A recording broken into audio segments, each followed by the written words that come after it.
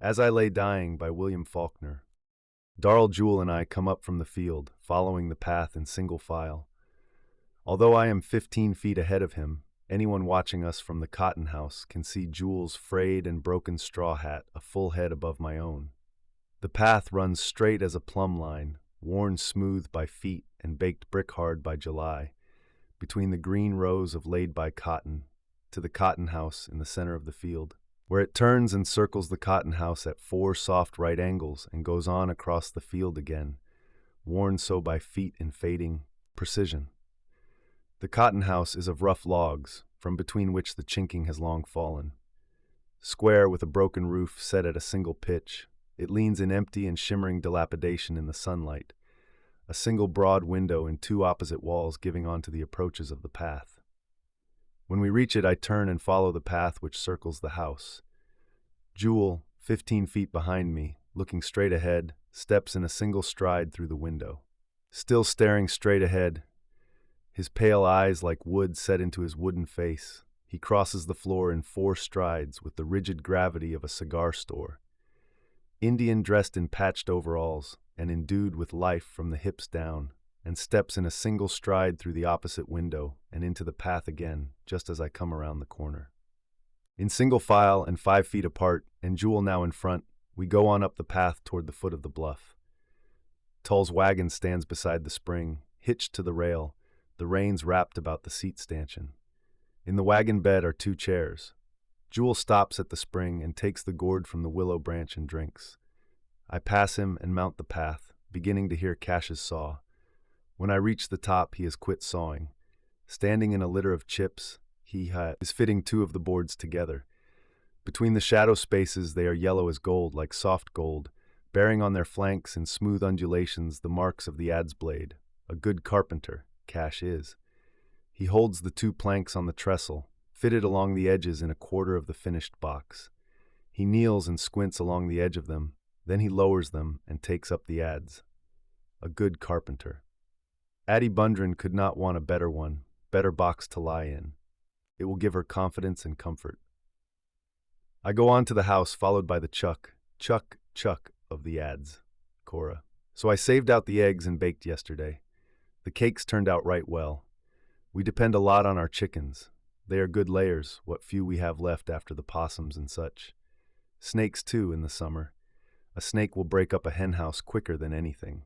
So after they were going to cost so much more than Mr. Tull thought, and after I promised that the difference in the number of eggs would make it up, I had to be more careful than ever, because it was on my final say-so we took them. We could have stocked cheaper chickens, but I gave my promise, as Miss Lawington said when she advised me to get a good breed, because Mr. Tull himself admits that a good breed of cows or hogs pays in the long run. So when we lost so many of them, we couldn't afford to use the eggs ourselves, because I could not have had Mr. Tull chide me when it was on my say-so we took them. So when Miss Lawington told me about the cakes, I thought that I could bake them and earn enough at one time to increase the net value of the flock, the equivalent of 2 head. And that by saving the eggs out one at a time, even the eggs wouldn't be costing anything.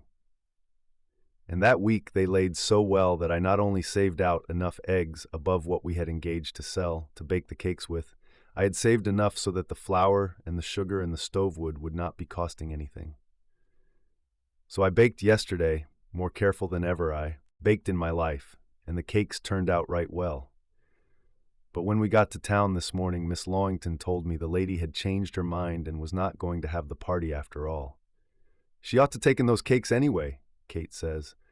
Well, I say, I reckon she never had no use for them now. She ought to taken them, Kate says, but those rich town ladies can change their minds. Poor folks can't. Riches is nothing in the face of the Lord, for he can see into the heart. Maybe I can sell them at the bazaar Saturday, I say. They turned out real well. You can't get $2 apiece for them, Kate says.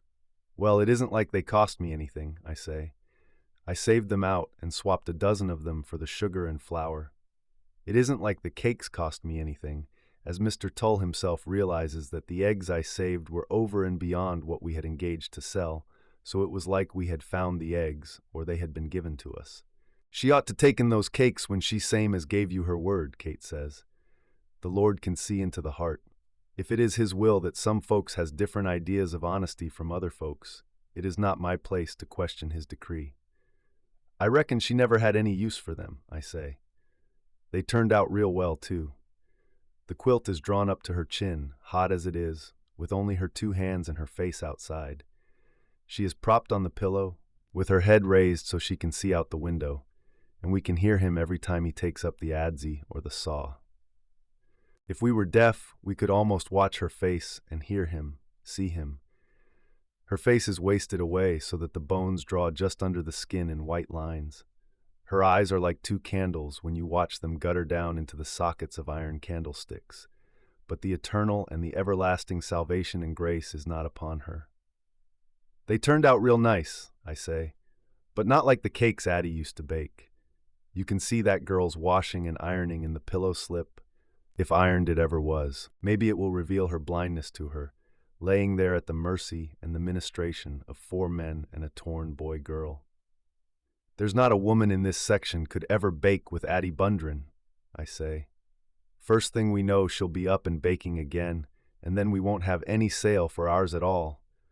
Under the quilt she makes no more of a hump than a rail would, and the only way you can tell she is breathing is by the sound of the mattress shucks. Even the hair at her cheek does not move, even with that girl standing right over her, fanning her with the fan.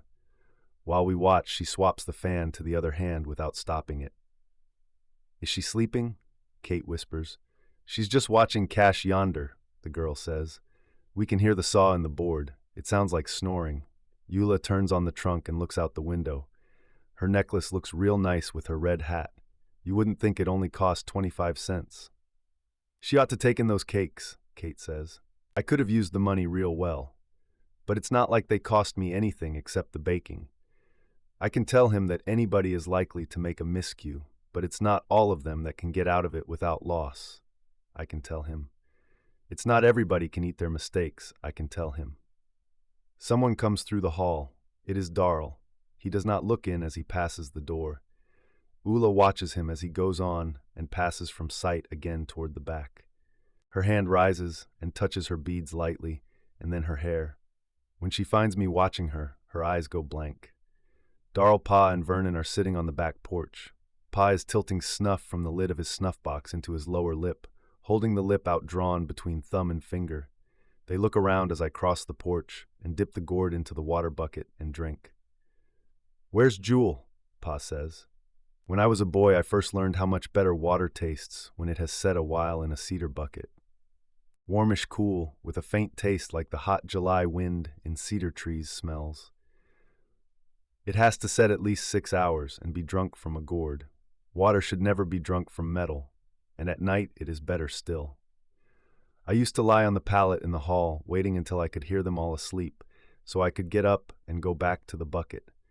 It would be black, the shelf black, the still surface of the water a round orifice in nothingness, where before I stirred it awake with the dipper, I could see maybe a star or 2 in the bucket, and maybe in the dipper a star or 2 before I drank.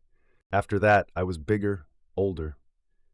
Then I would wait until they all went to sleep so I could lie with my shirt tail up, hearing them asleep, feeling myself without touching myself, feeling the cool silence blowing upon my parts and wondering if Cash was yonder in the darkness doing it too, had been doing it perhaps for the last 2 years before I could have wanted to or could have.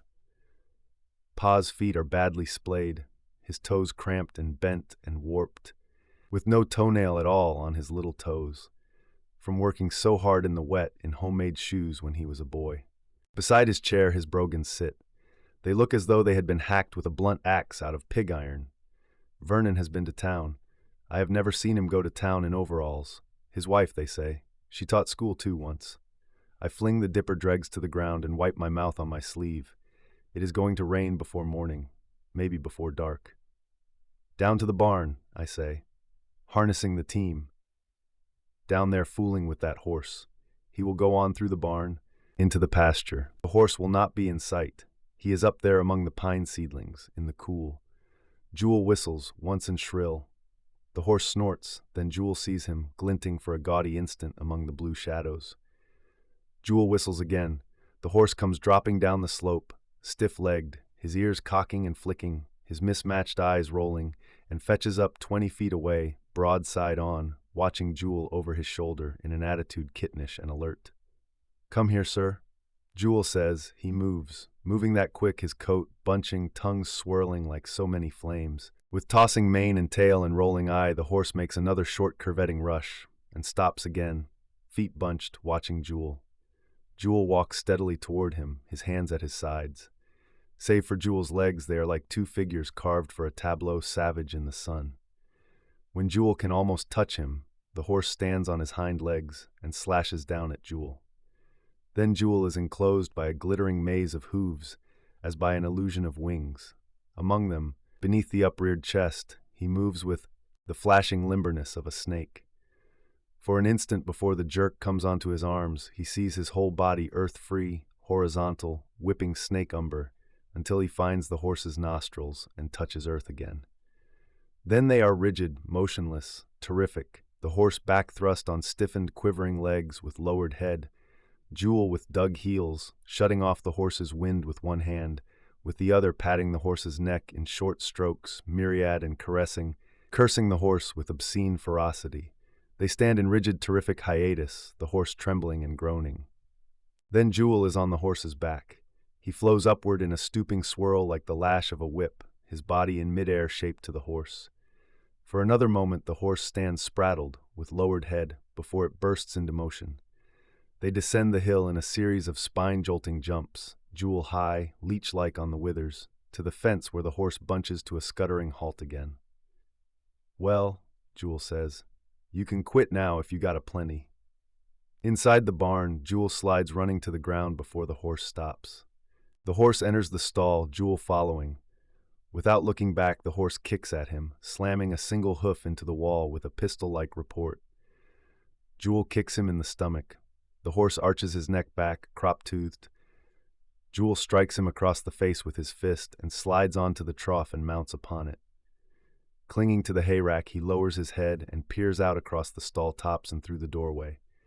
The path is empty. From here he cannot even hear Cash sawing. He reaches up and drags down hay in hurried armsful and crams it into the rack. "Eat," he says. "Get the goddamn stuff out of sight while you got a chance. You puzzle-gutted bastard. You sweet son of a bitch," he says. Jewel, it's because he stays out there, right under the window, hammering and sawing on that goddamn box, where she's got to see him, where every breath she draws is full of his knocking and sawing, where she can see him saying, "See what a good one I am making for you. I told him to go somewhere else. I said, good God, do you want to see her in it?" It's like when he was a little boy and she says if she had some fertilizer, she would try to raise some flowers, and he'd taken the bread pan and brought it back from the barn full of dung. And now them others sitting there like buzzards, waiting, fanning themselves. Because I said, if you wouldn't keep on sawing and nailing at it until a man can't sleep even. And her hands laying on the quilt, like two of them roots dug up and tried to wash, and you couldn't get them clean. I can see the fan in Dewey Dell's arm. I said if you'd just let her alone, sawing and knocking and keeping the air always moving so fast on her face that when you're tired you can't breathe it, and that goddamn ad's going, one lick less, one lick less, one lick less, until everybody that passes in the road will have to stop and see it and say what a fine carpenter he is. If it had just been me when Cash fell off of that church, and if it had just been me when Pa laid sick with that load of wood fell on him, it would not be happening with every bastard in the county coming in to stare at her.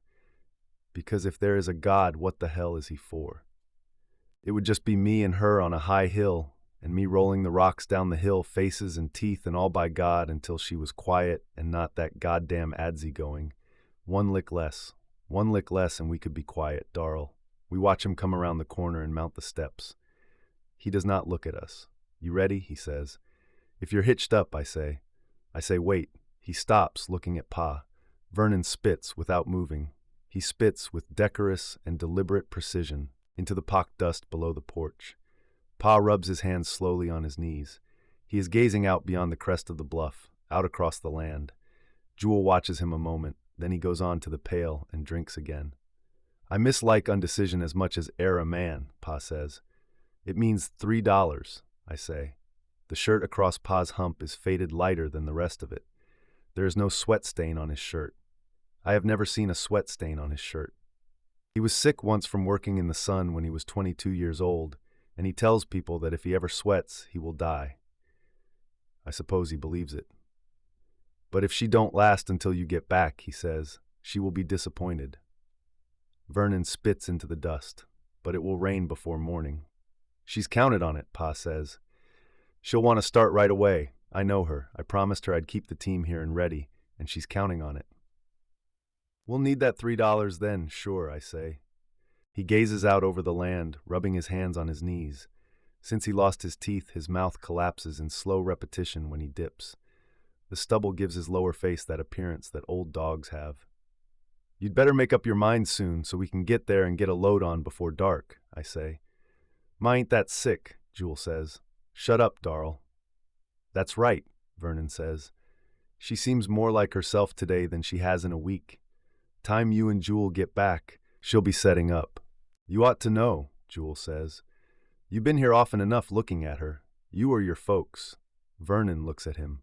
Jewel's eyes look like pale wood in his high-blooded face. He is a head taller than any of the rest of us, always was. I told them that's why Ma always whipped him and petted him more, because he was peekling around the house more. That's why she named him Jewel, I told them. Shut up, Jewel, Pa says, but as though he is not listening much. He gazes out across the land, rubbing his knees. You could borrow the loan of Vernon's team and we could catch up with you, I say, if she didn't wait for us. Ah, shut your goddamn mouth, Jewel says. She'll want to go in ourn, Pa says. He rubs his knees. Don't e'er a man mislike it more. It's laying there, watching Cash whittle on that dam, Jewel says. He says it harshly, savagely, but he does not say the word, like a little boy in the dark to flail his courage and suddenly aghast into silence by his own noise. She wanted that like she wants to go in our own wagon, Pa says. She'll rest easier for knowing it's a good one and private. She was ever a private woman. You know it well. Then let it be private, Jewel says. But how the hell can you expect it to be? He looks at the back o' Pa's head, his eyes like pale wooden eyes. Show, Vernon says. She'll hold on till it's finished. She'll hold on till everything's ready, till her own good time. And with the roads like they are now, it won't take you no time to get her to town. It's fixing up to rain, Pa says. I am a luckless man, I have ever been. He rubs his hands on his knees. It's that darn doctor, liable to come at any time. I couldn't get word to him till so late. If he was to come tomorrow and tell her the time was nigh, she wouldn't wait, I know her. Wagon or no wagon, she wouldn't wait. Then she'd be upset, and I wouldn't upset her for the living world.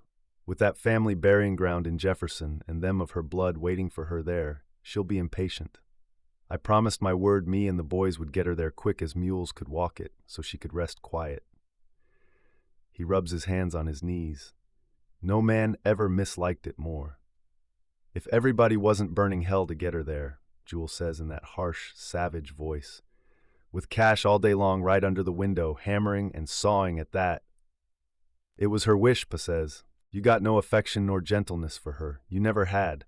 We would be beholden to no man, he says, me and her. We have never yet been, and she will rest quieter for knowing it, and that it was her own blood sawed out the boards and drove the nails.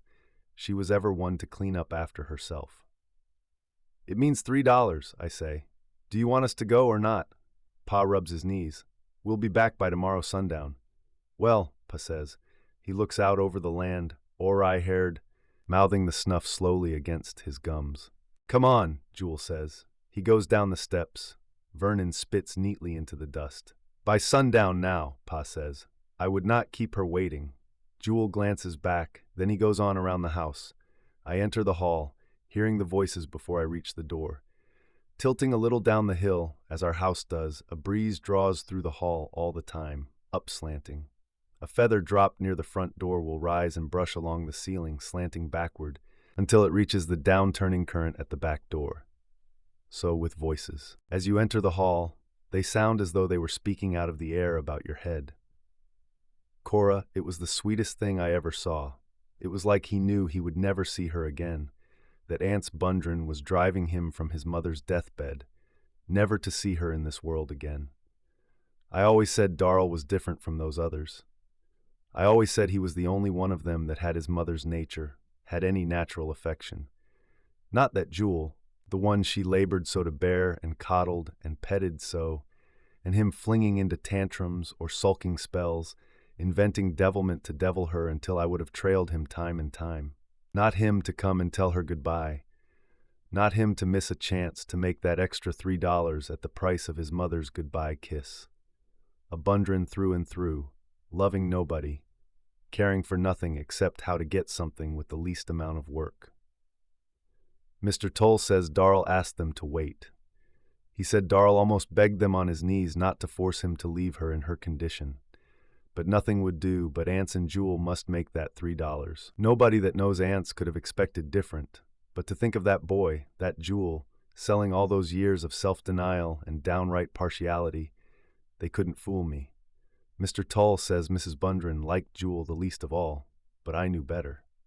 I knew she was partial to him, to the same quality in him that let her put up with Aunt Bundren when Mr. Toll said she ought to poison him for $3, denying his dying mother the goodbye kiss.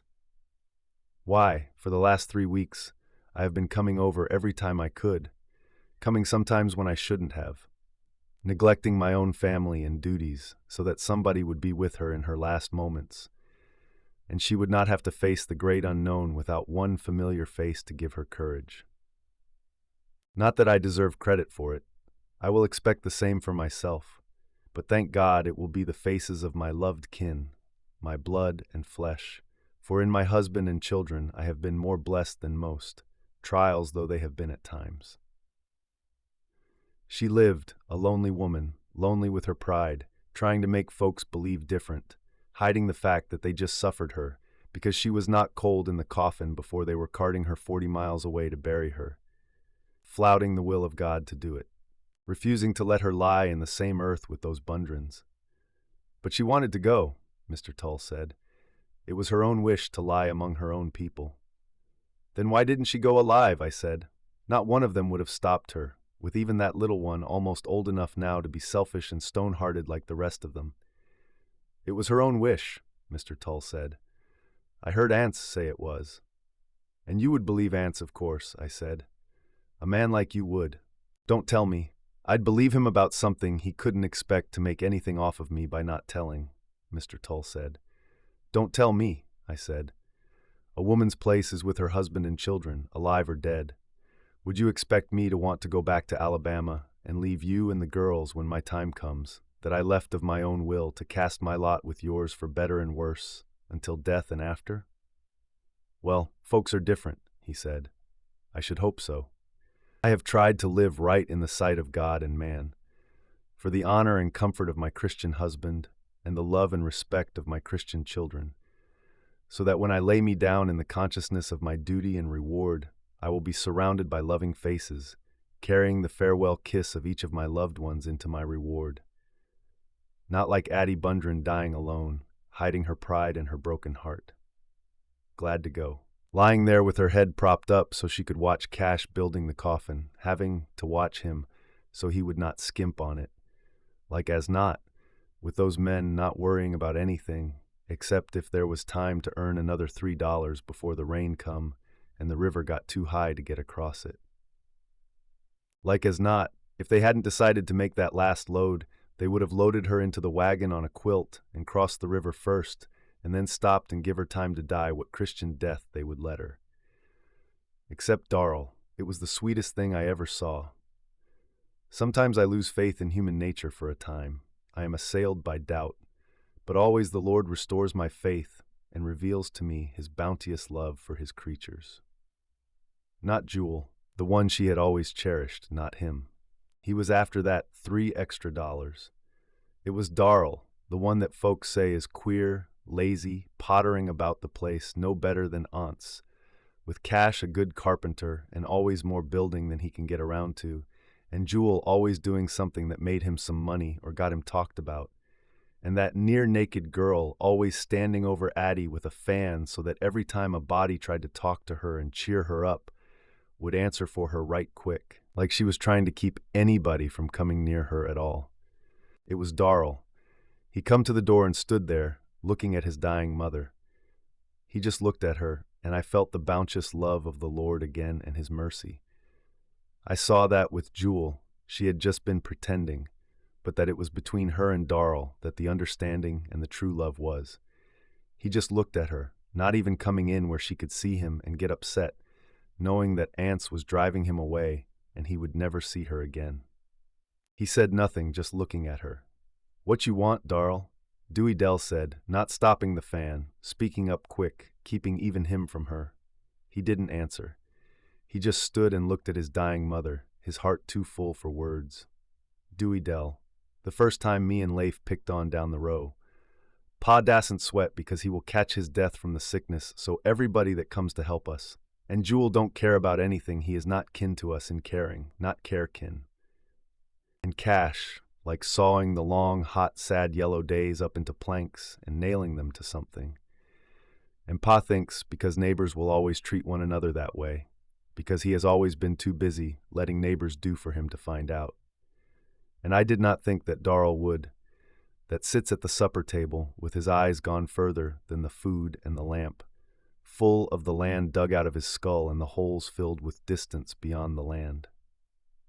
We picked on down the row, the woods getting closer and closer and the secret shade picking on into the secret shade with my sack and Leif's sack, because I said, will I or won't I, when the sack was half full, because I said if the sack is full, when we get to the woods, it won't be me.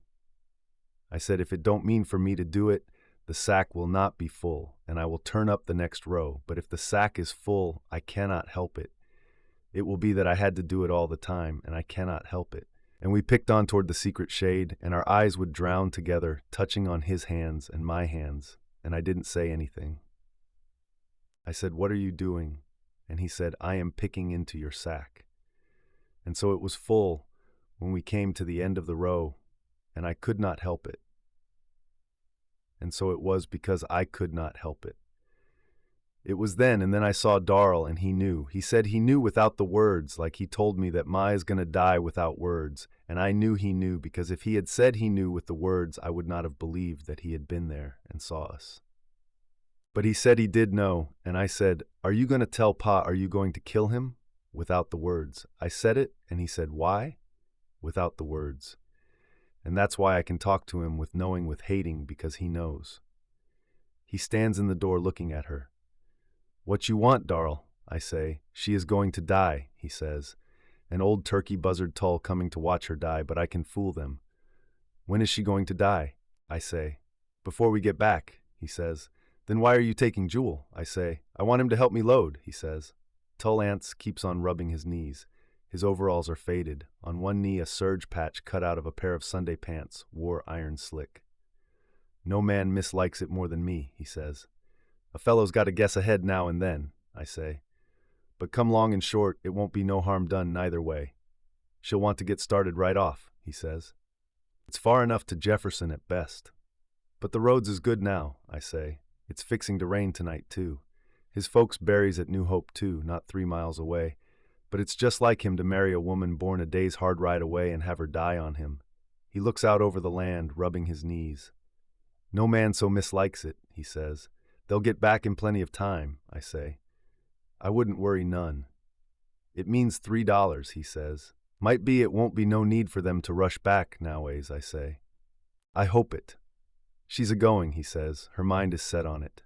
It's a hard life on women, for a fact, some women. I mind my mammy lived to be 70 and more, worked every day, rain or shine, never a sick day, since her last chap was born. Until one day, she kind of looked around her, and then she went and taken that lace-trimmed nightgown she had had 45 years, and never wore out of the chest, and put it on and laid down on the bed and pulled the covers up and shut her eyes. "You all will have to look out for Pa the best you can," she said. "I'm tired." Ance rubs his hands on his knees. "The Lord giveth," he says. We can hear Cash a hammering and sawing beyond the corner. It's true. Never a truer breath was ever breathed. "The Lord giveth," I say. That boy comes up the hill. He is carrying a fish nigh long as he is. He slings it to the ground and grunts, "Ha!" and spits over his shoulder like a man. dern nigh long as he is. What's that, I say. A hog? Where'd you get it? Down to the bridge, he says. He turns it over, the underside caked over with dust where it is wet, the eye coated over, humped under the dirt. Are you aiming to leave it laying there? Aunt says. I aim to show it to Ma, Vardaman says. He looks toward the door. We can hear the talking coming out on the draft. Cash, too, knocking and hammering at the boards. There's company in there, he says. Just my folks, I say. They'd enjoy to see it, too. He says nothing, watching the door. Then he looks down at the fish laying in the dust. He turns it over with his foot and prods at the eye bump with his toe, gouging at it. Ance is looking out over the land. Vardaman looks at Ance's face, then at the door. He turns, going toward the corner of the house, when Ance calls him without looking around. You clean that fish, Ance says. Vardaman stops. Why can't Dewey Dell clean it, he says. You clean that fish, Ance says. Aw, Pa, Vardaman says. You clean it, Ance says. He don't look around. Vardaman comes back and picks up the fish. It slides out of his hands, smearing wet dirt onto him, and flops down, dirtying itself again, gap-mouthed, goggle-eyed, hiding into the dust like it was ashamed of being dead, like it was in a hurry to get back hid again. Vardaman cusses it. He cusses it like a grown man, standing astraddle of it. Aunts don't look around. Vardaman picks it up again. He goes on around the house, toting it in both arms like an armful of wood, it overlapping him on both ends, head and tail. Dern nigh big as he is. Ance's wrists dangle out of his sleeves. I never see him with a shirt on that looked like it was his in all my life. They all looked like Jewel might have give him his old ones. Not Jewel, though. He's long-armed, even if he is spindling, except for the lack of sweat. You could tell they ain't been nobody else's but Ance's that way, without no mistake. His eyes look like pieces of burnt-out cinder fixed in his face, looking out over the land. When the shadow touches the steps, he says, It's 5 o'clock. Just as I get up, Cora comes to the door and says it's time to get on. Ance reaches for his shoes. Now, Mr. Bundren, Cora says, don't you get up now. He puts his shoes on, stomping into them, like he does everything, like he is hoping all the time he really can't do it and can quit trying to. When we go up the hall, we can hear them clumping on the floor like they was iron shoes. He comes toward the door where she is, blinking his eyes, kind of looking ahead of himself before he sees, like he is hoping to find her setting up, in a chair maybe, or maybe sweeping, and looks into the door in that surprised way, like he looks in and finds her still in bed every time, and Dewey Dell still a-fanning her with the fan. He stands there, like he don't aim to move again, nor nothing else. Well, I reckon we better get on, Cora says. I gotta feed the chickens. It's fixing to rain, too. Clouds like that don't lie, and the cotton making every day the Lord sends. That'll be something else for him. Cash is still trimming at the boards. If there's a thing we can do, Cora says. Ance'll let us know, I say. Ance don't look at us. He looks around, blinking, in that surprised way, like he had wore himself down being surprised and was even surprised at that. If Cash just works that careful on my barn. I told Ance it likely won't be no need. I say, I so hope it. Her mind is set on it, he says. I reckon she's bound to go. It comes to all of us, Cora says. Let the Lord comfort you. About that corn, I say. I tell him again I will help him out if he gets into a tight with her sick and all. Like most folks around here, I done help him so much already I can't quit now. I aim to get to it today, he says. Seems like I can't get my mind on nothing. Maybe she'll hold out till you are laid by, I say. If God wills it, he says. Let him comfort you, Cora says. If Cash just works that careful on my barn, he looks up when we pass. Don't reckon I'll get to you this week, he says. Tain't no rush, I say, whenever you get around to it. We get into the wagon. Cora sets the cake box on her lap. It's fixing to rain, show. I don't know what he'll do, Cora says. I just don't know. Poor Ance, I say.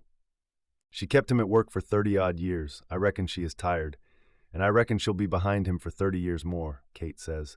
Or if it ain't her, he'll get another one before cotton picking. I reckon Cash and Darl can get married now, Eula says. That poor boy, Cora says. The poor little tyke. What about Jewel, Kate says. He can too, Eula says. Humph, Kate says. I reckon he will. I reckon so. I reckon there's more gals than one around here that don't want to see Jewel tied down. Well, they needn't to worry. Why, Kate, Cora says. The wagon begins to rattle. The poor little tyke, Cora says. It's fixing to rain this night. Yes, sir, a rattling wagon is mighty dry weather for a bird cell, but that'll be cured. It will for a fact. She ought to taken them cakes after she said she would, Kate says. Ants dern that road, and it fixing to rain too. I can stand here and same as see it with second sight, a shutting down behind them like a wall, shutting down betwixt them and my given promise. I do the best I can, much as I can get my mind on anything, but dern them boys. A laying there, right tip to my door, where every bad luck that comes and goes is bound to find it. I told Addie it want any luck living on a road when it come by here, and she said, for the world like a woman, get up and move then. But I told her it want no luck in it, because the Lord put roads for traveling, why he laid them down flat on the earth. When he aims for something to be always a-moving, he makes it long ways, like a road or a horse or a wagon. But when he aims for something to stay put, he makes it up and down ways, like a tree or a man. And so he never aimed for folks to live on a road, because which gets there first, I says, the road or the house? Did you ever know him to set a road down by a house? I says, no, you never, I says, because it's always, men can't rest till they gets the house set, where everybody that passes in a wagon can spit in the doorway, keeping the folks restless and wanting to get up and go somewheres else when he aimed for them to stay put like a tree or a stand of corn. Because if he'd aimed for man to be always a-moving and going somewheres else, wouldn't he put him long ways on his belly, like a snake?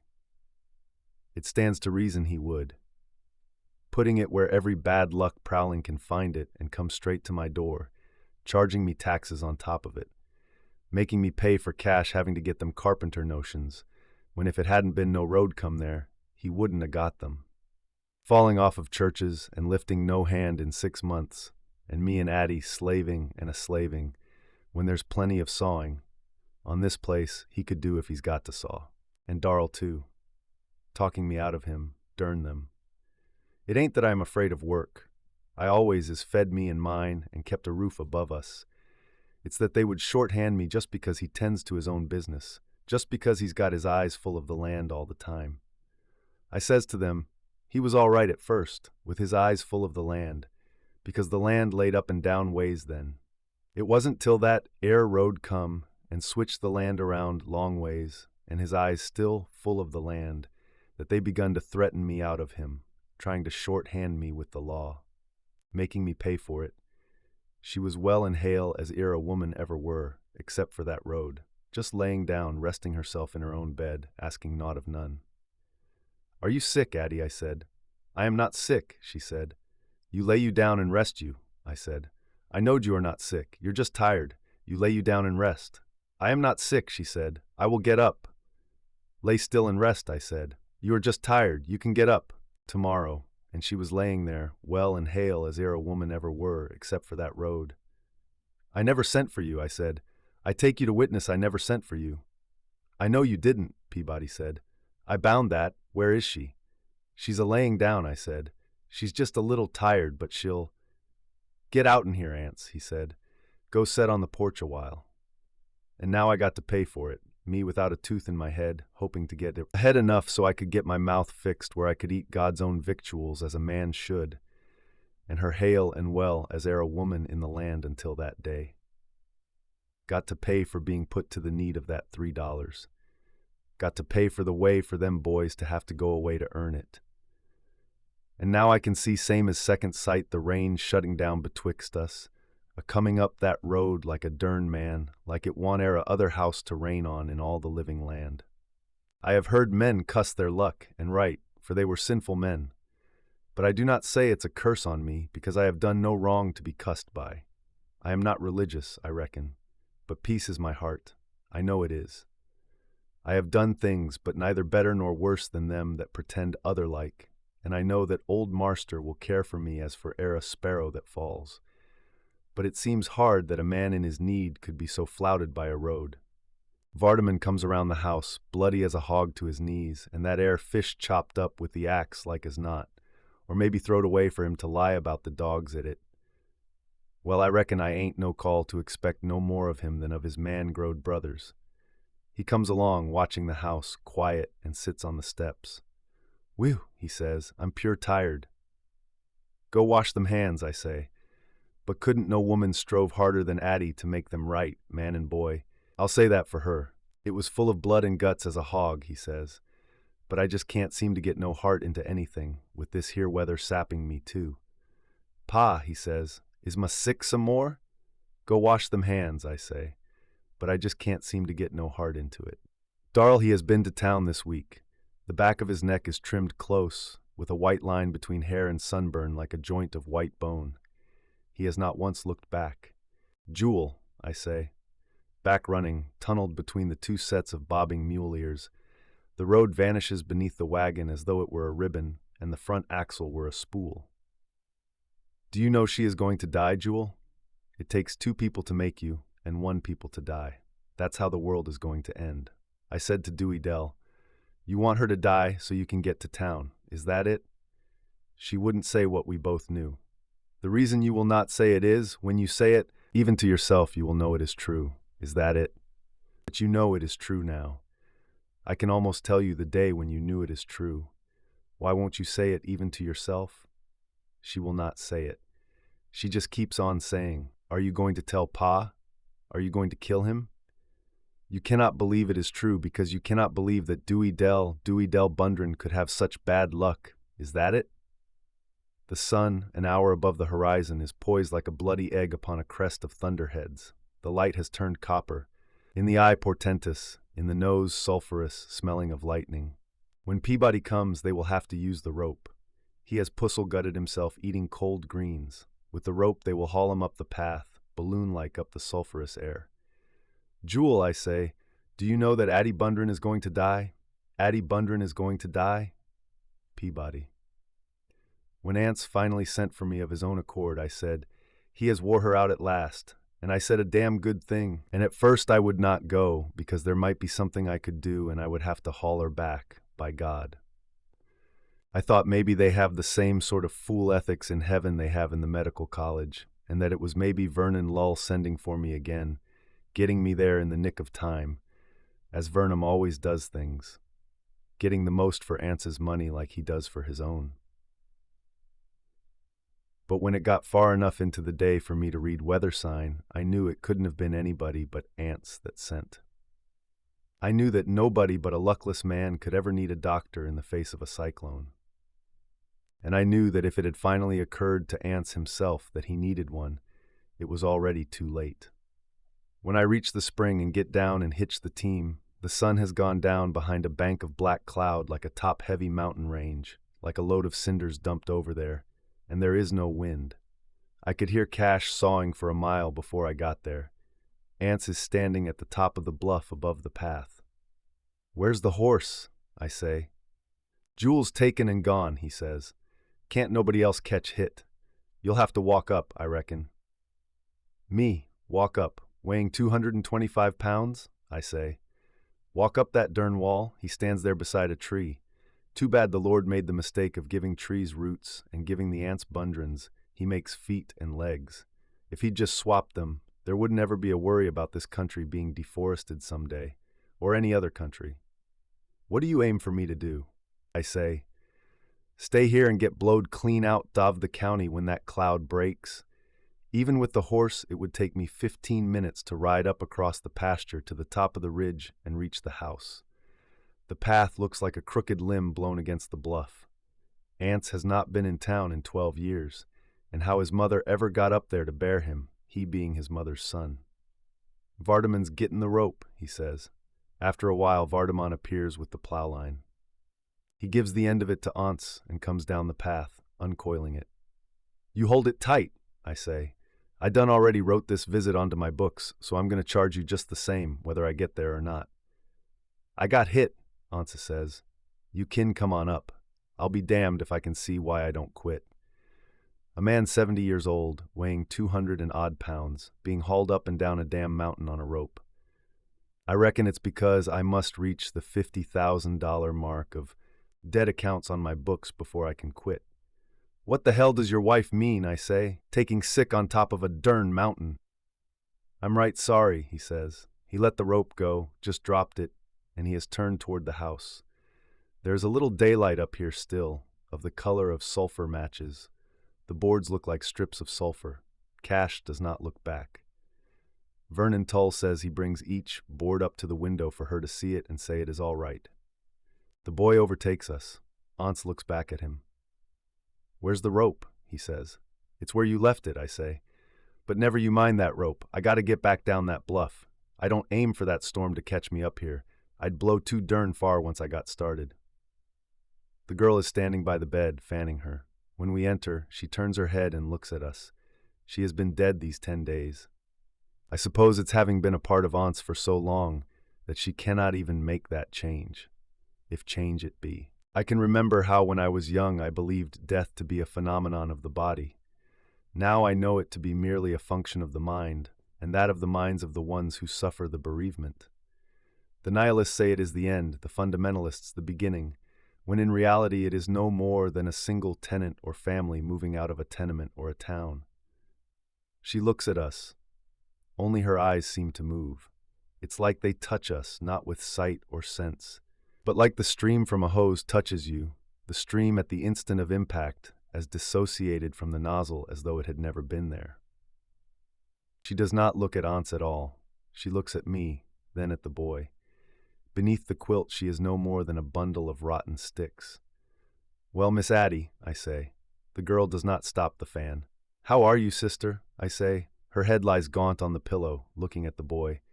"You picked out a fine time to get me out here and bring up a storm." Then I send Aunts and the boy out. She watches the boy as he leaves the room. She has not moved save her eyes. He and Aunts are on the porch when I come out. The boy sitting on the steps, Aunts standing by a post, not even leaning against it, his arms dangling, the hair pushed and matted up on his head like a dipped rooster. He turns his head, blinking at me. "Why didn't you send for me sooner?" I say. "Hit was just one thing and then another," he says. "That 'er corn me and the boys was aimin' to get up with, and Dewey Dell a-takin' good keer of her, and folks comin' in a-offerin' to help and sich, till I jest thought."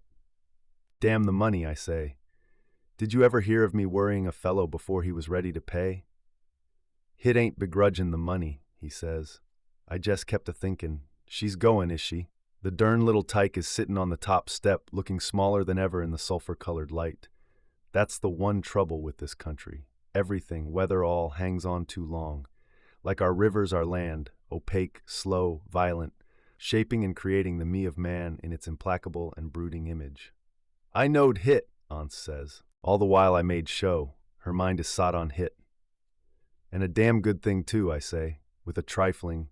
He sits on the top step, small, motionless, in faded overalls. When I came out, he looked up at me, then at Aunts. But now he has stopped looking at us. He just sits there. "Have you told her yit?" Auntie says. "What for?" I say. "What the devil for? Shell know Hit. I knowed that when she see you, she would know Hit, same as writing." "You wouldn't need to tell her." Her mind. Behind us, the girl says, "Pa." I look at her face. "You better go quick," I say. When we enter the room, she is watching the door. She looks at me. Her eyes look like lamps blaring up just before the oil is gone. "She wants you to go out," the girl says. "Now, Addie," Aunt says. "When he come all the way from Jefferson to get you well," she watches me. I can feel her eyes. It's like she was shoving at me with them. I have seen it before in women. Seen them drive from the room, them coming with sympathy and pity, with actual help, and clinging to some trifling animal to whom they never were more than pack horses. That's what they mean by the love that passeth understanding. That pride, that furious desire to hide that abject nakedness which we bring here with us, carry with us into operating rooms, carry stubbornly and furiously with us into the earth again. I leave the room. Beyond the porch, Cash's saw snores steadily into the board. A minute later, she calls his name, her voice harsh and strong. "Cash," she says. "You! Cash!" Darrell Pa stands beside the bed. From behind his leg, Vardaman peers, with his round head and his eyes round and his mouth beginning to open. She looks at Pa. All her failing life appears to drain into her eyes, urgent, irremediable. "It's Jewel she wants," Dewey Dell says. "Why, Adel?" Pa says. "Him and Darrell went to make one more load. They thought there was time, that you would wait for them, and that $3 and all." He stoops, laying his hand on hers. For a while yet she looks at him, without reproach, without anything at all, as if her eyes alone are listening to the irrevocable cessation of his voice. Then she raises herself, who has not moved in 10 days. Dewey Dell leans down, trying to press her back. "Ma," she says, "ma." She is looking out the window, at Cash stooping steadily at the board in the failing light, laboring on toward darkness and into it, as though the stroking of the saw illumined its own motion board and saw engendered. "You, Cash!" she shouts, her voice harsh, strong, and unimpaired. "You, Cash!" He looks up at the gaunt face framed by the window in the twilight. It is a composite picture of all time since he was a child.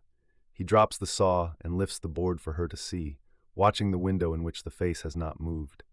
He drags a second plank into position and slants the two of them into their final juxtaposition, gesturing toward the ones yet on the ground, shaping with his empty hand in pantomime the finished box.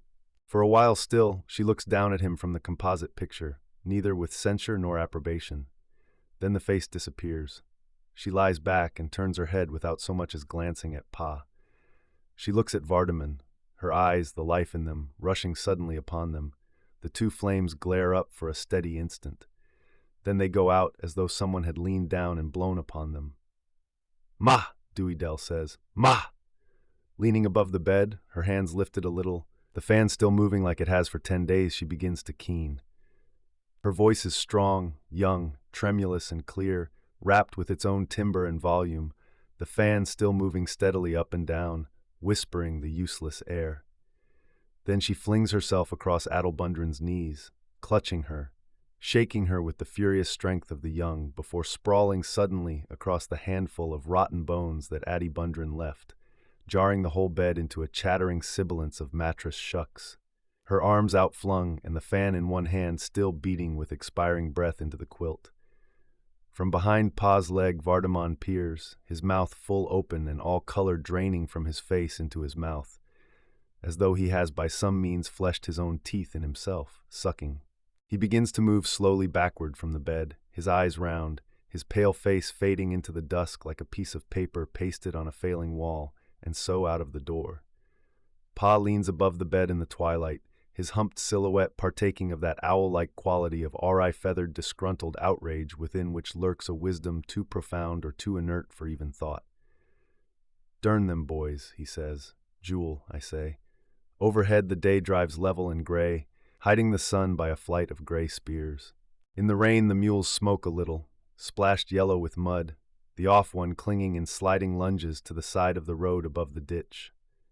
The tilted lumber gleams dull yellow, water-soaked and heavy as lead, tilted at a steep angle into the ditch above the broken wheel, about the shattered spokes and about Jewel's, ankles a runnel of yellow neither water nor earth swirls, curving with the yellow road neither of earth nor water, down the hill, dissolving into a streaming mass of dark green, neither of earth nor sky. "Jewel," I say. Cash comes to the door, carrying the saw. Pa stands beside the bed, humped, his arms dangling. He turns his head, his shabby profile, his chin collapsing slowly as he works the snuff against his gums. "She's gone," Cash says. "She taken and left us," Pa says. Cash does not look at him. "How nigh are you done?" Pa says.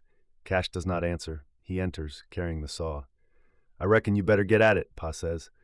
"You'll have to do the best you can, with them boys gone off that-a-way." Cash looks down at her face. He is not listening to Pa at all. He does not approach the bed.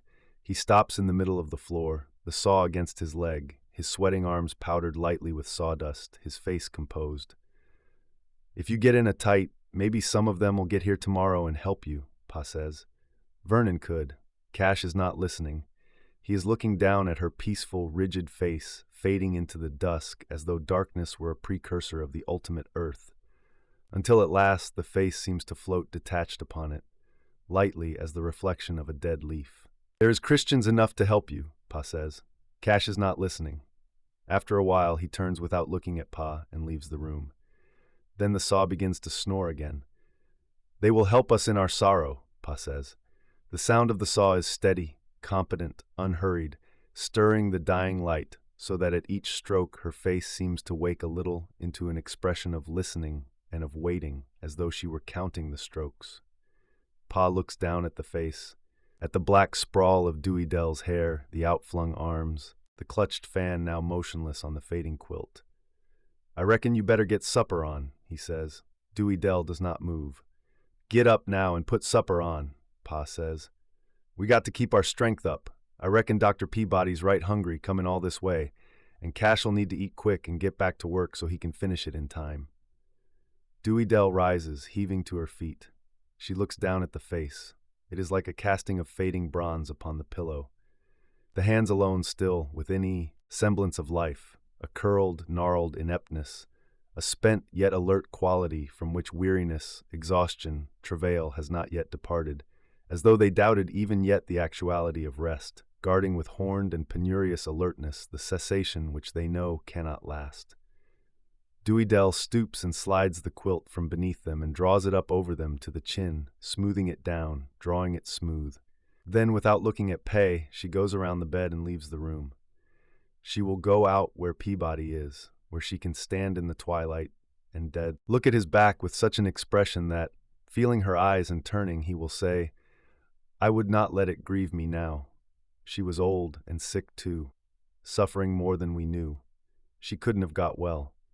Vardaman's getting big now, and with you to take good care of them all.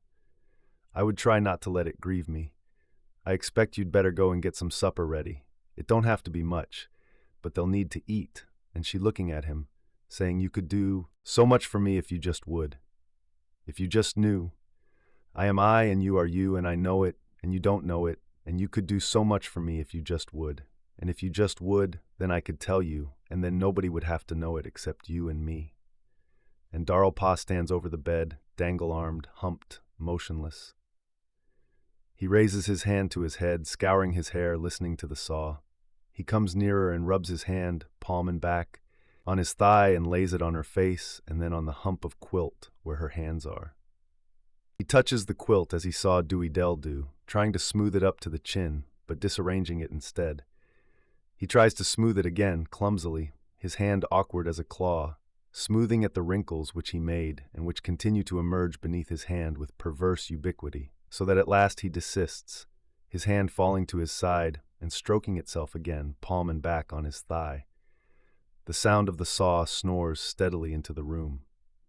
Pa breathes with a quiet, rasping sound, mouthing the snuff against his gums. "God's will be done," he says. "Now I can get them teeth." Jewel's hat droops limp about his neck, channeling water onto the soaked tow sack tied about his shoulders as, ankle-deep in the running ditch, he pries with a slipping 2x4 with a piece of rotting log for fulcrum at the axle. "Jewel, I say, she is dead, Jewel. Addie Bundren is dead, Vardaman."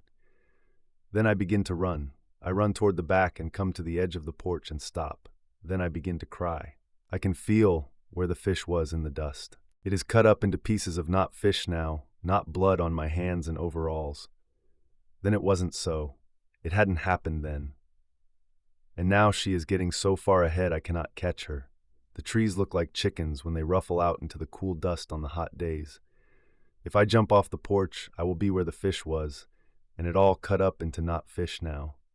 I can hear the bed and her face and them, and I can feel the floor shake when he walks on it that came and did it. That came and did it when she was all right, but he came and did it. The fat son of a bitch. I jump from the porch, running. The top of the barn comes swooping up out of the twilight. If I jump, I can go through it, like the pink lady in the circus, into the warm smelling, without having to wait one. My hands grab at the bushes. Beneath my feet, the rocks and dirt go rubbling down. Then I can breathe again, in the warm smelling. I enter the stall, trying to touch him, and then I can cry, then I vomit the crying. As soon as he gets through, kicking I can, and then I can cry, the crying can. He killed her. He killed her.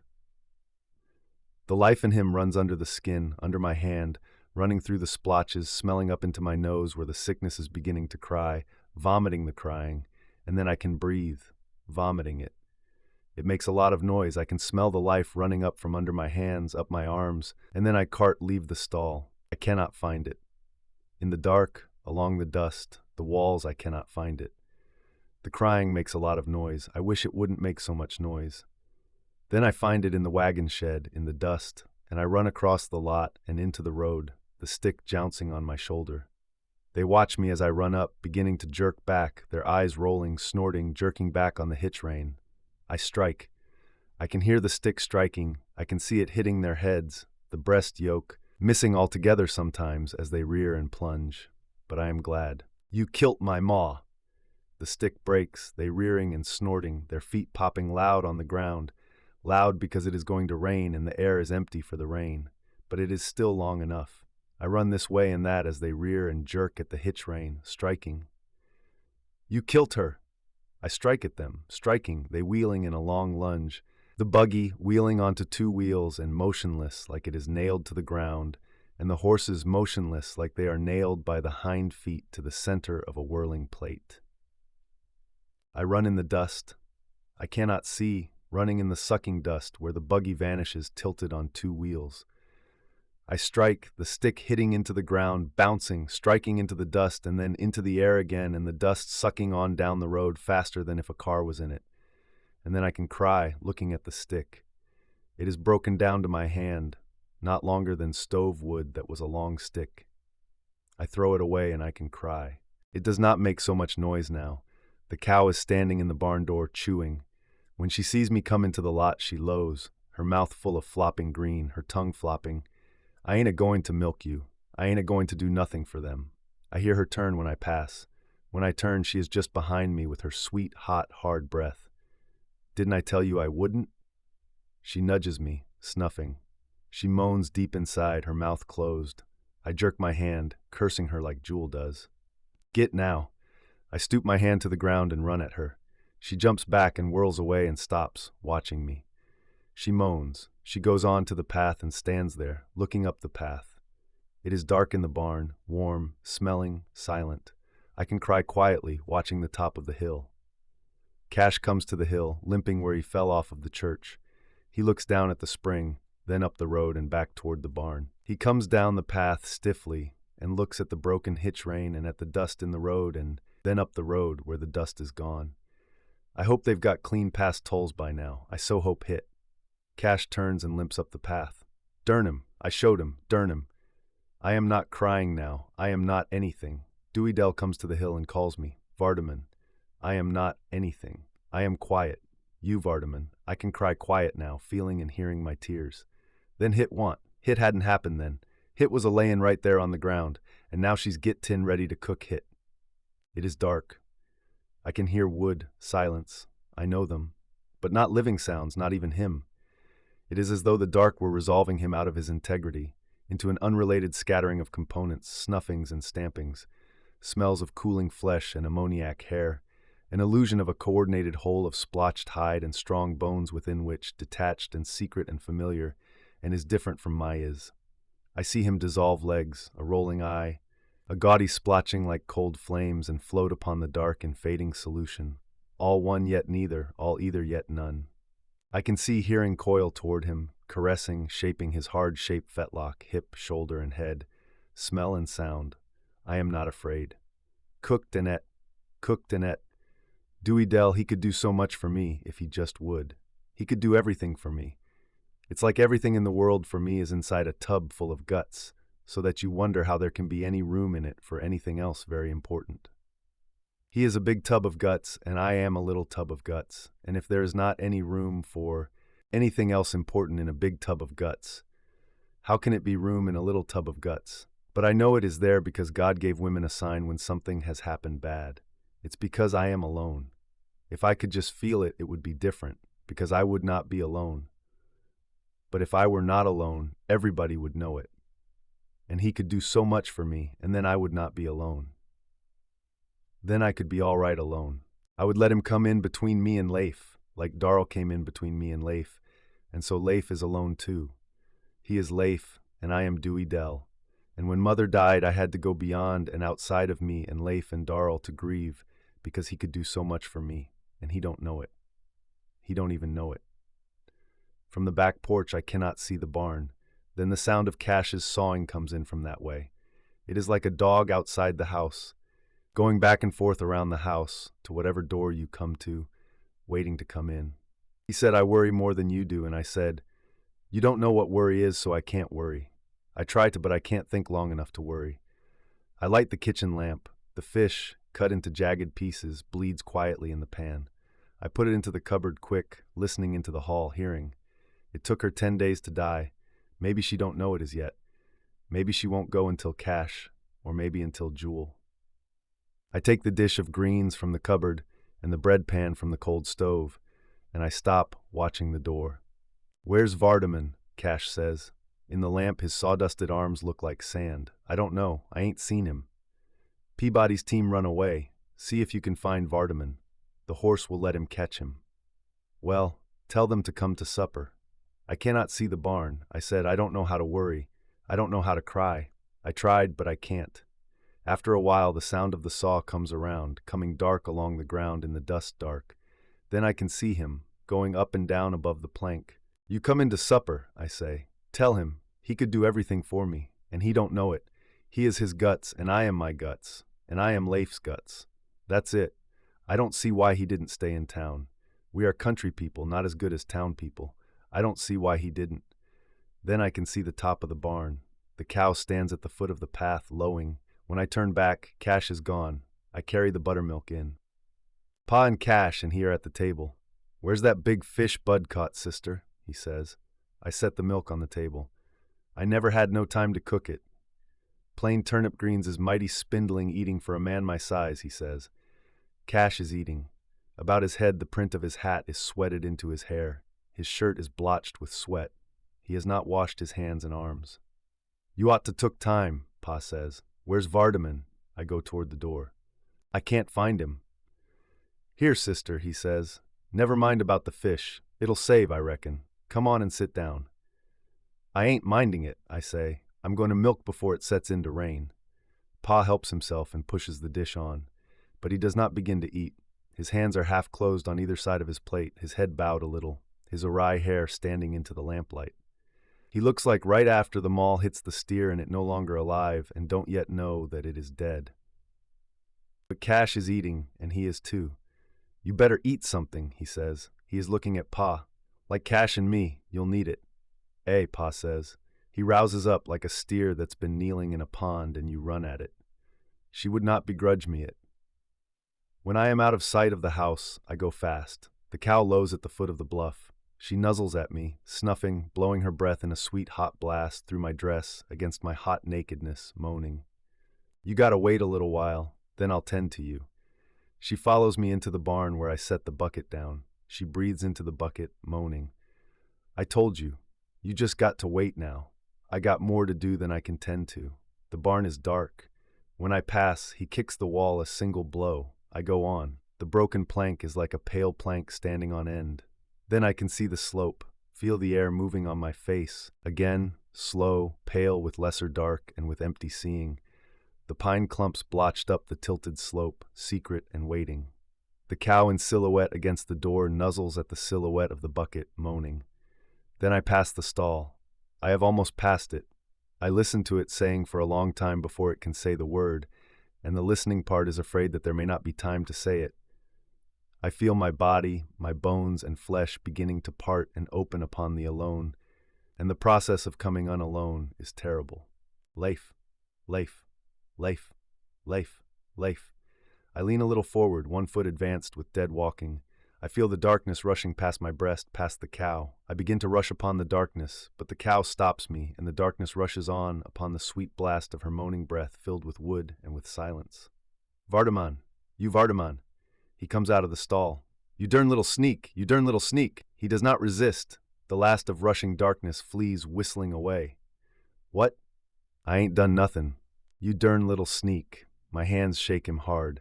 Maybe I couldn't stop them. I didn't know they could shake so hard. They shake both of us, shaking. I never done it, he says. I never touched them. My hands stop shaking him, but I still hold him. What are you doing here? Why didn't you answer when I called you? I ain't doing nothing. You go on to the house and get your supper. He draws back. I hold him. You quit now. You leave me be. What were you doing down here? You didn't come down here to sneak after me? I never. You quit now. I didn't even know you was down here. You leave me be. I hold him, leaning down to see his face, feel it with my eyes. He is about to cry. Go on now. I done put supper on and I'll be there soon as I milk. You better go on before he eats everything up.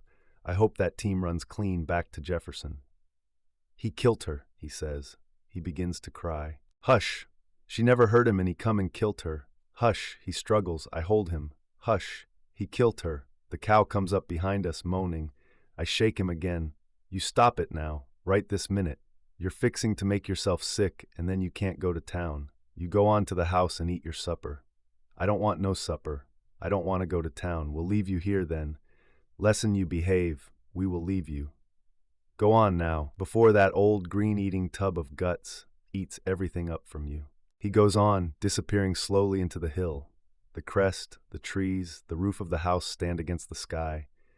The cow nuzzles at me, moaning. You'll just have to wait. What you got in you ain't nothing to what I got in me, even if you are a woman too. She follows me, moaning. Then the dead, hot, pale air breathes on my face again. He could fix it all right if he just would. And he don't even know it. He could do everything for me if he just knowed it. The cow breathes upon my hips and back, her breath warm, sweet, stertorous, moaning. The sky lies flat down the slope upon the secret dumps. Beyond the hill, sheet lightning stains upward and fades. The dead air shapes the dead earth in the dead darkness, further away than seeing shapes the dead earth. It lies dead and warm upon me, touching me naked through my clothes. I said, you don't know what worry is. I don't know what it is. I don't know whether I am worrying or not. Whether I can or not. I don't know whether I can cry or not. I don't know whether I have tried to or not. I feel like a wet seed wild in the hot, blind earth. Vardaman, when they get it finished, they are going to put her in it. And then for a long time I couldn't say it. I saw the dark stand up and go whirling away, and I said, are you going to nail her up in it? Cash! Cash! Cash! I got shut up in the crib. The new door, it was too heavy for me. It went shut. I couldn't breathe because the rat was breathing up all the air. I said, are you going to nail it shut, Cash? Nail it, nail it. Pa walks around. His shadow walks around over Cash, going up and down above the saw at the bleeding plank. Dewey Dell said we will get some bananas. The train is behind the glass, red on the track. When it runs, the track shines on and off. Pay said flour and sugar and coffee cost so much. Because I am a country boy, because boys in town. Bicycles. Why do flour and sugar and coffee cost so much when he is a country dat boy? Wouldn't you rather have some bananas instead? Bananas are gone, eaten, gone. When it runs on the track, shines again. Why ain't I a town boy, Pa? I said. God made me. I did not said to God to made me in the country. If he can make the train, why can't he make them all in the town because flour and sugar and coffee? Wouldn't you rather have bananas? He walks around. His shadow walks around. It was not her. I was there, looking. I saw. I thought it was her, but it was not. It was not my mother. She went away when the other one laid down in her bed and drew the quilt up. She went away. Did she go as far as town? She went further than town. Did all those rabbits and possums go further than town? God made the rabbits and possums. He made the train. Why must he make a different place for them to go if she is just like the rabbit? Pa walks around. His shadow does. The saw sounds like it is asleep. And so if Cash nails the box up, she is not a rabbit. And so if she is not a rabbit, I couldn't breathe in the crib and Cash is going to nail it up. And so if she lets him, it is not her. I know. I was there. I saw when it did not be her. I saw. They think it is and Cash is going to nail it up. It was not her because it was laying right yonder in the dirt. And now it's all chopped up. I chopped it up. It's laying in the kitchen in the bleeding pan, waiting to be cooked and ate. Then it wasn't, and she was, and now it is, and she wasn't. And tomorrow it will be cooked and ate, and she will be him and Pa and Cash and Dewey Dell, and there won't be anything in the box, and so she can breathe.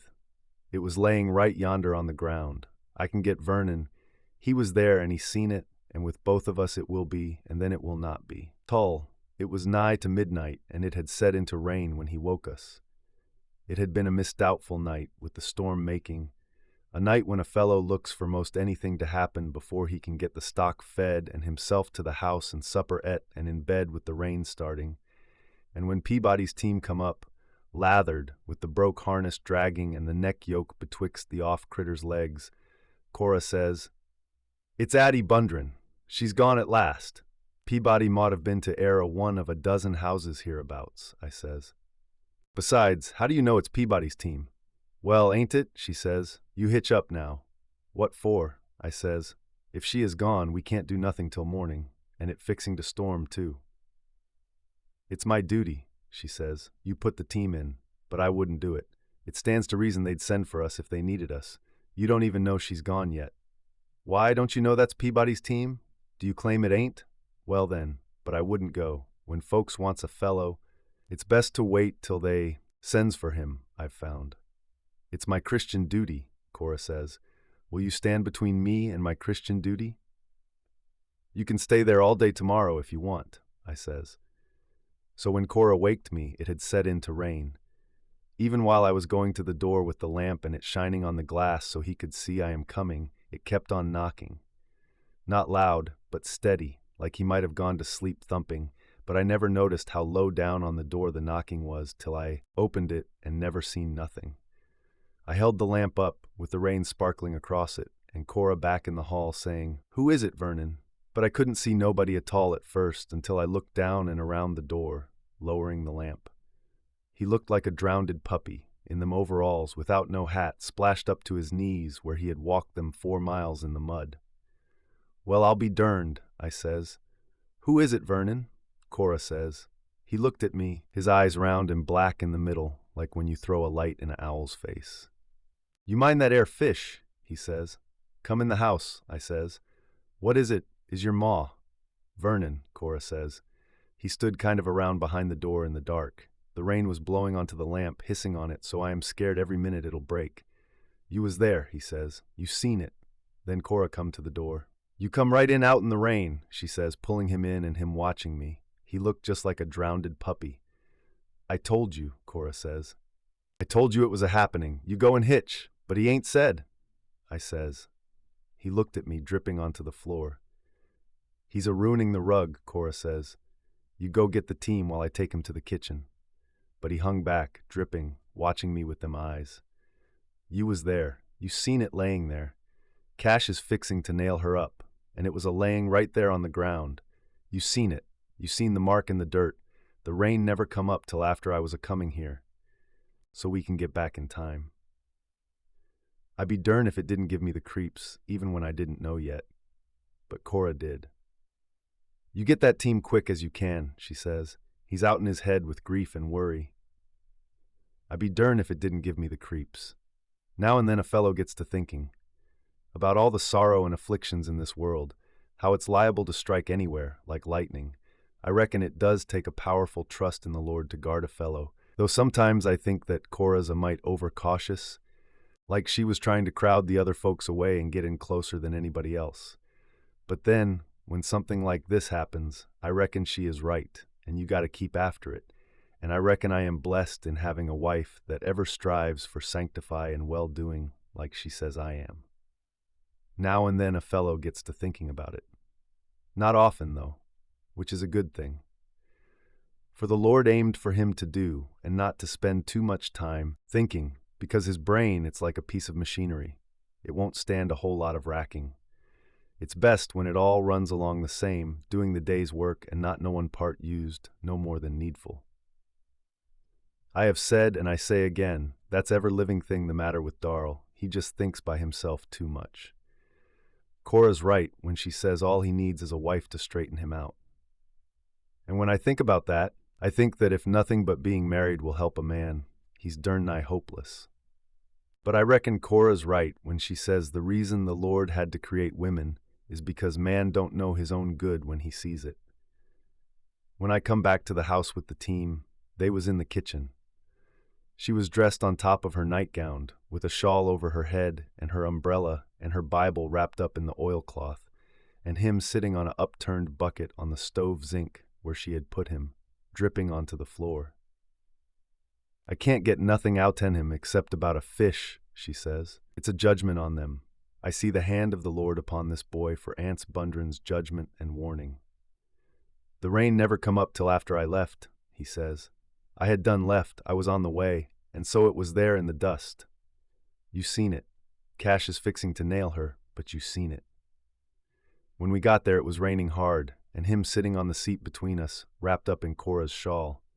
He hadn't said nothing else, just sitting there, with Cora holding the umbrella over him.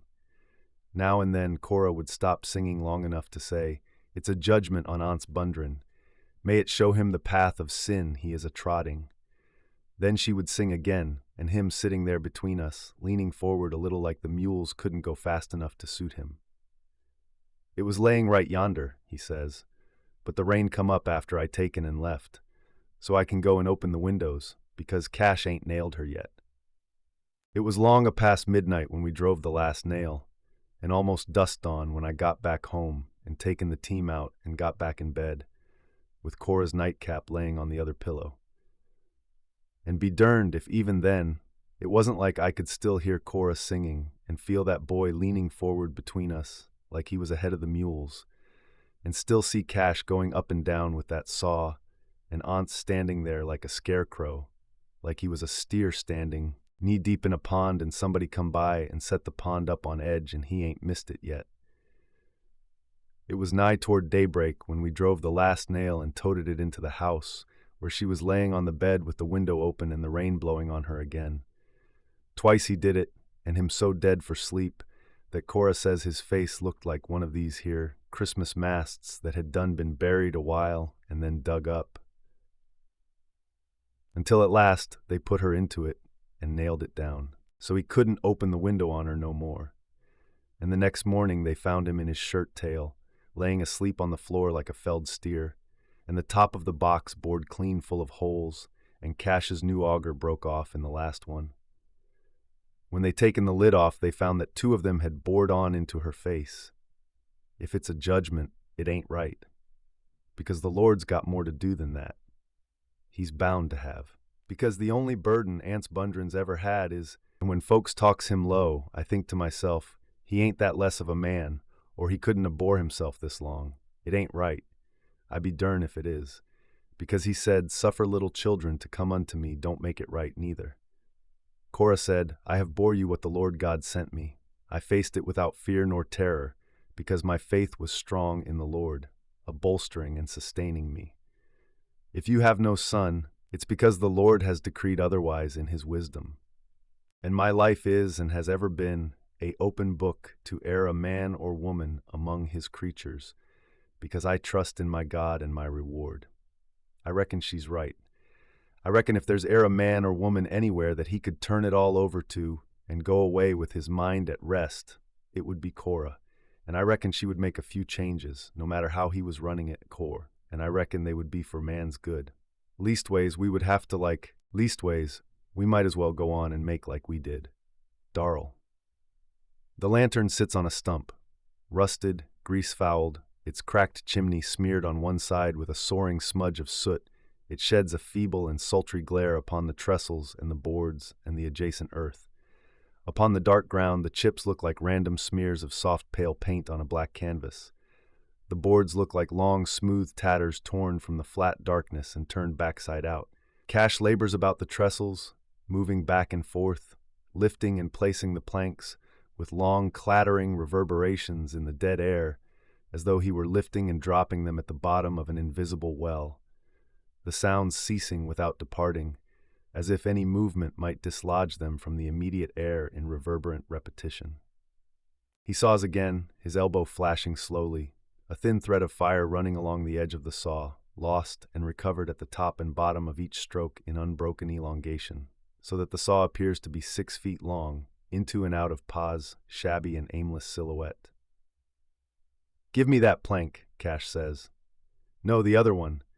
He puts the saw down and comes and picks up the plank he wants, sweeping Pa away with the long swinging gleam of the balanced board.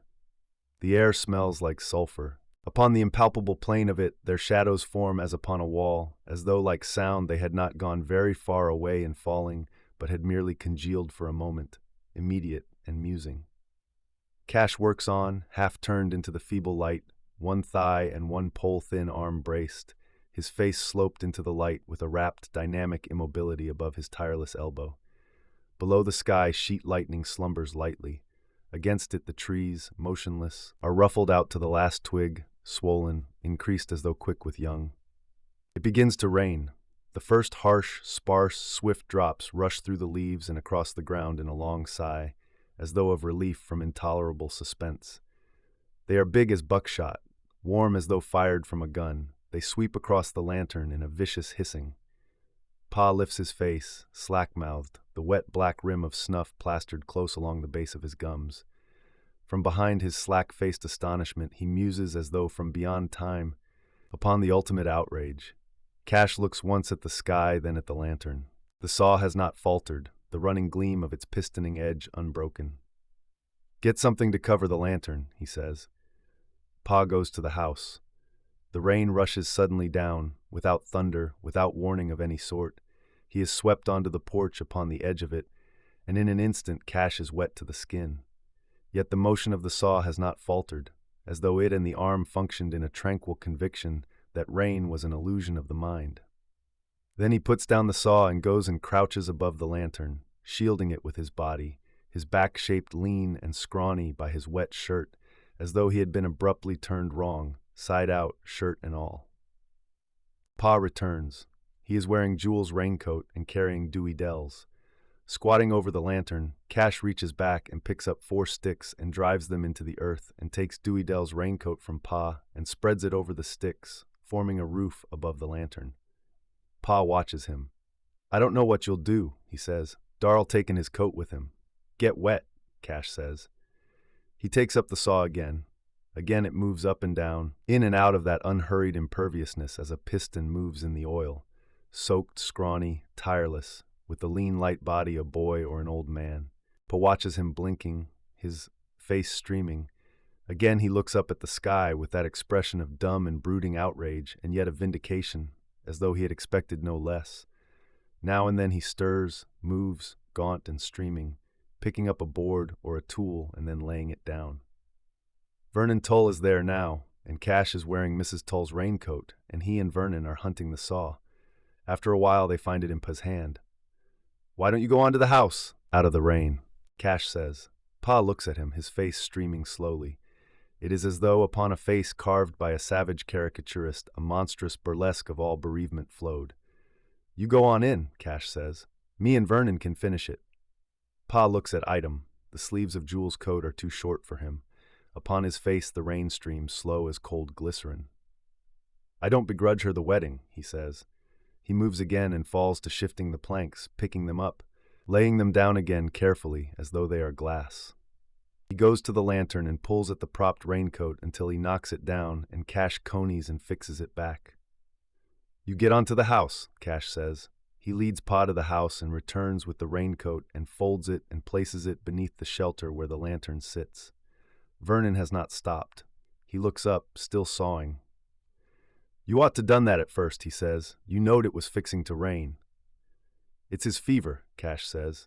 He looks at the board. "Aye," Vernon says. "He'd a come anyway." Cash squints at the board. On the long flank of it the rain crashes steadily, myriad, fluctuant. "I'm going to bevel it," he says. "It'll take more time," Vernon says. Cash sets the plank on edge. A moment longer Vernon watches him. Then he hands him the plane. Vernon holds the board steady while Cash bevels the edge of it with the tedious and minute care of a jeweler. Mrs. Tull comes to the edge of the porch and calls Vernon. "How near are you done?" she says. Vernon does not look up. Not long. Some yet. She watches Cash stooping at the plank, the turgid savage gleam of the lantern slicking on the raincoat as he moves. "You go down and get some planks off the barn and finish it and come in out of the rain," she says. "You'll both catch your death." Vernon does not move. "Vernon," she says. "We won't be long," he says. "We'll be done after a spell." Mrs. Tull watches them a while. Then she re-enters the house. "If we get in a tight, we could take some of them planks," Vernon says. "I'll help you put them back." Cash seizes the plane and squints along the plank, wiping it with his palm. "Give me the next one," he says. Sometime toward dawn the rain ceases, but it is not yet day when Cash drives the last nail and stands stiffly up and looks down at the finished coffin, the others watching him. In the lantern light his face is calm, musing. Slowly he strokes his hands on his rain-coated thighs in a gesture deliberate, final, and composed. Then the 4 of them, Cash and Pa and Vernon and Peabody, raise the coffin to their shoulders and turn toward the house. It is light, yet they move slowly, empty, yet they carry it carefully, lifeless, yet they move with hushed precautionary words to one another, speaking of it as though, complete, it now slumbered lightly alive, waiting to come awake. On the dark floor their feet clump awkwardly, as though for a long time they have not walked on floors. They set it down by the bed. Peabody says quietly, "Let's eat a snack. It's almost daylight. Where's Cash?" He has returned to the trestles, stooped again in the lantern's feeble glare, as he gathers up his tools and wipes them on a cloth carefully and puts them into the box with its leather sling to go over the shoulder.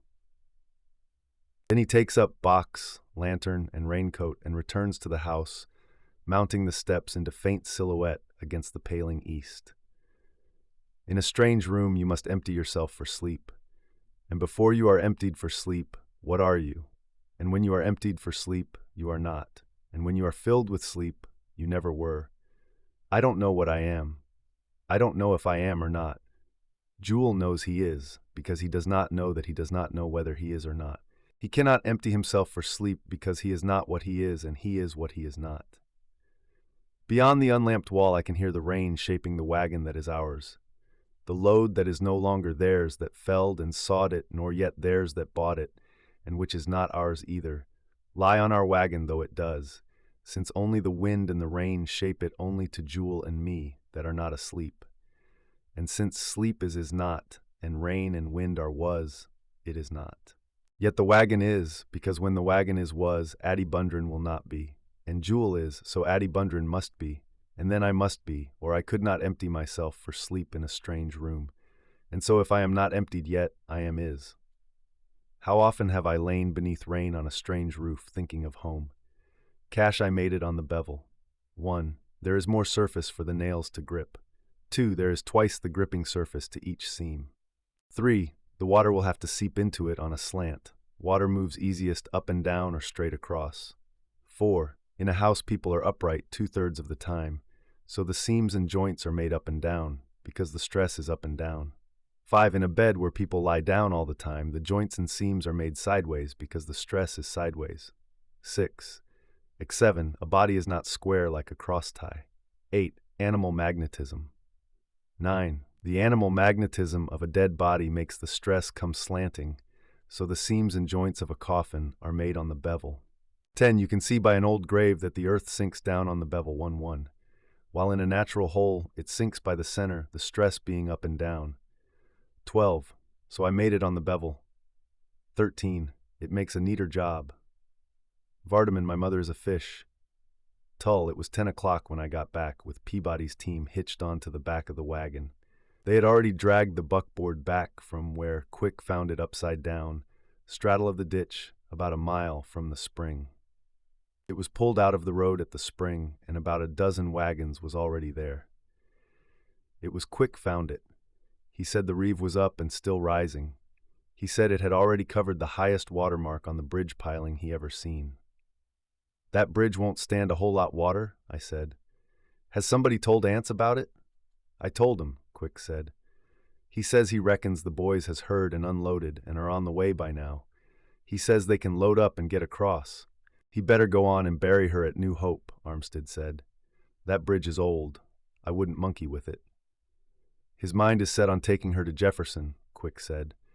"Then he better get at it soon as he can," Armstead said. Ants meets us at the door. He is shaved, but not good. There is a long cut on his jaw, and he is wearing his Sunday pants and a white shirt with the neckband buttoned.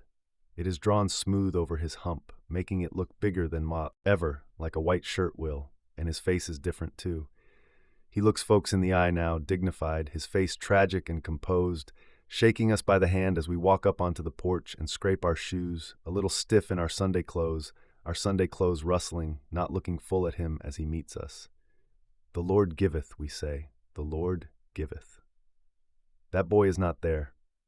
Peabody told about how he come into the kitchen hollering, swarming and clawing at Cora when he found her cooking that fish, and how Dewey Dell taken him down to the barn. "My team all right?" Peabody says. "All right," I tell him. "I give them a bait this morning. Your buggy seems all right too. It ain't hurt. And no fault of somebody's," he says. "I'd give a nickel to know where that boy was when that team broke away." If it's broke anywhere, I'll fix it, I say. The women folks go on into the house. We can hear them talking and fanning. The fans go wish, wish, and them talking. The talking sounding kind of like bees murmuring in a water bucket. The men stop on the porch, talking some, not looking at one another. Howdy Vernon, they say. Howdy Tull. Looks like more rain. It does for a fact. Yes, sir, it will rain some more. It come up quick, and going away slow, it don't fail. I go around to the back. Cash is filling up the holes lie bored in the top of it. He is trimming out plugs for 'em, one at a time, the wood wet and hard to work. He could cut up a tin can and hide the holes, and nobody wouldn't know the difference. Wouldn't mind anyway. I have seen him spend an hour trimming out a wedge like it was glass he was working, when he could have reached around and picked tip a dozen sticks and drove them into the joint and made it do. When we finished, I go back to the front. The men have gone a little piece from the house, sitting on the ends of the boards and on the sawhorses where we made it last night, some sitting and some squatting. Whitfield ain't come yet. They look up at me, their eyes asking. It's about, I say. He's ready to nail. While they are getting up, Ance comes to file Claude and looks at us, and we return to the porch. We scrape our shoes again, careful, waiting for one another to go in first, milling a little at the door. Ancy stands inside the door, dignified, composed. He waves us in and leads the way into the room. They had laid her in it reversed. Cash made it clock shape, like this seam beveled, and with every joint scrubbed with the plane, tight as a drum and neat as a sewing basket, and they had laid her in it head to foot so it wouldn't crush her dress. It was her wedding dress, and it had a flare-out bottom, and they had laid her head to foot in it so the dress could spread out, and they had made her a veil out of a mosquito bar so the auger holes in her face wouldn't show. When we are going out, Whitfield comes. He is wet and muddy to the waist, coming in. The Lord comfort this house, he says. I was late because the bridge has gone. I went down to the old ford and swum my horse over. The Lord protecting me, his grace be upon this house. We go back to the trestles and plank ends and sit or squat. I knowed it would go, Armstead says. It's been there a long time, that bridge, Quick says. The Lord has kept it there, yon mean, Uncle Billy says. I don't know a man that's touched hammer to it in 25 years. How long has it been there, Uncle Billy? Quick says. It was built in, let me see, it was in the year 1888, Uncle Billy says. I mind it because the first man to cross it was Peabody coming to my house when Jody was born. If I'd 'a' crossed it every time your wife littered since, it'd 'a' been wore out long before this, Billy, Peabody says. We laugh, suddenly loud, then suddenly quiet again. We look a little aside at one another. Lots of folks has crossed it that won't cross no more bridges, Houston says. It's a fact, Little John says. It's so. One more ain't no ways, Armstead says. It had taken them 2-3 days to got her to town in the wagon. They'd be gone a week, getting her to Jefferson and back. What's Aunt so itching to take her to Jefferson for, anyway? Houston says. He promised her, I say. She wanted it. She come from there. Her mind was set on it. And Aunt's is set on it too, Quick says. Uncle Billy says. It's like a man that's let everything slide all his life to get set on something that will make the most trouble for everybody he knows. Well, it'll take the Lord to get her over that river now. Peabody says, Aunts can't do it. And I reckon he will, Quick says. He's took care of Ants a long time now. It's a fact, Little John says. Too long to quit now, Armstead says. I reckon he's like everybody else around here, Uncle Billy says. He's done it so long now he can't quit. Cash comes out. He has put on a clean shirt, his hair wet, is combed smooth down on his brow, smooth and black as if he had painted it onto his head. Squats stiffly among us, we watching him. You feeling this weather, ain't you? Armstead says. Cash says nothing. A broke bone always feels it, Little John says. Fellow with a broke bone can tell it a-coming. Lucky Cash got off with just a broke leg, Armstead says. He might have hurt himself bedrid. How far'd you fall, Cash? 28 foot, 4.5 inches about, Cash says. I move over beside him. A fellow can show slip quick on wet planks, Quick says. It's too bad, I say, but you couldn't a-holp it. It's them dern women, he says. I made it to balance with her. I made it to her measure and weight. If it takes wet boards for folks to fall, It's fixing to be lots of falling before this spell is done. You couldn't have holp it, I say. Don't mind the folks falling. It's the cotton and corn I mind. Neither does Peabody mind the folks falling. How about it, Doc? It's a fact. Washed clean out in the ground it will be. Seems like something is always happening to it. Course it does. That's why it's worth anything. If nothing didn't happen and everybody made a big crop, do you reckon it would be worth the raising? Well, I be dern if I like to see my work washed out in the ground. Work I sweat over. It's a fact. A fellow wouldn't mind seeing it washed up if he could just turn on the rain himself. Who is that man can do that? Where is the color of his eyes? The Lord made it to grow. It's his'n to wash up if he sees it fittin' so. You couldn't have holp it, I say. It's them dern women, he says. In the house the women begin to sing. We hear the first line commence, beginning to swell as they take hold, and we rise and move toward the door, taking off our hats and throwing our shoes away. We do not go in. We stop at the steps, clumped, holding our hats between our lax hands in front or behind, standing with one foot advanced and our heads lowered, looking aside, down at our hats in our hands and at the earth, or now and then at the sky and at one another's grave, composed face. The song ends. The voices quaver away with a rich and dying fall. Whitfield begins, his voice in bigger than him. It's like they are not the same. It's like he is one, and his voice is one, swimming on two horses side by side across the ford and coming into the house, the mud-splashed one and the one that never even got wet, triumphant and sad. Somebody in the house begins to cry. It sounds like her eyes and her voice were turned back inside her, listening. We move, shifting to the other leg, meeting one another's eye, and making like they hadn't touched. Whitfield stops at last. The women sing again. In the thick air, it's like their voices come out of the air, flowing together and on in the sad, comforting tunes. When they cease, it's like they hadn't gone away. It's like they had just disappeared into the air, and when we moved, we would loose them again out of the air around us, sad and comforting. Then they finish, and we put on our hats, our movements stiff, like we hadn't never wore hats before. On the way home, Cora is still singing. I am bounding toward my God and my reward, she sings, sitting on the wagon, the shawl around her shoulder and the umbrella open over her, though it is not raining. She has hern, I say. Wherever she went, she has her reward in being free of Aunt's Bundren.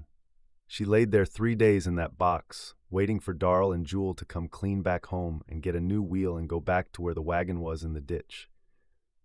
Take my team, Aunts, I said. We'll wait for our'n, he said. She'll want it so. She was ever a particular woman.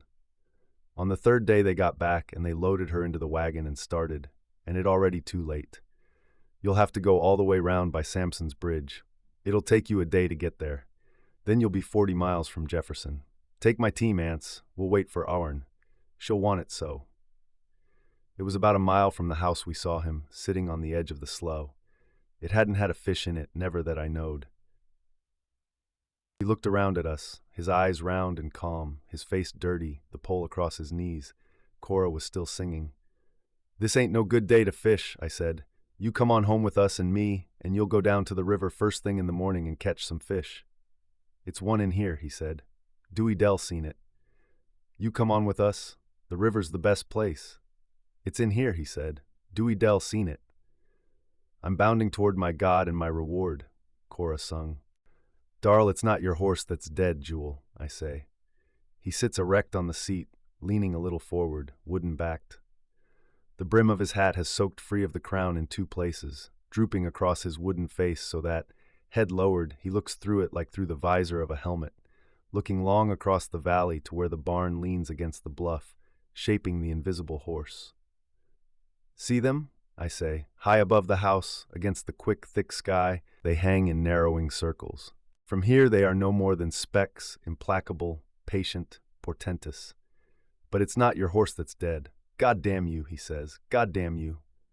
I cannot love my mother because I have no mother. Jewel's mother is a horse. Motionless, the tall buzzards hang in soaring circles, the clouds giving them an illusion of retrograde. Motionless, wooden-backed, wooden-faced, he shapes the horse in a rigid stoop like a hawk, hook-winged. They are waiting for us, ready for the moving of it. Waiting for him.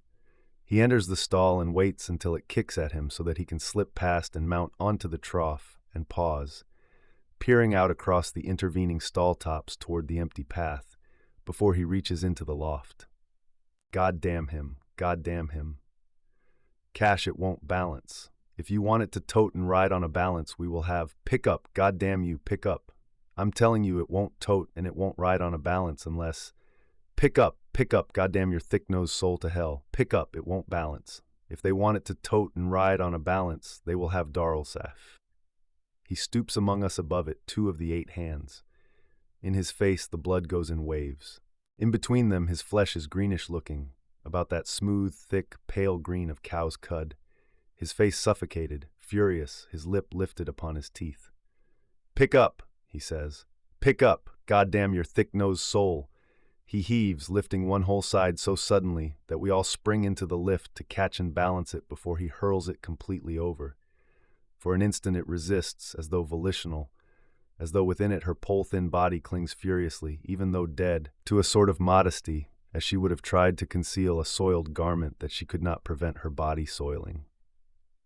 Then it breaks free, rising suddenly as though the emaciation of her body had added buoyancy to the planks, or as though, seeing that the garment was about to be torn from her, she rushes suddenly after it in a passionate reversal that flouts its own desire and need.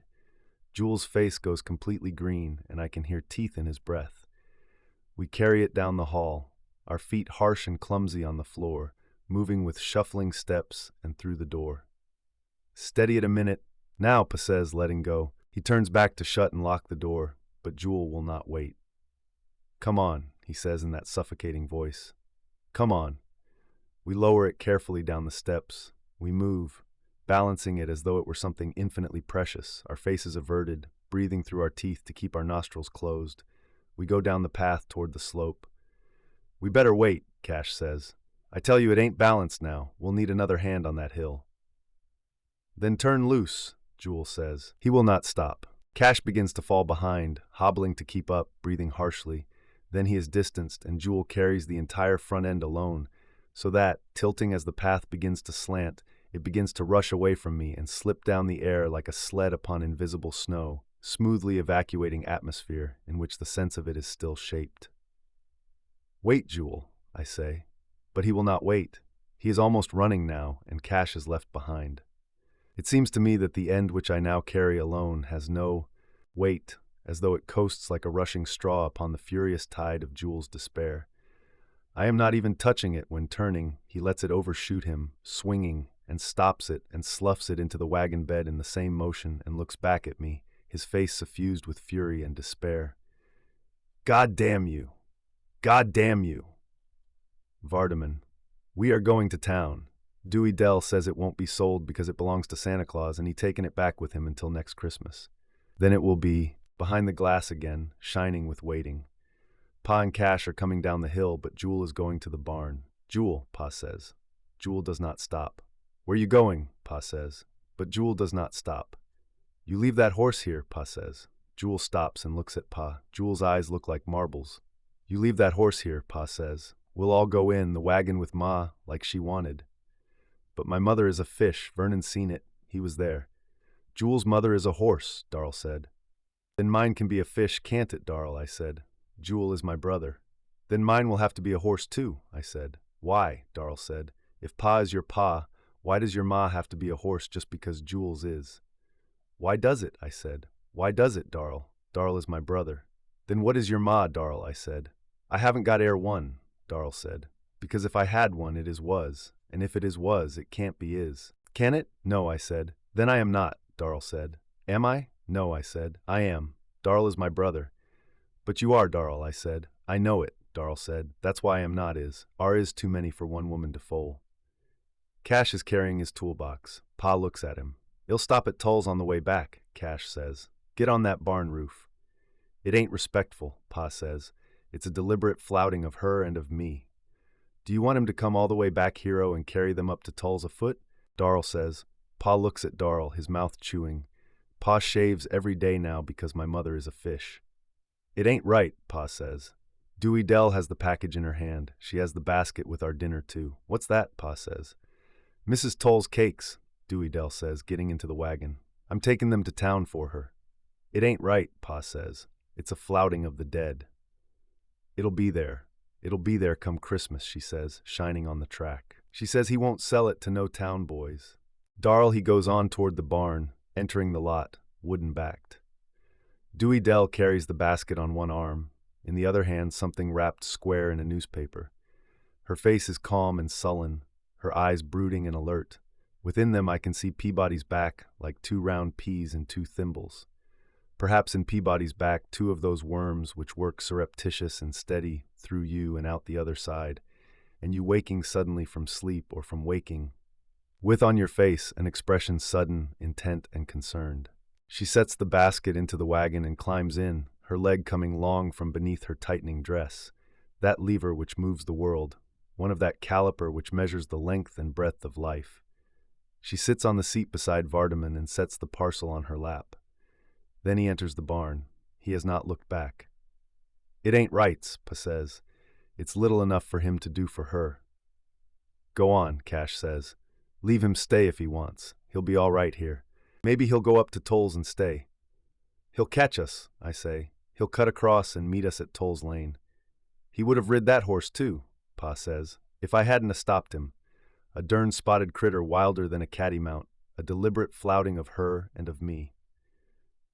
The wagon moves, the mule's ears begin to bob. Behind us, above the house, motionless in tall and soaring circles, they diminish and disappear. Ants, I told him not to bring that horse out of respect for his dead ma, because it wouldn't look right. Him prancing along on a dern circus animal, and her wanting us all to be in the wagon with her that sprung from her flesh and blood. But we hadn't no more than passed Tufts Lane when Darl begun to laugh. Back there on the plank seat with Cash, with his dead ma laying in her coffin at his feet, laughing. How many times I told him, if's doing such things as that makes folks talk about him, I don't know. I says, I got some regard for what folks says about my flesh and blood, even if you haven't, even if I have raised such a dern passel of boys, and when you fixes it so folks can say such about you, it's a reflection on your ma. I says, not me. I am a man and I can stand it. It's on your women folks, your May and sister, that you should care for. And I turned and looked back at him, and him sitting there, laughing. I don't expect you to have no respect for me, I says, but with your own ma not cold in her coffin yet. Yonder, Cash says, jerking his head toward the lane. The horse is still a right smart piece away, coming up at a good pace, but I don't have to be told who it is. I just looked back at Darl, sitting there laughing. I done my best, I says. I tried to do as she would wish it. The Lord will pardon me and excuse the conduct of them he sent me. And Darl setting on the plank seat right above her, where she was laying, laughing. Darl. He comes up the lane fast, yet we are 300 yards beyond the mouth of it when he turns into the road, the mud flying beneath the flicking drive of the hooves. Then he slows a little, light and erect in the saddle, the horse mincing through the mud. Tull is in his lot. He looks at us, lifts his hand. We go on, the wagon creaking, the mud whispering on the wheels. Vernon still stands there. He watches Jewel as he passes, the horse moving with a light, high-kneed driving gait, 300 yards back. We go on with a motion so soporific, so dreamlike as to be uninferent of progress, as though time and not space were decreasing between us and it. It turns off at right angles, the wheel marks of last Sunday healed away now, a smooth, red scoriation curving away into the pines, a white signboard with faded lettering, New Hope Church, 3 Me. It wheels up like a motionless hand, lifted above the profound desolation of the ocean. Beyond it the red road lies like a spoke of which Addie, Bundren, is the rim. It wheels past, empty, unscarred. The white signboard turns away its fading and tranquil assertion. Cash looks lip the road quietly, his bead turning as we pass, it like an owl's head, his face composed. Pa looks straight ahead, humped. Dewey Dell looks at the road too, then she looks back at me, her eyes watchful and repudiant. Not like that question which was in those of Cash, for a smoldering while. The signboard passes, the unscarred road wheels on. Then Dewey Dell turns her head, the wagon creaks on, Cash spits over the wheel. In a couple of days now it'll be smelling, he says. You might tell Jewel that, I say. He is motionless now, sitting the horse at the function upright, watching us, no less still than the signboard that lifts its fading capitulation opposite him. "It ain't balanced right for no long ride," Cash says. "Tell him that too," I say. The wagon creaks on. A mile further along, he passes us the horse, arch-necked, reined back to a swift single foot. He sits lightly, poised, upright, wooden-faced in the saddle, the broken hat raked at a swaggering angle. He passes us swiftly without looking at us, the horse driving, its hooves hissing in the mud. A gout of mud, back-flung, plops onto the box. Cash leans forward and takes a tool from his box and removes it carefully. When the road crosses Whiteleaf, the willows leaning near enough, he breaks off a branch and scours at the stain with the wet leaves. "Ants, it's a hard country on man, it's hard. 8 miles of the sweat of his body washed up out in the Lord's earth, where the Lord himself told him to put it. Nowhere in this sinful world can a honest, hard-working man profit. It takes them that runs the stores in the towns doing no sweating, living off of them that sweats. It ain't the hard-working man, the farmer. Sometimes I wonder why we keep at it. It's because there is a reward for us above, where they can't take their autos and such. Every man will be equal there, and it will be taken from them that have, and give to them that have not, by the Lord. But it's a long wait, seems like. It's bad that a fellow must earn the reward of his right doing by flouting hisself and his dead." We drove all the rest of the day and got to Sampson's at dusk dark, and then that bridge was gone too. They hadn't never see the river so high, and it not done raining yet. There was old men that hadn't never see nor hear of it being so in the memory of man.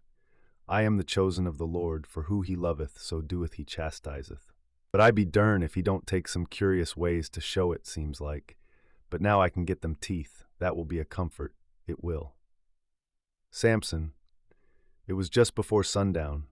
We were sitting on the porch when the wagon came up the road with the 5 of them in it, and the other one on the horse behind. One of them raised his hand, but they was going on past the store without stopping. "Who's that?" McCallum says. "I can't think of his name. Rate's twin, that one it was. It's Bundren, from down beyond New Hope," Quick says. "There's one of them Snopes horses Jules riding." "I didn't know there was one of them horses left," McCallum says. "I thought you folks down there finally contrived to give them all away." "Try and get that one," Quick says. The wagon went on. "I bet old man Lon never gave it to him," I says. "No," Quick says. "He bought it from Pappy." The wagon went on. "They must not have heard about the bridge," he says. "What are they doing up here anyway?"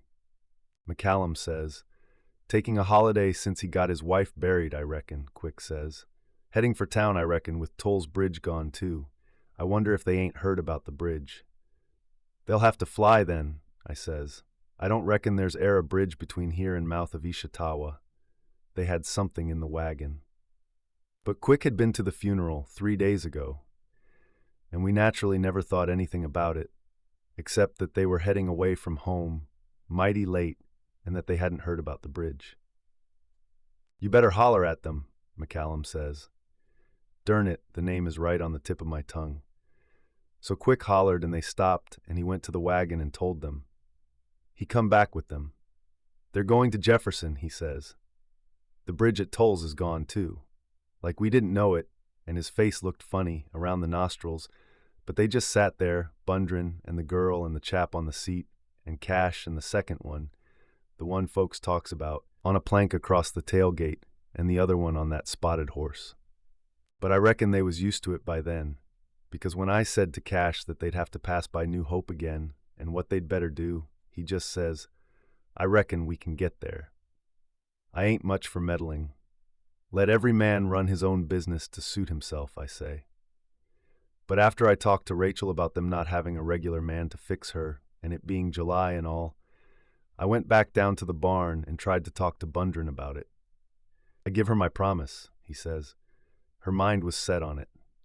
I notice how it takes a lazy man, a man that hates moving, to get set on moving once he does get started off, the same as he was set on staying still, like it ain't the moving he hates so much as the starting and the stopping, and like he would be kind of proud of whatever come up to make the moving or the setting still look hard. He sat there on the wagon, hunched up, blinking, listening to us tell about how quick the bridge went and how high the water was, and I'd be dern if he didn't act like he was proud of it, like he had made the river rise himself. You say it's higher than you ever see it before, he says.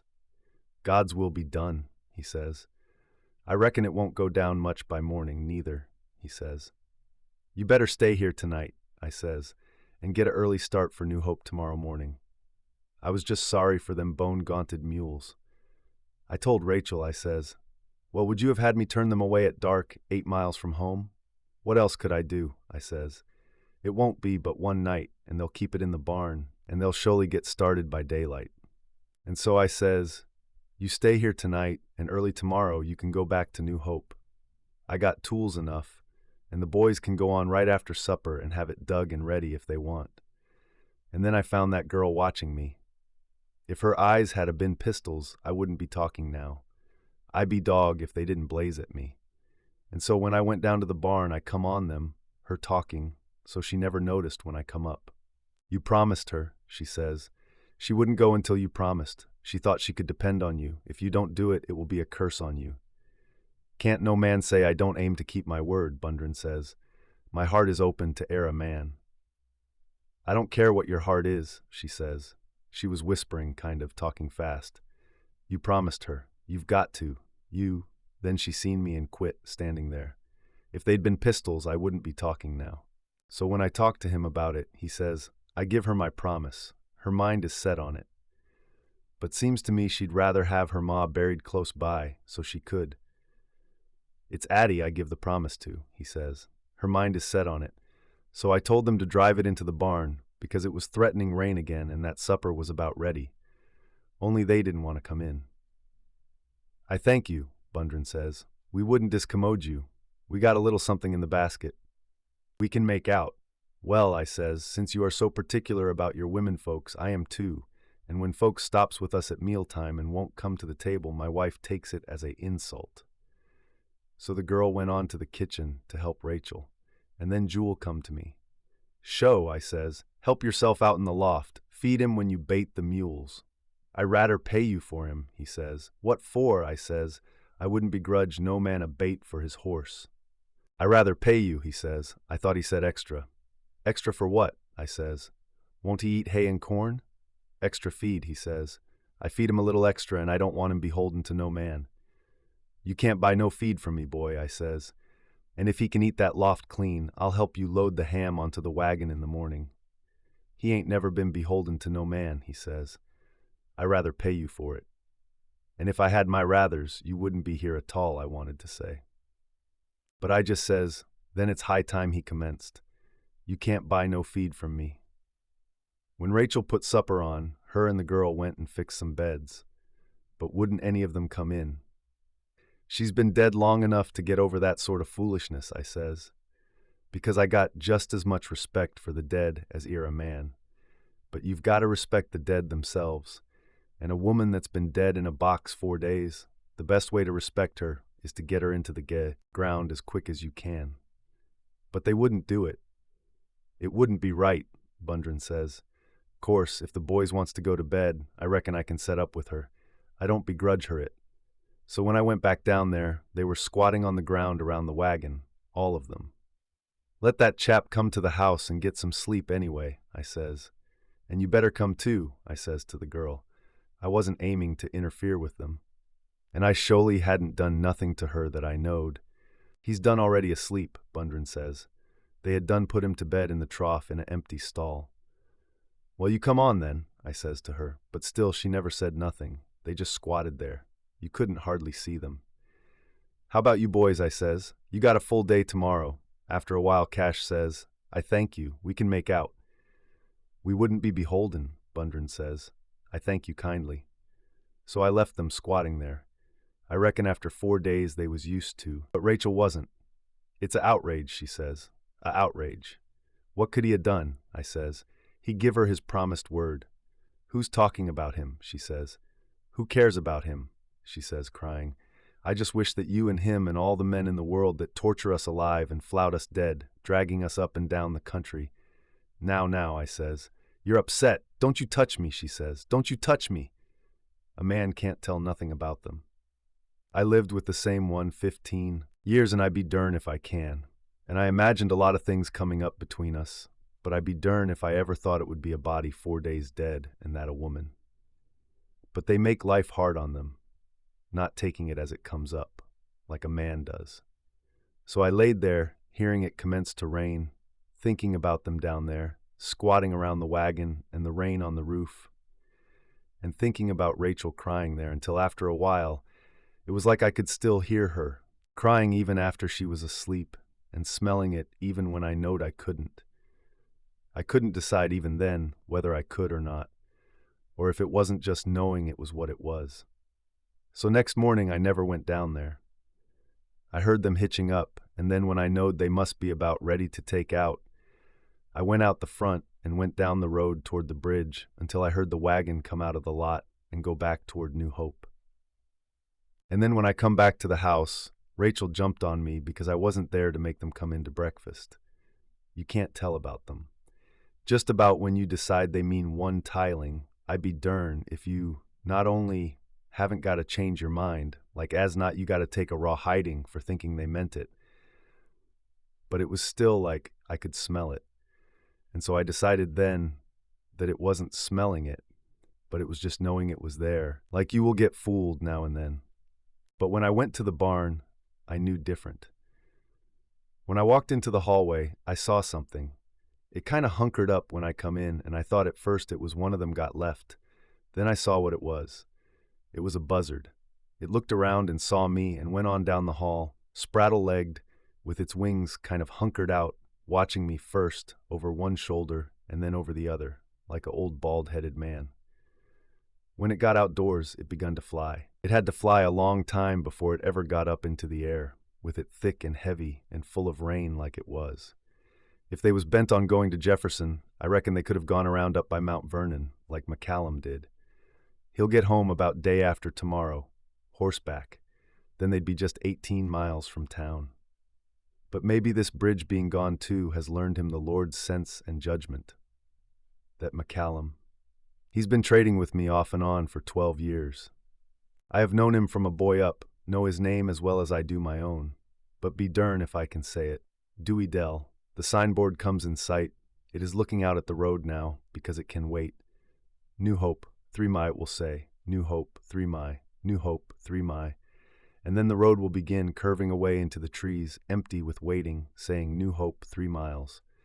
I heard that my mother is dead. I wish I had time to let her die. I wish I had time to wish I had. It is because in the wild and outraged earth too soon, too soon, too soon. It's not that I wouldn't and will not. It's that it is too soon, too soon, too soon. Now it begins to say it. New Hope, 3 miles. New Hope, 3 miles. That's what they mean by the womb of time, the agony and the despair of spreading bones, the hard girdle in which lie the outraged entrails of events. Cash's head turns slowly as we approach, his pale, empty, sad, composed, and questioning face following the red and empty curve. Beside the bayed wheel, Jewel sits the horse, gazing straight ahead. The land runs out of Darrell's eyes. They swim to pinpoints. They begin at my feet and rise along my body to my face, and then my dress is gone.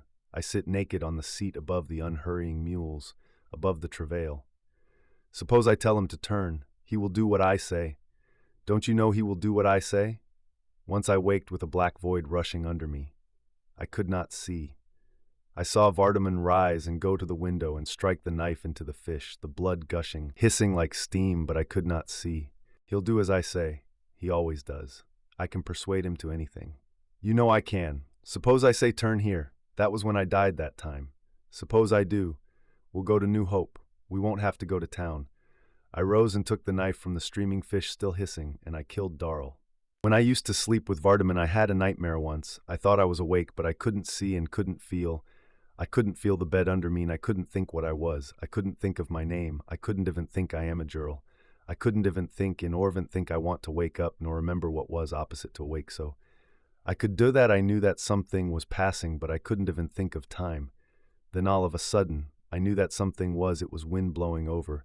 It was like the wind came and blew me back from where it was. I was not blowing the room, and Vardaman asleep and dolleth them back, under me again, and going on like a piece of cool silk dragging across my naked legs. It blows cool out of the pines, a sad steady sound.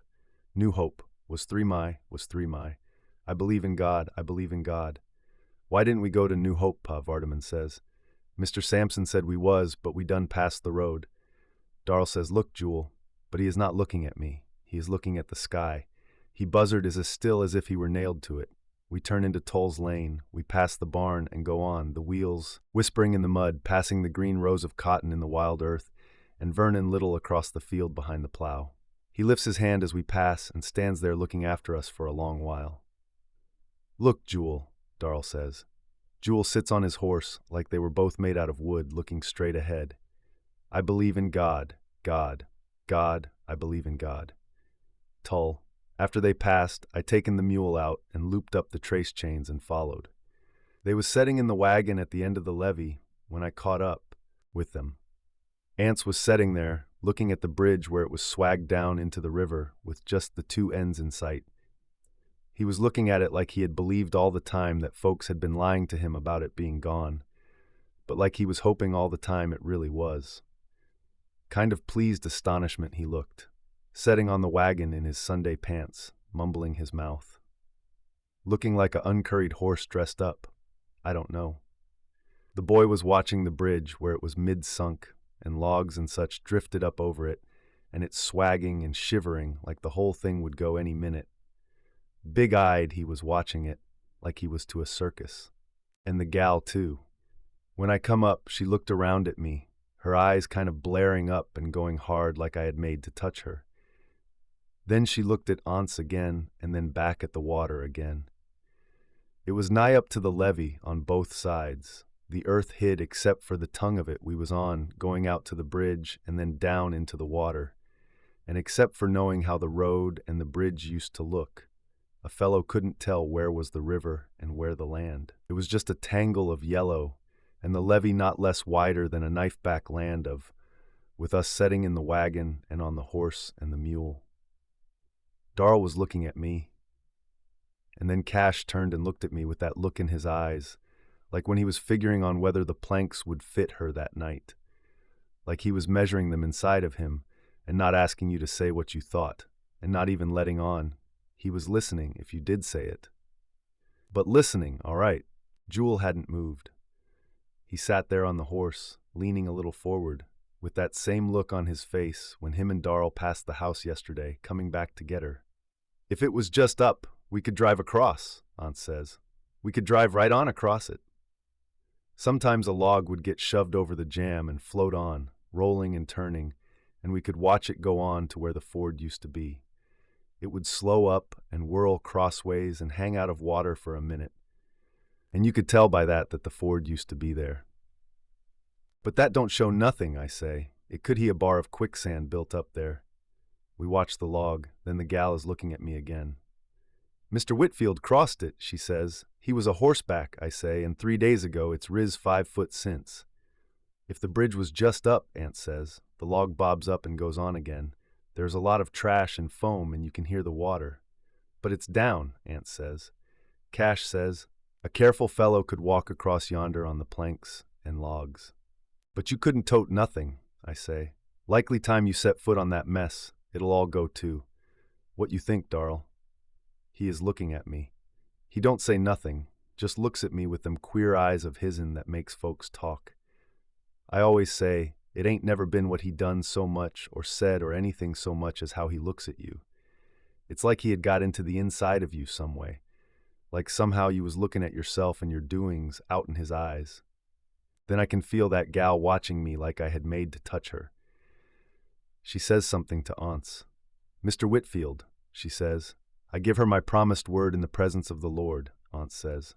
I reckon it ain't no need to worry. But still he does not start the mules. We set there above the water. Another log bobs up over the jam and goes on. We watch it check up and swing slow for a minute where the ford used to be. Then it goes on. It might start falling tonight, I say. You could lay over one more day. Then Jewel turns sideways on the horse. He has not moved until then, and he turns and looks at me. His face is kind of green, then it would go red and then green again. Get to hell on back to your damn plowing, he says. Who the hell asked you to follow us here? I never meant no harm, I say. Shut up, Jewel, Cash says. Jewel looks back at the water, his face gritted, going red and green and then red. Well, Cash says after a while, what you want to do? Ants don't say nothing. He sits humped up, mumbling his mouth. If it was just up, we could drive across it, he says. Come on, Jewel says, moving the horse. Wait, Cash says. He looks at the bridge. We look at him, except Ants and the gal. They are looking at the water. Dewey Dell and Vardaman and Pa better walk across on the bridge, Cash says. Vernon can help them, Jewel says, and we can hitch his mule ahead of ourn. You ain't gonna take my mule into that water, I say. Jewel looks at me. His eyes look like pieces of a broken plate. I'll pay for your damn mule. I'll buy it from you right now. My mule ain't going into that water, I say. Jewel's going to use his horse, Darl says. Why won't you risk your mule, Vernon? Shut up, Darl, Cash says. You and Jewel both. My mule ain't going into that water, I say. Darl, he sits the horse, glaring at Vernon, his lean face suffused up to and beyond the pale rigidity of his eyes. The summer, when he was 15, he took a spell of sleeping. One morning when I went to feed the mules, the cows were still in the tie-up, and then I heard Pa go back to the house and call him. When we came on back to the house for breakfast, he passed us, carrying the milk buckets, stumbling along like he was drunk, and he was milking when we put the mules in and went on to the field without him. We had been there an hour, and still he never showed up. When Dewey Dell came with our lunch, Pa sent her back to find Jewel. They found him in the tie-up, sitting on the stool asleep. After that, every morning Pa would go in and wake him. He would go to sleep at Di's supper table, and soon as supper was finished, he would go to bed, and when I came into bed, he would be lying there like a dead man. Yet still, Pa would have to wake him in the morning. He would get up, but he wouldn't hardly have half sense. He would stand for Pa's jawing and complaining without a word, and take the milk buckets and go to the barn. And once I found him asleep at the cow, the bucket in place and half full, and his hands up to the wrists in the milk, and his head against the cow's flank. After that, Dewey Dell had to do the milking. He still got up when Pa waked him, going about what we told him to do in that dazed way. It was like he was trying hard to do them, that he was as puzzled as anyone else. Are you sick? Ma said. Don't you feel all right? Yes, Jewel said. I feel all right. He's just lazy trying me, Pa said, and Jewel standing there, asleep on his feet like as not. Ain't you? He said, waking Jewel up again to answer. No, Jewel said. You take off and stay in the house today, Ma said. With that whole bottom piece to be busted out, Pa said. If you ain't sick, what's the matter with you? Nothing, Jewel said. I'm all right. All right, Pa said. You're asleep on your feet this minute. No, Jewel said. I'm all right. I want him to stay at home today, Ma said. You'll need him, Pa said. It's tight enough with all of us to do it. You'll just have to do the best you can with Cash and Darl. Ma said, I want him to stay in today. But he wouldn't do it. I'm all right, he said, going on. But he wasn't all right. Anybody could see it. He was losing flesh, and I have seen him go to sleep chopping, watch the hoe going slower and slower up and down, with less and less of an arc, until it stopped and he leaning on it motionless in the hot shimmer of the sun. Ma wanted to get the doctor, but Pa didn't want to spend the money without it was needful. And Jewel did seem all right, except for his thinness and his way of dropping off to sleep at any moment. He ate hearty enough, except for his way of going to sleep in his plate, with a piece of bread halfway to his mouth and his jaws still chewing. But he swore he was all right. It was Ma that got Dewey Dell to do his milking, paid her somehow, and the other jobs around the house that Jewel had been doing before supper, she found some way for Dewey Dell and Vardaman to do them, and doing them herself when Pa wasn't there. She would fix him special things to eat and hide them for him. And that may have been when I first found it out, that Addie Bundren should be hiding anything she did, who had tried to teach us that deceit was such that, in a world where it was, nothing else could be very bad or very important, not even poverty. And at times when I went in to go to bed, she would be sitting in the dark by Jewel, where he was asleep.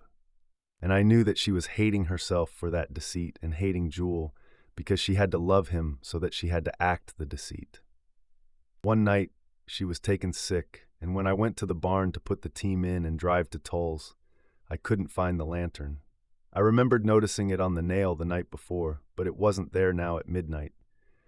So I hitched in the dark and went on and came back with Mrs. Toll just after daylight. And there the lantern was, hanging on the nail where I remembered it and couldn't find it before. And then one morning, while Dewey Dell was milking just before sunup, Jewel came into the barn from the back through the hole in the back wall with the lantern in his hand. I told Cash, and Cash and I looked at one another. "Rutting," Cash said. "Yes," I said. "But why the lantern? And every night, too. No wonder he's losing flesh. Are you going to say anything to him?" "Won't do any good," Cash said. "What he's doing now won't do any good either." "I know, but he'll have to learn that himself.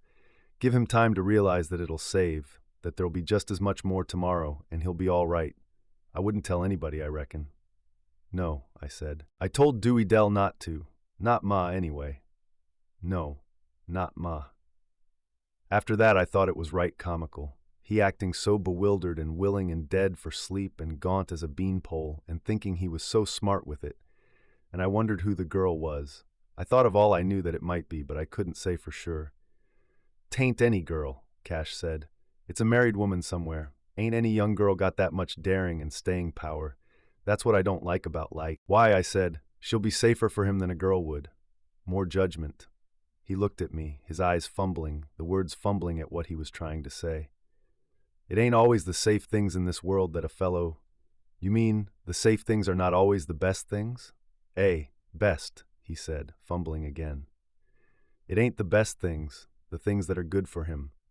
A young boy, a fellow kind of hates to see, wallowing in somebody else's mire." That's what he was trying to say. When something is new and hard and bright, there ought to be something a little better for it than just being safe. Since the safe things are just the things that folks have been doing so long they have worn the edges off, and there's nothing to the doing of them that leaves a man to say, "That was not done before, and it cannot be done again." So we didn't tell, not even when after a while he'd appear suddenly in the field beside us and go to work, without having had time to get home and make out he had been in bed all night. He would tell Ma that he hadn't been hungry at breakfast or that he had eaten a piece of bread while he was hitching up the team. But Cash and I knew that he hadn't been home at all on those nights, and he had come up out of the woods when we got to the field. But we didn't tell. Summer was almost over then. We knew that when the nights began to get cool, she would be done if he wasn't. But when fall came and the nights began to get longer, the only difference was that he would always be in bed for pay to wake him, getting him up at last in that first state of semi-idiocy, like when it first started, worse than when he had stayed out all night. "She's sure a stayer," I told Cash. "I used to admire her, but I downright respect her now." "It ain't a woman," he said. "You know," I said, but he was watching me. "What is it, then?" "That's what I aim to find out," he said. "You can trail him through the woods all night if you want to," I said. "I'm not." "I ain't trailing him," he said. "What do you call it, then?" "I ain't trailing him," he said. "I don't mean it that way." And so a few nights later, I heard Jewel get up and climb out the window, and then I heard Cash get up and follow him. The next morning when I went to the barn, Cash was already there, the mules fed, and he was helping Dewey Dell milk. And when I saw him, I knew that he knew what it was. Now and then I would catch him watching Jewel with a queer look, like having found out where Jewel went and what he was doing had given him something to really think about at last. But it was not a worried look. It was the kind of look I would see on him when I would find him doing some of Jewel's work around the house, work that Pa still thought Jewel was doing and that Ma thought Dewey Dell was doing. So I said nothing to him, believing that when he got done digesting it in his mind, he would tell me. But he never did. One morning, it was November then, 5 months since it started, Jewel was not in bed, and he didn't join us in the field. That was the first time I learned anything about what had been going on. She sent Vardamon down to find where Jewel was, and after a while, she came down too. It was as though, so long as the deceit ran along quiet and monotonous, all of us let ourselves be deceived, abetting it unawares or maybe through cowardice, since all people are cowards and naturally prefer any kind of treachery because it has a bland outside. But now it was like we had all, and by a kind of telepathic agreement of admitted fear, flung the whole thing back like covers on the bed, and we all sitting bolt upright in our nakedness, staring at one another arid, saying, "Now is the truth. He hasn't come home. Something has happened to him. We let something happen to him." Then we saw him. He came up along the ditch and then turned straight across the field, riding the horse. Its mane and tail were going, as though in motion they were carrying out the splotchy pattern of its coat. He looked like he was riding on a big pinwheel, bare-hacked, with a rope bridle, and no hat on his head. It was a descendant of those Texas ponies Flem Snopes brought here 25 years ago and auctioned off for $2 a head, and nobody but old Lon Quick ever caught his and still owns some of the blood because he could never give it away. He galloped up and stopped, his heels in the horse's ribs, and it dancing and swirling like the shape of its mane and tail, and the splotches of its coat had nothing whatever to do with the flesh and bone horse inside them. And he sat there looking at us. "Where did you get that horse?" Pa said. "Bought it," Jewel said. "From Mr. Quick." "Bought it?" Pa said. "With what? Did you buy that thing on my word?" "It was my money," Jewel said. "I earned it. You won't need to worry about it." "Jewel," Ma said, "Jewel." "It's all right," Cash said. "He earned the money. He cleaned up that 40 acres of new ground Quick laid out last spring. He did it single-handed, working at night by lantern. I saw him, so I don't reckon that horse cost anybody anything except Jewel.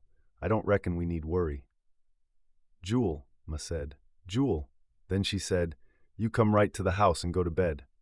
"Not yet," Jewel said. "I ain't got time. I gotta get me a saddle and bridle, Mr. Quick says he." "Jewel," Ma said, looking at him. I'll give. Then she began to cry. She cried hard, not hiding her face, standing there in her faded wrapper, looking at him and him on the horse, looking down at her, his face growing cold and a little sick-looking, until he looked away quick, and Cash came and touched her.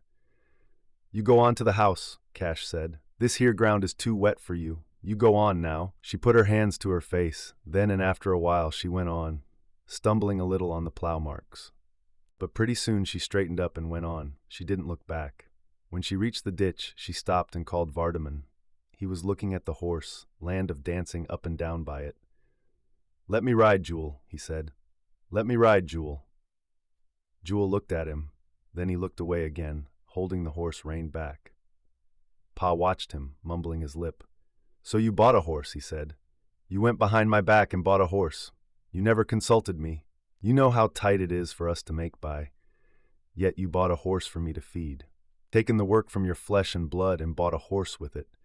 Jewel looked at Pa, his eyes paler than ever. "He won't never eat a mouthful of yours," he said.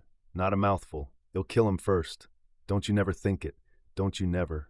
"Let me ride, Jewel," Vardaman said. "Let me ride, Jewel." He sounded like a cricket in the grass, a little one. "Let me ride, Jewel." That night I found Ma sitting beside the bed where he was sleeping, in the dark. She cried hard, maybe because she had to cry so quiet, maybe because she felt the same way about tears she did about deceit, hating herself for doing it, hating him because she had to. And then I knew that I knew. I knew that as plain on that day as I knew about Dewey Dell on that day, Tull. So they finally got Aunts to say what he wanted to do, and him and the gal and the boy got out of the wagon.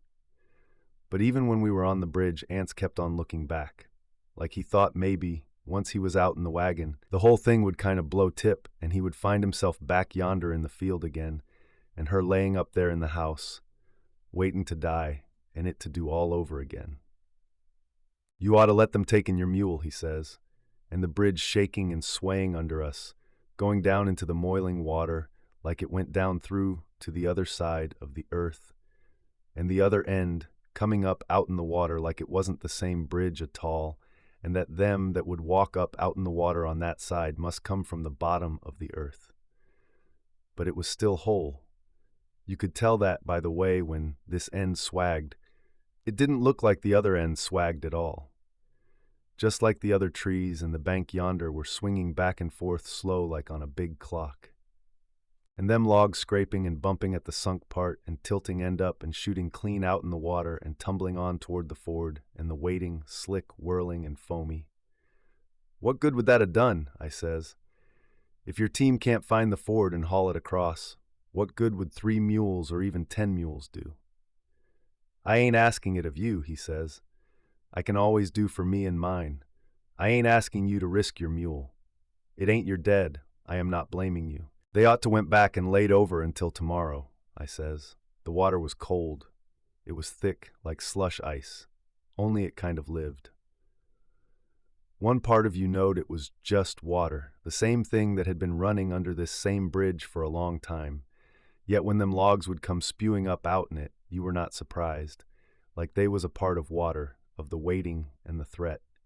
It was like when we was across, up out of the water again, and the hard earth under us, that I was surprised.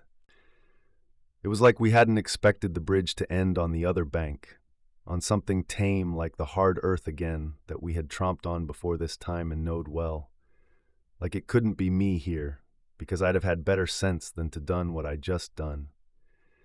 And when I looked back and saw the other bank and saw my mule standing there where I used to be, and knew that I'd have to get back there some way, I knew it couldn't be. Became. I just think of anything that could make me cross bridge ever even once. Yet here I was, and the fellow that could make himself cross it twice couldn't be met, not even if Cora told him to. It was that boy. I said, "Here, you better take a holt of my hand," and he waited and held to me. I'd be damn if it wasn't, he come back and got me, like he was saying. They won't nothing hurt you.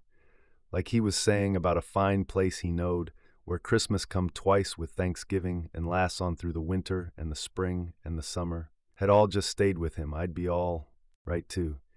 When I looked back at my mule, it was like he was one of these here spy glasses, and I could look at him standing there and see all the broad land, and my house sweated out in it, like, and was the more the sweaty, the broader the land. The more the sweat, the tighter the house. Because it would take a tight house for Cora, to hold Cora like a jar of milk in the spring. You've got to have a tight jar, Oaf. You'll need a powerful spring. So if you have a big spring, why dies you have the incentive to have tight, well-made jars, because it is your milk, sore or not, because you would rather have milk that will sour than to have milk that won't, because you are a man. And him holding to my hand, his hand that hot and confident, so that I was like to say, "Look a-here, can't you see that mule yonder? He never had no business over here, so he never come, not being nothing but a mule. Because a fellow can see ever now and then that children have more sense than him, but he don't like to admit it to them until they have beards. After they have a beard, they are too busy because they don't know it, they'll ever quite make it back to where they were in sense, before they was haired." So you don't mind admitting then to folks that are worrying about the same thing, that ain't worth the worry that you are yourself. Then we was over and we stood there, looking at Cash turning the wagon around. We watched them drive back down the road to where the trail tamed oil into the bottom. After a while, the wagon was out of sight. "We better get on down to the ford and get ready to help," I said. "I give her my word," Aunt says. "It is sacred on me. I know you begrudge it, but she will bless you in heaven." "Well, they got to finish circumventing the land before they can dare the water," I said. "Come on." "It's the turning back," he said. "It ain't no luck in turning back." He was standing there, humped, mournful, looking at the empty road beyond the swagging and swaying bridge, and that gal, too, with the lunch basket on one arm and that package under the other. Just going to town, bent on it. They would risk the fire and the earth and the water and all just to eat a sack of bananas. "You ought to laid over a day," I said. "It would have fell some by morning. It mought not a rain tonight, and it can't get no higher." "I give my promise," he says. "She is counting on it." Darl before us the thick, dark current runs. It talks up to us and a murmur becomes ceaseless and myriad. The yellow surface dimpled monstrously into fading swirls, traveling along the surface for an instant, silent, impermanent, and profoundly significant. As though just beneath the surface, something huge and alive waked for a moment of lazy alertness out of and into light slumber again. It clucks and murmurs among the spokes and about the mule's knees, yellow, scummed with flotsam, and with thick soiled gouts of foam, as though it had sweat, lathering like a driven horse. Through the undergrowth it goes with a plaintive sound, a musing sound, In it, the unwinded cane and saplings lean as before a little gale, swaying without reflections as though suspended on invisible wires from the branches overhead. Above the ceaseless surface they stand, trees, cane, vines rootless, severed from the earth, spectral above a scene of immense yet circumscribed desolation, filled with the voice of the waste and mournful water. Cash and I sit in the wagon. Jewel sits the horse at the off-rear wheel. The horse is trembling, its eye rolling wild and baby blue in its long pink face, its breathing stertorous like groaning. He sits erect, poised, looking quietly and steadily and quickly this way and that, his face calm, a little pale, alert. Cash's face is also gravely composed. He and I look at one another with long, probing looks that plunge unimpeded through one another's eyes and into the ultimate secret place where for an instant Cash and Darrell crouch flagrant and unabashed in all the old terror and the old foreboding, alert and secret and without shame. When we speak, our voices are quiet, detached. I reckon we're still in the road, all right. Toll taken and cut them 2 big white oaks. I heard tell how at high water in the old days they used to line up the ford by them trees. I reckon he did that 2 years ago when he was logging down here. I reckon he never thought that anybody would ever use this ford again. I reckon not. Yes, it must have been then. He cut a sight of timber out in here then. Paid off that mortgage with it, I hear tell. Yes, I reckon so.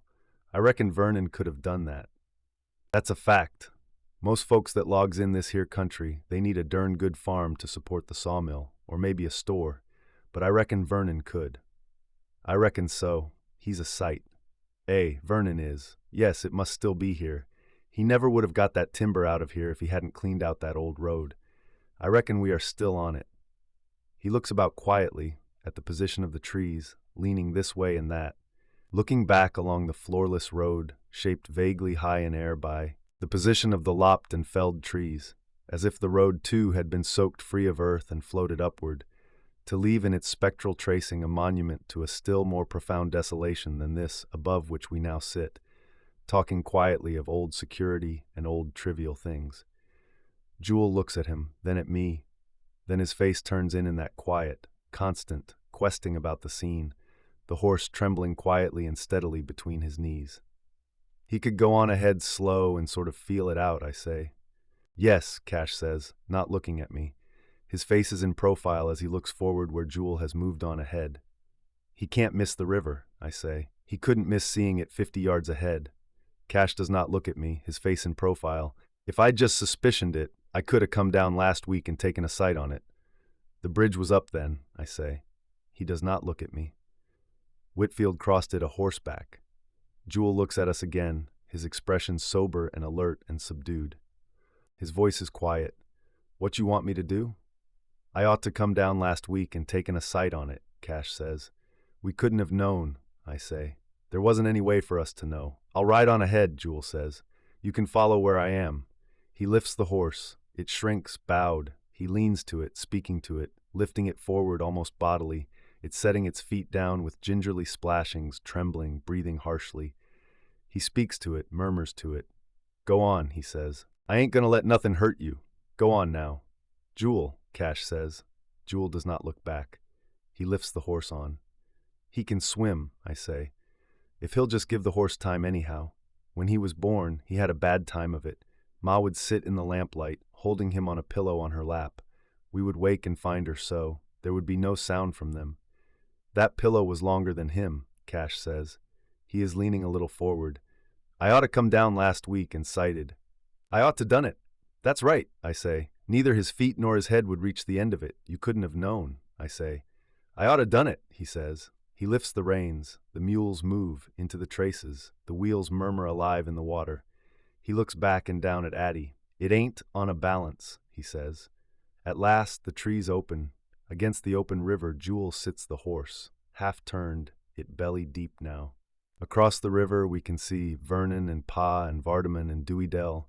Vernon is waving at us, waving us further downstream. We are too high up, Cash says. Vernon is shouting too, but we cannot make out what he says for tie noise of the water. It runs steady and deep now, tin broken, without sense of motion, until a log comes along, turning slowly. Watch it, Cash says. We watch it and see it falter and hang for a moment, the current building up behind it in a thick wave, submerging it for an instant before it shoots up and tumbles on. There it is, I say.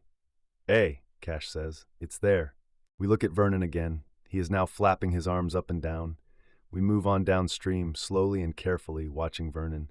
He drops his hands. This is the place, Cash says. Well, goddamn it, let's get across then, Jewel says. He moves the horse on. You wait, Cash says. Jewel stops again. Well, by God, he says. Cash looks at the water, then he looks back at Addie. It ain't on a balance, he says. Then go on back to the goddamn bridge and walk across, Jewel says. You and Darrell both. Let me on that wagon. Cash does not pay him any attention. It ain't on a balance, he says. Yes, sir. We got to watch it.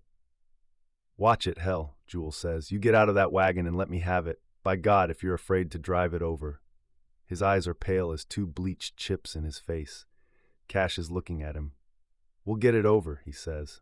I tell you what you do. You ride on back and walk across the bridge and come down the other bank and meet us with the pig. Vernon'll take your horse home with him and keep it till we get back. You go to hell, Jewel says. You take the rope and come down the bank and be ready with it, Cash says. 3 can't do no more than 2 can, 1 to drive and 1 to steady it. God damn you, Jewel says.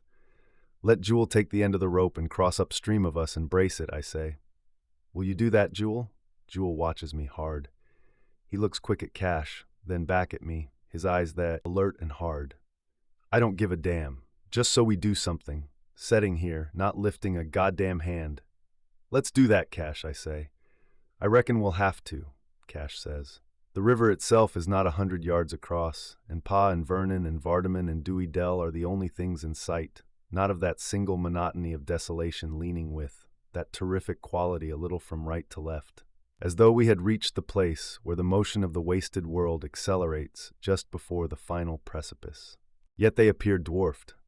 It is as though the space between us were time, an irrevocable quality.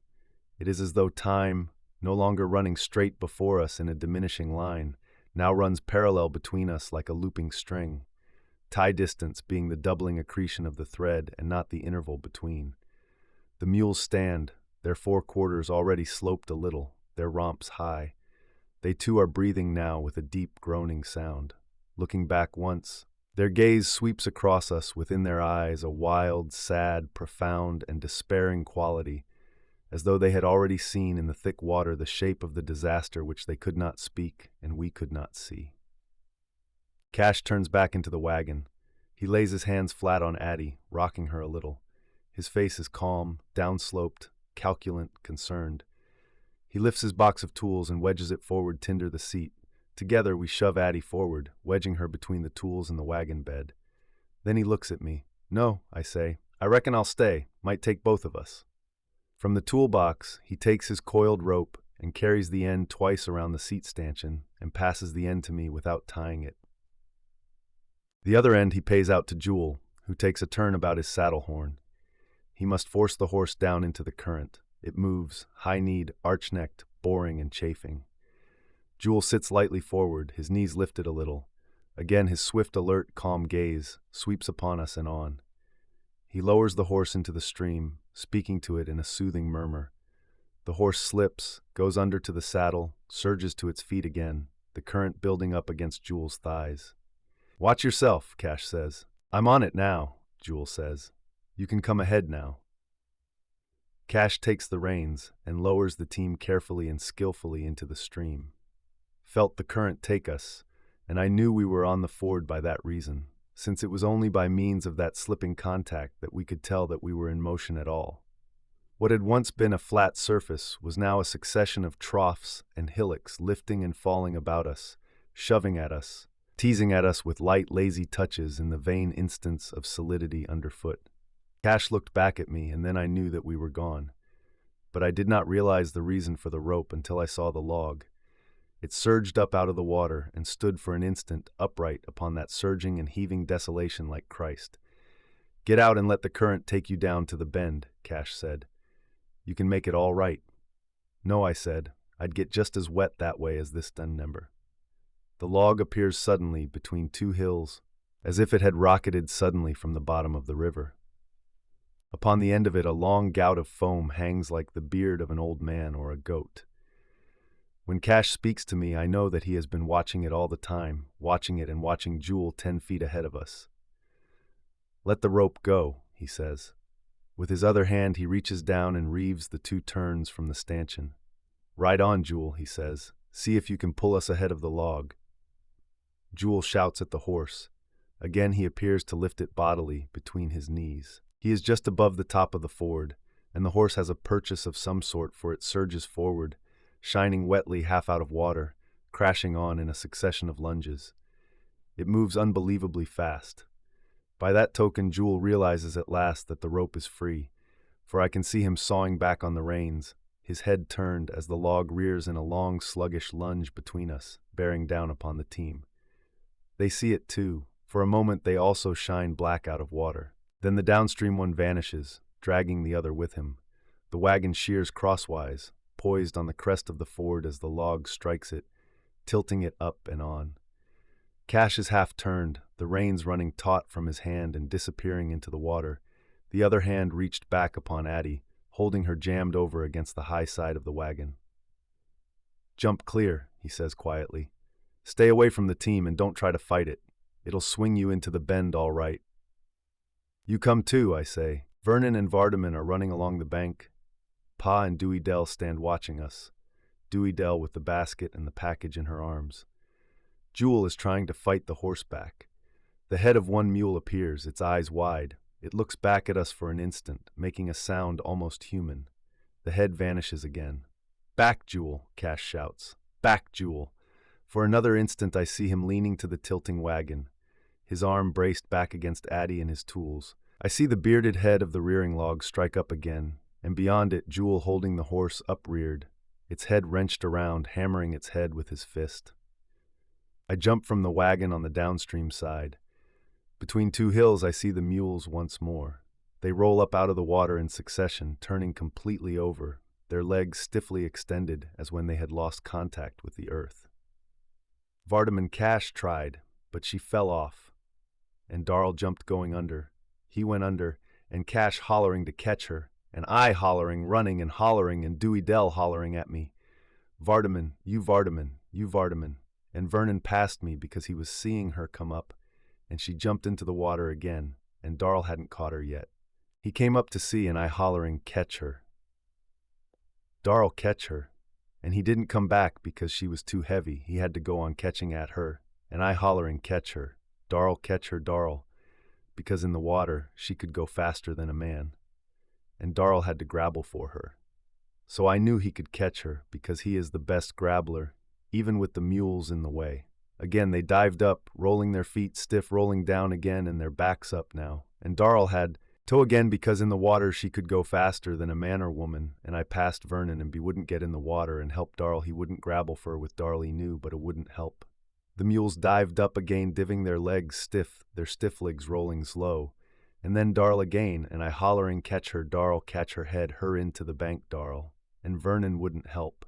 And then Darrell dodged past the mules, where he had her under the water, coming into the bank, coming in slow. Because in the water she fought to stay under the water. But Darrell is strong, and he was coming in slow. And so I knew he had her, because he came slow, and I ran down into the water to help. And I couldn't stop hollering, because Darrell was strong and steady, holding her under the water. Even if she did fight, he would not let her go. He was seeing me, and he would hold her. And it was all right now. It was all right now. It was all right. Then he comes up out of the water. He comes a long way up slow before his hands do, but he's got to have her got to so I can bear it. Then his hands come up and all of him above the water. I can't stop. I have not got time to try. I will try to when I can, but his hands came empty out of the water, emptying the water, emptying away. "Where is Ma, Darrell?" I said. "You never got her? You knew she is a fish, but you let her get away. You never got her." Darrell, Darrell. I began to run along the bank, watching the mules dive up slow again and then down again, tull. When I told Cora how Darrell jumped out of the wagon and left Cash sitting there trying to save it and the wagon turning over, and Jewel, that was almost to the hank, fighting that horseback where it had more sense than to go, she says, And you're one of the folks that says Darl is the queer one, the one that ain't bright, and him the only one of them that had sense enough to get off that wagon. I notice Ance was too smart to been on it at all. He couldn't have done no good if he'd been there, I said. They was going about it right, and they would have made it if it hadn't have been for that log. Log fiddlesticks, Cora said. It was the hand of God. Then how can you say it was foolish? I said. Nobody can't guard against the hand of God. It would be sacrilege to try to. Then why dare it, Cora says. Tell me that. Ance didn't, I said. That's just what you faulted him for. His place was there, Cora said.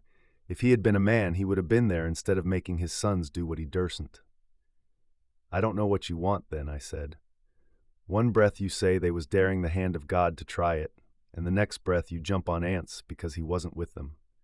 Then she begun to sing again, working at the washtub with height. That singing look in her face like she had done give up folks and all their foolishness and had done went on ahead of them, marching up the sky, singing.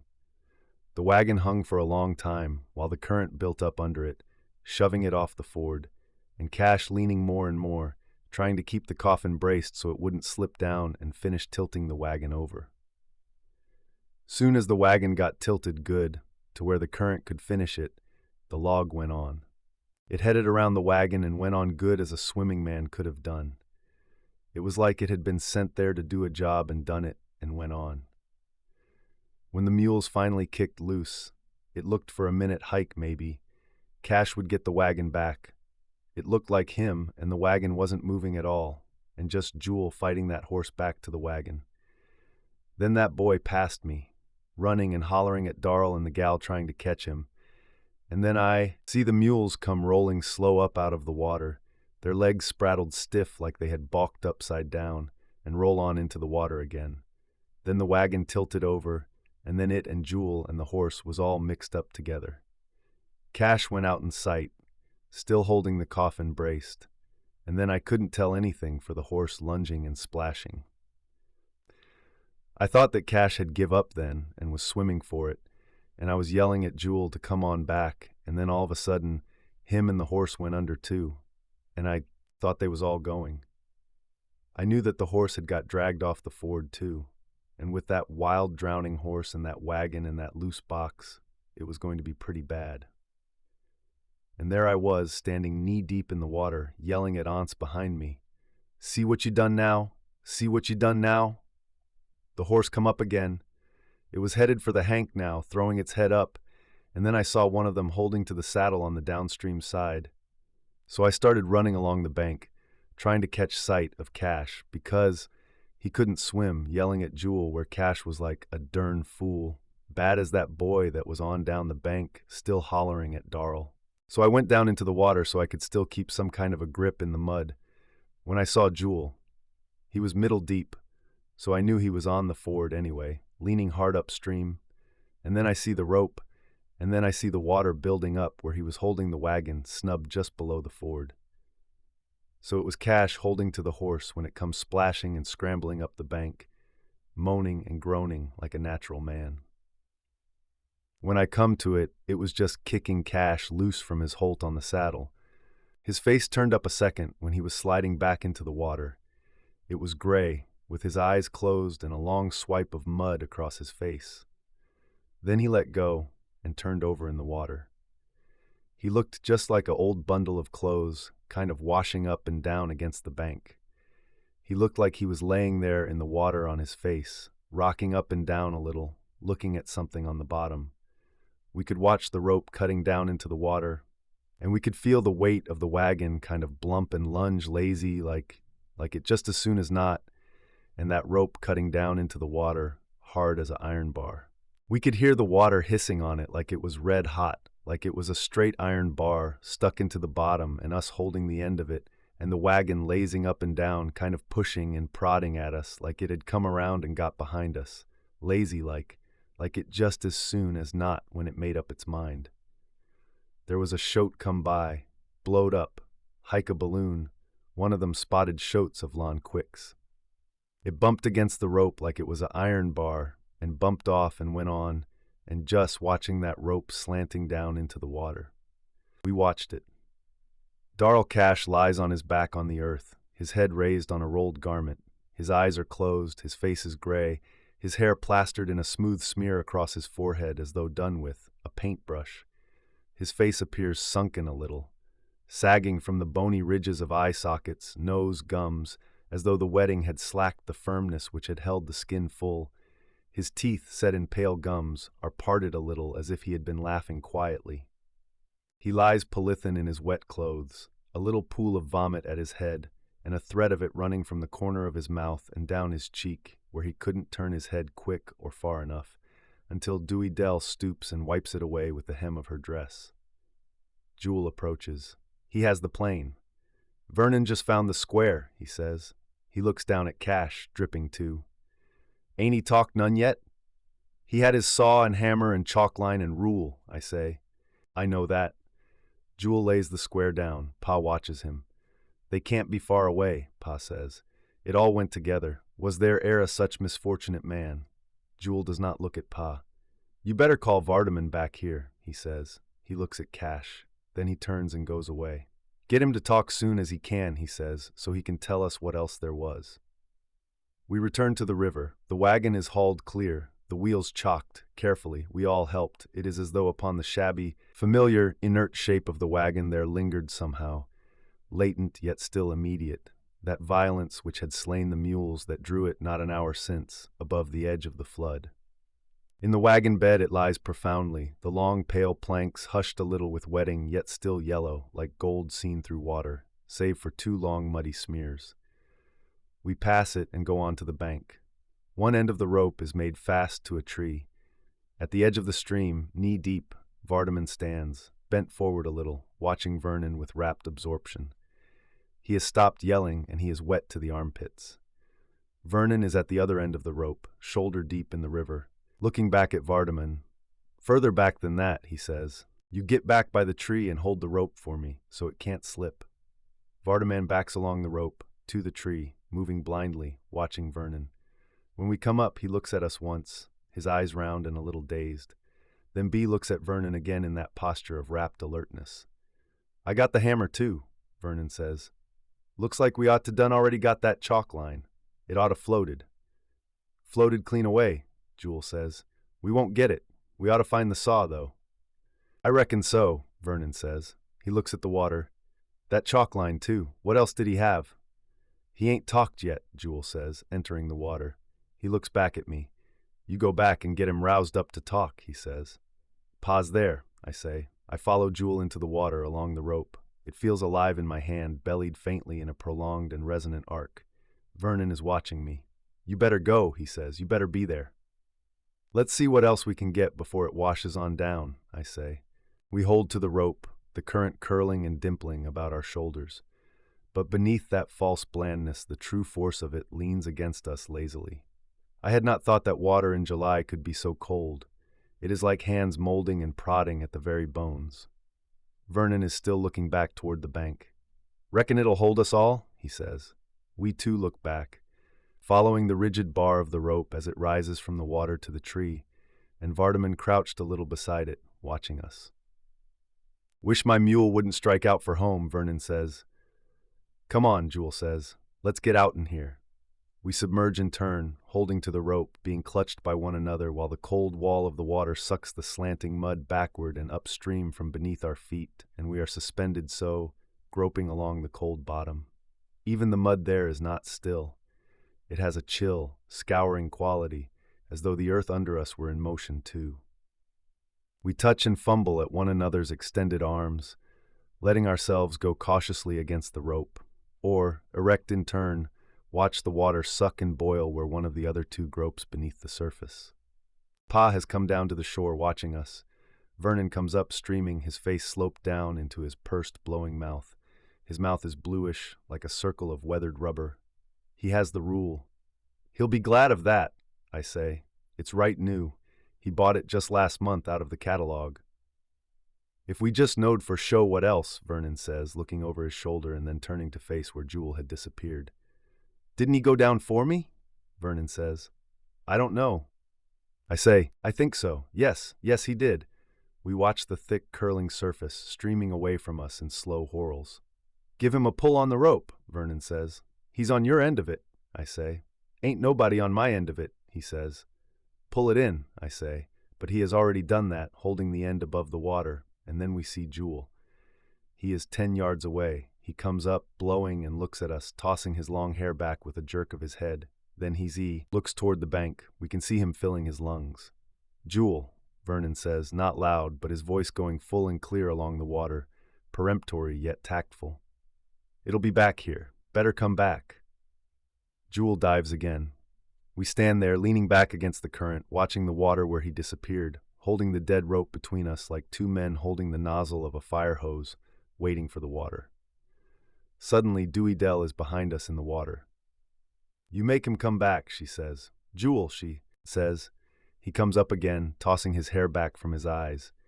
He is swimming now, toward the bank, the current sweeping him downstream, quartering. You, Jewel, Dewey Dell says. We stand holding the rope and see him gain the bank and climb out. As he rises from the water, he stoops and picks up something. He comes back along the bank. He has found the chalk line. He comes opposite us and stands there, looking about as if he were seeking something. Pa goes on down the bank. He is going back to look at the mules again, where their round bodies float, and rub quietly together in the slack water within the bend. What did you do with the hammer, Vernon? Jewel says. I give it to him, Vernon says, jerking his head at Vardamon. Vardamon is looking after Pa. Then he looks at Jewel. With the square, Vernon is watching Jewel. He moves toward the bank, passing Dewey Dell and me. You get on out of here, I say. She says nothing, looking at Jewel and Vernon. Where's the hammer? Jewel says. Vardamon scuttles tip the bank and fetches it. It's heavier than the saw, Vernon says.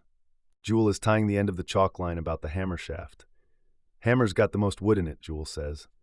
He and Vernon face one another, watching Jewel's hands. And flatter, too, Vernon says. It'd float 3-to-1 almost. Try the plane. Jewel looks at Vernon. Vernon is tall, too. Long and lean, eye to eye they stand in their close, wet clothes. Lon Quick could look even at a cloudy sky and tell the time to 10 minutes. Big Lon, I mean, not little Lon. Why don't you get out of the water? I say. It won't float like a saw, Jewel says. It'll float nigher to a saw than a hammer will, Vernon says. Bet you, Jewel says. I won't bet, Vernon says. They stand there watching Jewel's still hands. Hell, Jewel says. Get the plane then. So they get the plane and tie it to the chalk line and enter the water again. Pa comes back along the bank. He stops for a while and looks at us, hunched, mournful, like a failing steer or an old tall bird. Vernon and Jewel return, leaning against the current. Get out of the way, Jewel says to Dewey Dell. Get out of the water. She crowds against me a little so they can pass, Jewel holding the plane high as though it were perishable, the blue string trailing back over his shoulder. They pass us and stop. They fall to arguing quietly about just where the wagon went over. Darl ought to know, Vernon says. They look at me. I don't know, I says. I wasn't there that long. Hell, Jewel says. They move on gingerly, leaning against the current, reading the ford with their feet. Have you got a hold of the rope? Vernon says. Jewel does not answer. He glances back at the shore, calculant, then at the water. He flings the plane outward, letting the string run through his fingers turning blue where it runs over them. When the line stops, he hands it back to Vernon. Better let me go this time, Vernon says. Again, Jewel does not answer. We watch him duck beneath the surface. Jewel, Dewey Dell whimpers. It ain't so deep there, Vernon says. He does not look back. He is watching the water where Jewel went under. When Jewel comes up, he has the saw. When we pass the wagon, Pa is standing beside it, scrubbing at the 2 mud smears with a handful of leaves. Against the jungle, Jewel's horse looks like a patchwork quilt hung on a line. Cash has not moved. We stand above him, holding the plane, the saw, the hammer, the square, the rule, the chalk line, while Dewey Dell squats and lifts Cash's head. Cash, she says. Cash. He opens his eyes, staring profoundly up at our inverted faces. If ever was such a misfortunate man, Pa says. Look, Cash, we say, holding the tools up so he can see. What else did you have? He tries to speak, rolling his head, shutting his eyes. Cash, we say. Cash. It is to vomit he is turning his head. Dewey Dell wipes his mouth on the wet hem of her dress, then he can speak. It's his saw set, Jewel says. The new one he bought when he bought the rule. He moves, turning away. Vernon looks tip after him, still squatting. Then he rises and follows Jewel down to the water. If ever was such a misfortunate man, Pa says. He looms tall above us as we squat. He looks like a figure carved clumsily from tough wood by a drunken caricaturist. It's a trial, he says, but I do it begrudge her it. No man can say I begrudge her it. Dewey Dell has Kid Cash's head back on the folded coat, twisting his head a little to avoid the vomit. Beside him his tools lie. A fellow might call Fet lucky it was the same leg he broke when he fell off in that church, Pa says. But I don't begrudge her it. Jewel and Vernon are in the river again.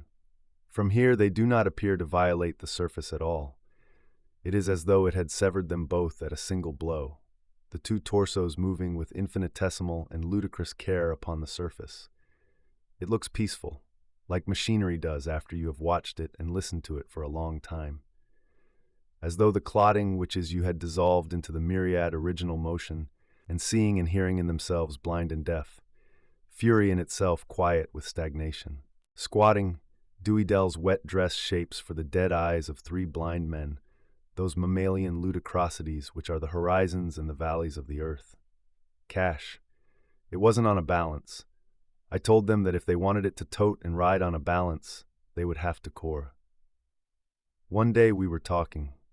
She had never been pure religious, not even after that summer at the camp meeting when Brother Whitfield wrestled with her spirit, singled her out, and strove with the vanity in her mortal heart. And I said to her many a time, God gave you children to comfort your hard human lot, and for a token of his own suffering and love, for in love you conceived and bore them. I said that because she took God's love and her duty to him too much as a matter of course, and such conduct is not pleasing to him. I said he gave us the gift to raise our voices in his undying praise, because I said there is more rejoicing in heaven over one sinner than over 100 that never sinned.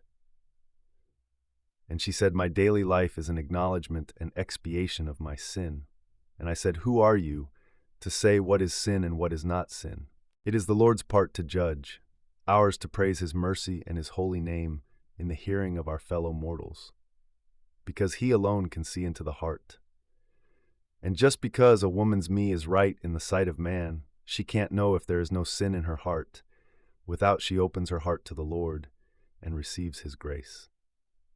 I said, just because you have been a faithful wife is no sign that there is no sin in your heart, and just because your me is hard is no sign that the Lord's grace is absolving you.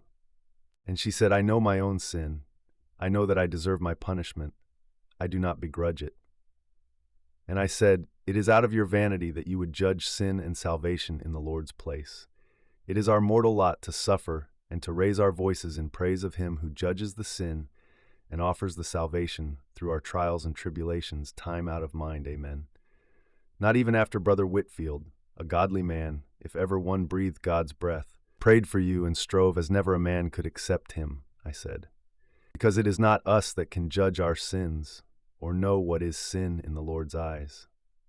She has had a hard me, but so does every woman.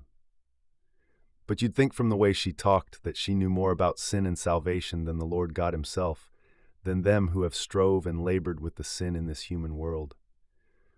When the only sin she ever committed was being partial to Jewel that never loved her and was its own punishment, in preference to Darrell that was touched by God himself and considered queer by us mortals and that did love her. I said, there is your sin and your punishment too. Jewel is your punishment, but where is your salvation? And life is short enough, I said, to win eternal grace in. And God is a jealous God. It is his to judge and to meet, not yours. I know, she said. Then she stopped and I said, know what? Nothing, she said. He is my cross and he will be my salvation. He will save me from the water and from the fire. Even though I have laid down my life, he will save me. How do you know? Without you open your heart to him and lift your voice in his praise, I said. Then I realized that she did not mean God. I realized that out of the vanity of her heart she had spoken sacrilege. And I went down on my knees right there. I begged her to kneel and open her heart and cast from Fid the devil of vanity and cast herself upon the mercy of the Lord. But she wouldn't. She just sat there, lost in her vanity and her pride, that had closed her heart to God and set that selfish mortal boy in his place. Kneeling there, I prayed for her. I prayed for that poor blind woman as I had never prayed for me and mine. Addie. In the afternoon when school was out and the last one had left with his little dirty snuffling nose, instead of going home I would go down the hill to the spring where I could be quiet and hate them. It would he quiet there then, with the water bubbling up and away, and the sun slanting quiet in the trees, and the quiet smelling of damp and rotting leaves and new earth, especially in the early spring, for it was worst then. I could just remember how my father used to say that the reason for living was to get ready to stay dead a long time. And when I would have to look at them day after day, each with his and her secret and selfish thought, and blood strange to each other, blood and strange to mine, and think that this seemed to be the only way I could get ready to stay dead, I would hate my father for having ever planted me. I would look forward to the times when they faulted, so I could whip them. When the switch fell, I could feel it upon my flesh. When it welted and ridged, it was my blood that ran, and I would think with each blow of the switch, now you are aware of me, now I am something in your secret and selfish life, who have marked your blood with my own forever and ever. And so I took Ence. I saw him pass the schoolhouse 3 or 4 times before I learned that he was driving 4 miles out of his way to do it. I noticed then how he was beginning to hump, a tall man and young, so that he looked already like a tall bird hunched in the cold weather on the wagon seat. He would pass the schoolhouse, the wagon creaking slow, his head turning slow to watch the door of the schoolhouse as the wagon passed, until he went on around the curve and out of sight. One day I went to the door and stood there when he passed. When he saw me, he looked quickly away and did not look back again. In the early spring, it was worst. Sometimes I thought that I could not bear it, lying in bed at night, with the wild geese going north and their honking coming faint and high and wild out of the wild darkness. And during the day, it would seem as though I couldn't wait for the last one to go so I could go down to the spring. And so when I looked up that day and saw Ence standing there in his Sunday clothes, turning his hat round and round in his hands, I said, "If you've got any women folks, why in the world don't they make you get your hair cut?" "I ain't got none," he said. Then he said suddenly, driving his eyes at me like 2 hounds in a strange yard, "That's what I come to see you about." "And make you hold your shoulders up," I said. "You haven't got any, but you've got a house. They tell me you've got a house and a good farm, and you live there alone, doing for yourself, do you?" He just looked at me, turning the hat in his hands. "A new house," I said. "Are you going to get married?" And he said again, holding his eyes to mine, "That's what I come to see you about." Later he told me, "I ain't got no people, so that won't be no worry to you. I don't reckon you can say the same." "No, I have people, in Jefferson." His face fell a little. "Well, I got a little property. I'm forehanded. I got a good honest name. I know how town folks are, but maybe when they talk to out, they might listen," I said. "But they'll be hard to talk to." He was watching my face. "They're in the cemetery."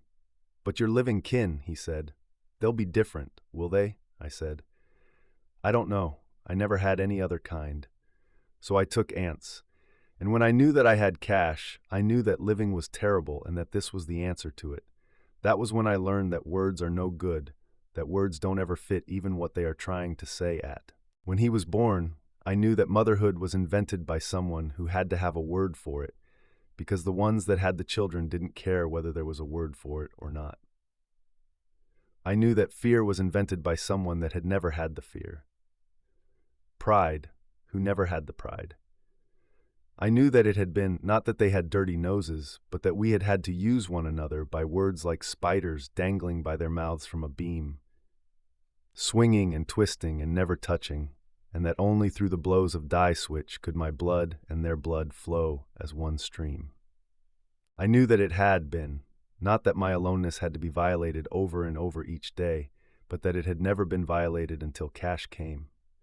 Not even by Ence in the nights. He had a word too. Love, he called it. But I had been used to words for a long time. I knew that that word was like the others, just a shape to fill a lack, that when the right time came, you wouldn't need a word for that any more than for pride or fear. Cash did not need to say it to me, nor I to him, and I would say, let Ence use it if he wants to. so that it was aunts or love, love or aunts, it didn't matter. I would think that even while I lay with him in the dark and Cash asleep in the cradle within the swing of my hand, I would think that if he were to wake and cry, I would suckle him too. Aunts or love, it didn't matter. My aloneness had been violated and then made whole again by the violation. Time, aunts, love, what you will, outside the circle. Then I found that I had dark time. At first I would not believe it. Then I believed that I would kill aunts. It was as though he had tricked me, hidden within a word like within a paper screen, and struck me in the back through it. But then I realized that I had been tricked by words older than aunts or love, and that the same word had tricked aunts too, and that my revenge would be that he would never know I was taking revenge. And when Darrell was born, I asked aunts to promise to take me back to Jefferson when I died, because I knew that father had been right, even when he couldn't have known he was right any more than I could have known I was wrong. Nonsense, aunts said. You and me ain't nigh done chapping yet with just two. He did not know that he was dead then. Sometimes I would lie by him in the dark, hearing the land that was now of my blood and flesh, and I would think, ants. Why ants? Why are you ants? I would think about his name until after a while I could see the word as a shape, a vessel, and I would watch him liquefy and flow into it like cold molasses flowing out of the darkness into the vessel, until the jar stood full and motionless, a significant shape profoundly without me like an empty door frame, and then I would find that I had forgotten the name of the jar. I would think, the shape of my body where I used to be a virgin is in the shape of a foal. And I couldn't think ants, couldn't remember ants. It was not that I could think of myself as no longer unvirgin, because I was 3 now. And when I would think Cash and Darrell that way, until their names would die and solidify into a shape and then fade away, I would say, all right, it doesn't matter. It doesn't matter what they call them. And so when Cora Tull would tell me I was not a true mother, I would think how words go straight up in a thin line, quick and harmless, and how terribly doing goes along the earth, clinging to it, so that after a while the two lines are too far apart for the same person to straddle from one to the other. And that sin and love and fear are just sounds that people who never sinned, nor loved, nor feared, have for what they never had and cannot have until they forget the words. Like Cora, who could never even cook, she would tell me what I owed to my children and to aunts and to God. I gave aunts the children. I did not ask for them. I did not even ask him for what he could have given me, not aunts. That was my duty to him, to not ask that, and that duty I fulfilled. I would be I would let him be the shape and echo of his word. That was more than he asked, because he could not have asked for that and been aunts, using himself so with a word. And then he died. He did not know he was dead. I would lie by him in the dark, hearing the dark land talking of God's love and his beauty and his sin, hearing the dark voicelessness in which the words are the deeds, and the other words that are not deeds, that are just the gaps in people's lacks, coming down like the cries of the geese out of the wild darkness in the old terrible nights, fumbling at the deeds like orphans to whom are pointed out in a crowd 2 faces and told, that is your father, your mother. I believed that I had found it. I believed that the reason was the duty to the alive, to the terrible blood, the red bitter flood boiling through the land. I would think of sin as I would think of the clothes we both wore in the world's face, of the circumspection necessary because he was he and I was I, the sin the more utter and terrible since he was the instrument ordained by God who created the sin, to sanctify that sin he had created. While I waited for him in the woods, waiting for him before he saw me, I would think of him as dressed in sin. I would think of him as thinking of me as dressed also in sin, he the more beautiful since the garment which he had exchanged for sin was sanctified. I would think of the sin as garments which we would remove in order to shape and coerce the terrible blood to the forlorn echo of the dead word high in the air. Then I would lay with aunts again, did not lie to him. I just refused, just as I refused my breast to Cash. And Darrell, after their time was up, hearing the dark land talking the voiceless speech. I hid nothing. I tried to deceive no one. I would not have cared. I merely took the precautions that he thought necessary for his sake, not for my safety, but just as I wore clothes in the world's face. And I would think then, when Cora talked to me, of how the high dead words in time seemed to lose even the significance of their dead sound. Then it was over. Over in the sense that he was gone, and I knew that, see him again, though I would. I would never again see him coming swift and secret to me in the woods, dressed in sin, like a gallant garment already blowing aside with the speed of his secret coming.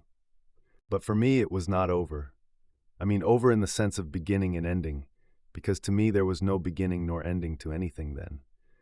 I even held Ant's refraining still, not that I was holding him recessional, but as though nothing else had ever been. My children were of me alone, of the wild blood boiling along the earth, of me and of all that lived, of none and of all. Then I found that I had Jewel. When I waked to remember to discover it, he was 2 months gone.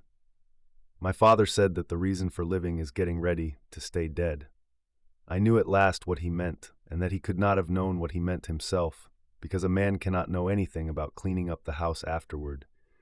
And so I have cleaned my house. With Jewel, I lay by the lamp, holding up my own head, watching him cap and suture it before he breathed. The wild blood boiled away, and the sound of it ceased. Then there was only the milk, warm and calm, and I lying calm in the slow silence, getting ready to clean my house. I gave Aunt's Dewey-Dell to negative Jewel. Then I gave him Vardaman to replace the child I had robbed him of, and now he has 3 children that are his and not mine, and then I could get ready to die. One day I was talking to Cora. She prayed for me because she believed I was blind to sin, wanting me to kneel and pray too, because people to whom sin is just a matter of words, to them salvation is just words too. Whitfield. When they told me she was dying, all that night I wrestled with Satan and I emerged victorious. I woke to the enormity of my sin. I saw the true light at last, and I fell on my knees and confessed to God and asked his guidance and received it. Rise, he said, repair to that home in which you have put a living lie, among those people with whom you have outraged my word. Confess your sin aloud.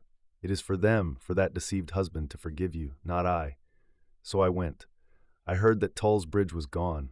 I said, Thanks, O Lord, O mighty ruler of all, for by those dangers and difficulties which I should have to surmount, I saw that he had not abandoned me, that my reception again into his holy peace and love would be the sweeter for it. Just let me not perish before I have begged the forgiveness of the man whom I betrayed, I prayed. Let me not be too late.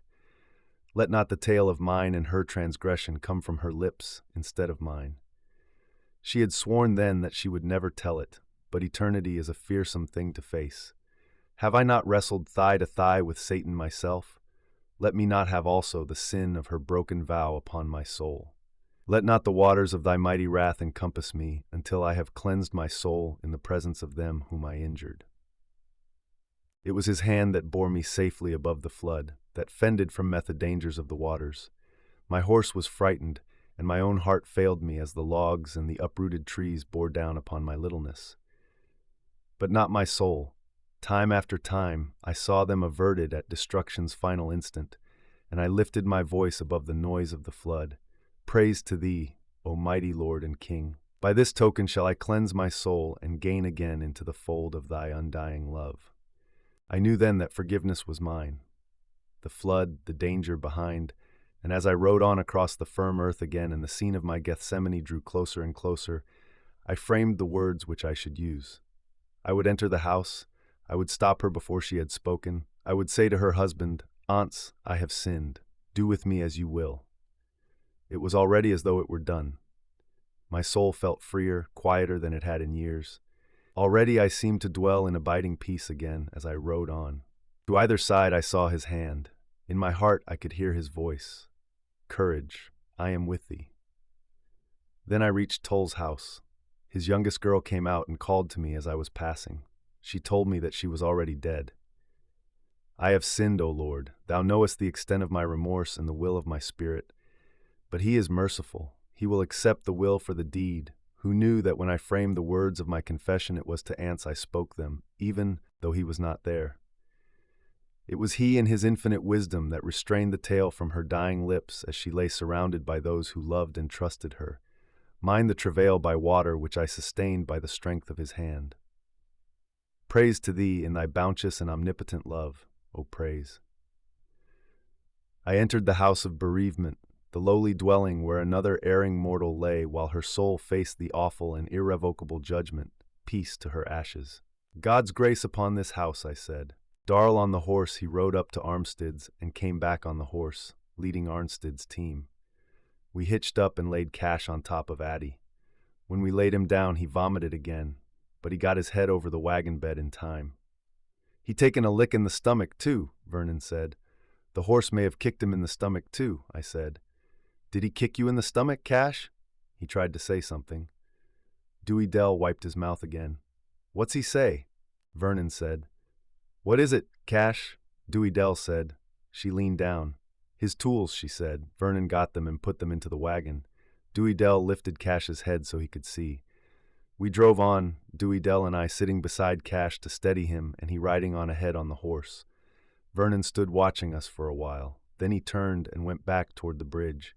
He walked gingerly, beginning to flap the wet sleeves of his shirt as though he had just got wet.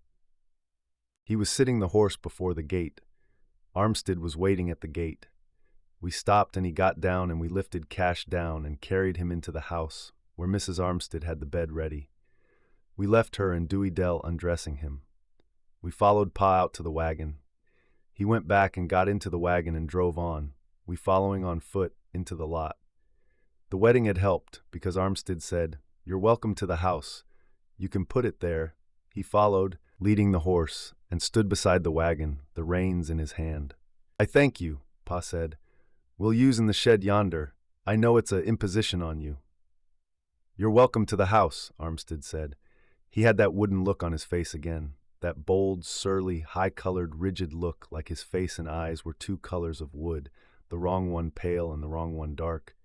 His shirt was beginning to dry, but it still clung close upon him when he moved. She would appreciate it, Pa said. We took the team out and rolled the wagon bayed under the shed. One side of the shed was open. It won't rain under, Armstead said, but if you'd rather... Back of the barn was some rusted sheets of tin roofing. We took 2 of them and propped them against the open side. You're welcome to the house, Armstead said. I thank you, Pa said. I'd take it right kind if you'd give them a little snack. Sho, Armstead said. We'll have supper ready soon as she gets Cash comfortable.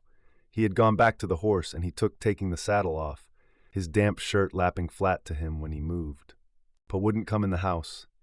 Come in and eat, Armstead said. It's nigh ready. I wouldn't crave nothing, Pa said. I thank you. You come in and dry and eat, Armstead said. It'll be all right here. It's for her, Pa said. It's for her sake I am taking the food. I got no team, no nothing, but she will be grateful to e'er a one of you. Sho, Armstead said. You folks come in and dry. But after Armstead gave Pa a drink, he felt better, and when we went in to see about Cash, he hadn't come in with us. When I looked back, he was leading the horse into the barn. He was already talking about getting another team, and by supper time he had good as bought it.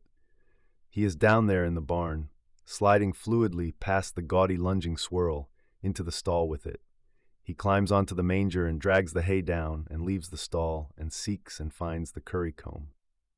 Then he returns and slips quickly past the single crashing thump and beat up against the horse, where it cannot overreach. He applies the curry comb, holding himself within the horse's striking radius with the agility of an acrobat, cursing the horse in a whisper of obscene caress. Its head flashes back, tooth-cropped. Its eyes roll in the dusk like marbles on a gaudy velvet cloth as he strikes it upon the face with the back of the curry comb, Armstead. But time I give him another sup of whiskey, and supper was about ready. He had done already bought a team from somebody on a credit. Picking and choosing he were by then, saying how he didn't nice this span and wouldn't put his money in nothing so-and-so owned, not even a hen coop. You might try Snopes, I said. He's got 3-4 span. Maybe one of them would suit you. Then he begun to mumble his mouth, looking at me. Nice it was me that owned the only span of mules in the county, and wouldn't sell them to him, when I knew that, like as not, it would be my team that would ever get them out of the lot at all. Only, I don't know what they would do with them if they had a team. Little John had told me that the levee through Haley Bottom had gone for 2 miles and that the only way to get to Jefferson would be to go around by Matson. But that was Ance's business. "He's a close man to trade with," he says, mumbling his mouth. But when I give him another sup after supper, he cheered up some. He was aiming to go back to the barn and set up with her. Maybe he thought that if he just stayed down there, ready to take out Santa Claus would maybe bring him a span of mules. "But I reckon I can talk him around," he says. "A man'll always help a fellow in a tight if he's got a drop of Christian blood in him." "Of course you're welcome to the use of mine," I said, me knowing how much he believed that was the reason. "I thank you," he said. "She'll want to go in ourn," and him knowing how much I believed that was the reason. After supper, Jewel rode over to the bend to get Peabody. I heard he was to be there today at Varner's. Jewel come back about midnight. Peabody had gone down below Inverness somewhere, but Uncle Billy come back with him, with his satchel of horse physic. Like he says, a man ain't so different from a horse or a mule, come long, come short, except a mule or a horse has got a little more sense. "What you been into now, boy?" he says, looking at Cash. "Get me a mattress and a chair and a glass of whiskey," he says. He made Cash drink the whiskey. Then he run Ance out of the room. "Lucky it was the same leg he broke last summer," Ance says, mournful, mumbling and blinking. "That's something." We folded the mattress across Cash's legs and set the chair on the mattress, and me and Jewel sat on the chair and the gal held the lamp, and Uncle Billy taken a chew of tobacco and went to work. Cash fought pretty hard for a while until he fainted. Then he laid still, with big balls of sweat standing on his face like they had started to roll down and then stopped to wait for him. When he waked up, Uncle Billy had done packed up and left. He kept on trying to say something until the gal leaned down and wiped his mouth. "It's his tools," she said. "I brought them in," Darrell said. "I got them." He tried to talk again. She leaned down. "He wants to see them," she said. So Darrell brought them in where he could see them. They shoved them under the side of the bed, where he could reach his hand and touch them when he felt better. Next morning Ance taken that horse and rode over to the bend to see Snopes.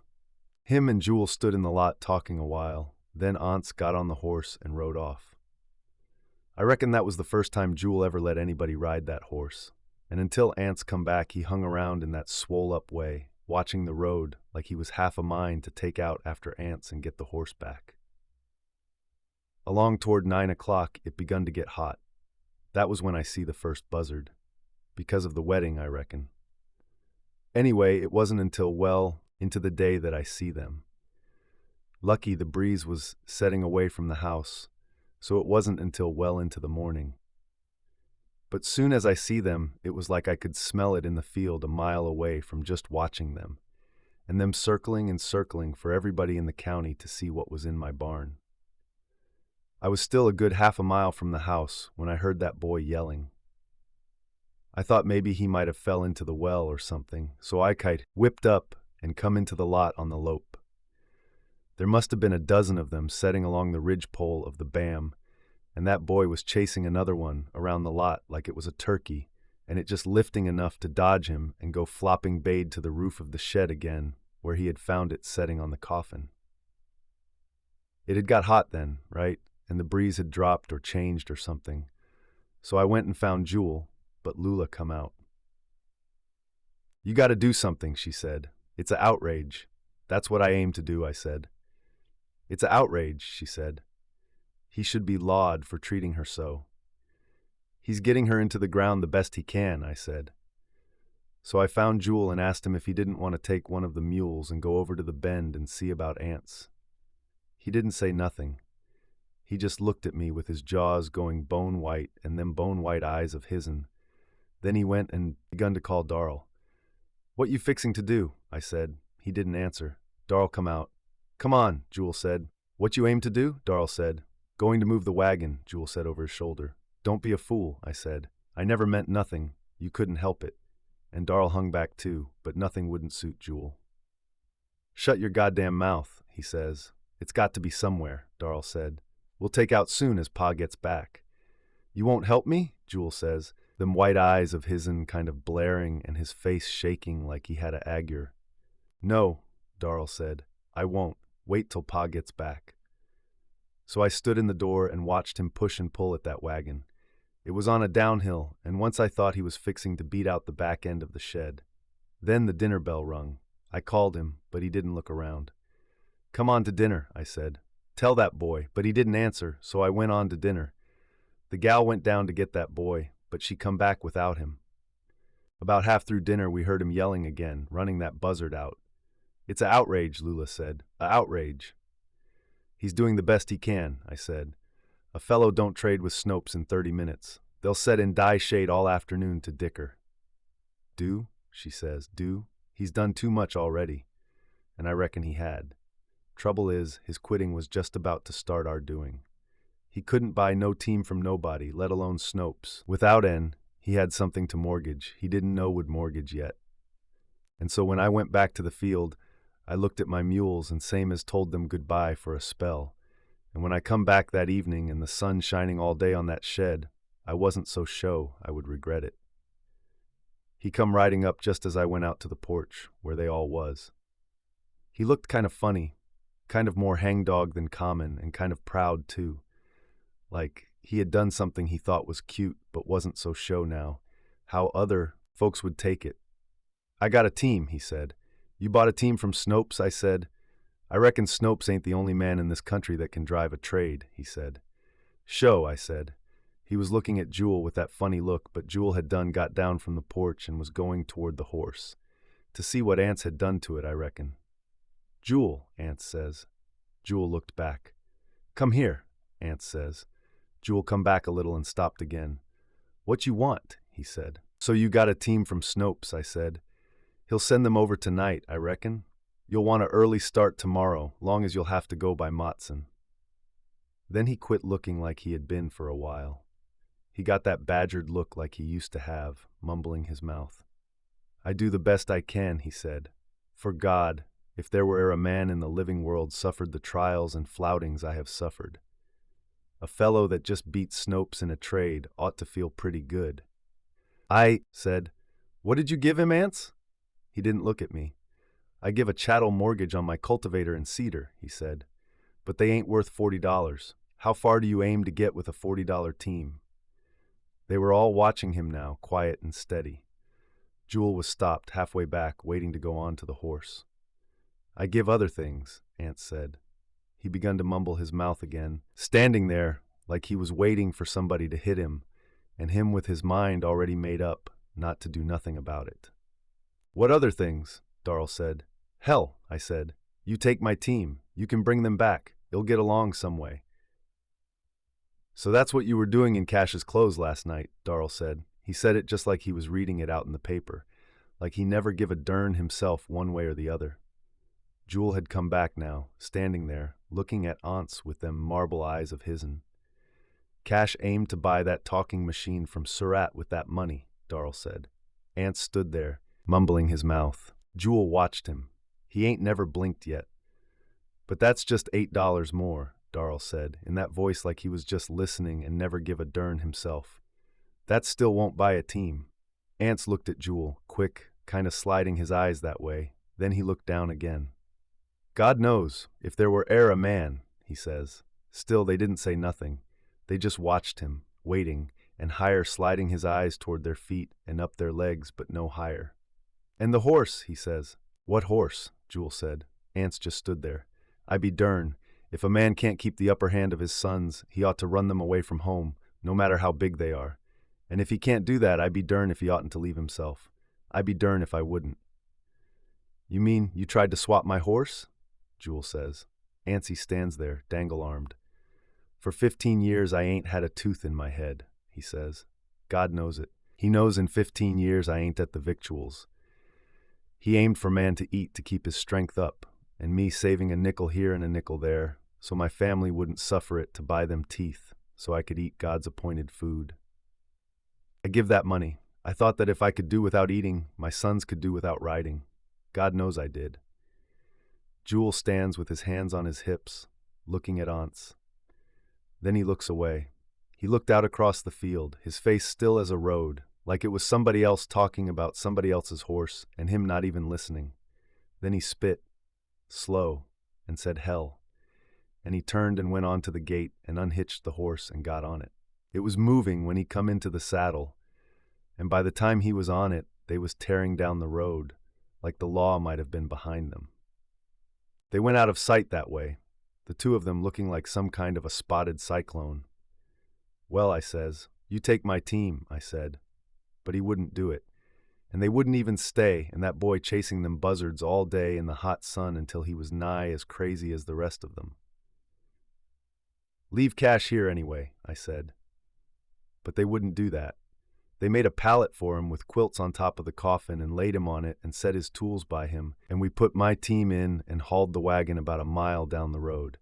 "If we'll bother you here," Aunt says, "just say so." "Sho," I said. "It'll be fine here, safe too. Now let's go back and eat supper." "I thank you," Aunt said. "We got a little something in the basket. We can make out." "Where'd you get it?" I said. "We brought it from home." "But it'll be stale now," I said. "Come and get some hot victuals." But they wouldn't come. "I reckon we can make out," Aunt said. So I went home and ate and taken a basket back to them and tried again to make them come back to the house.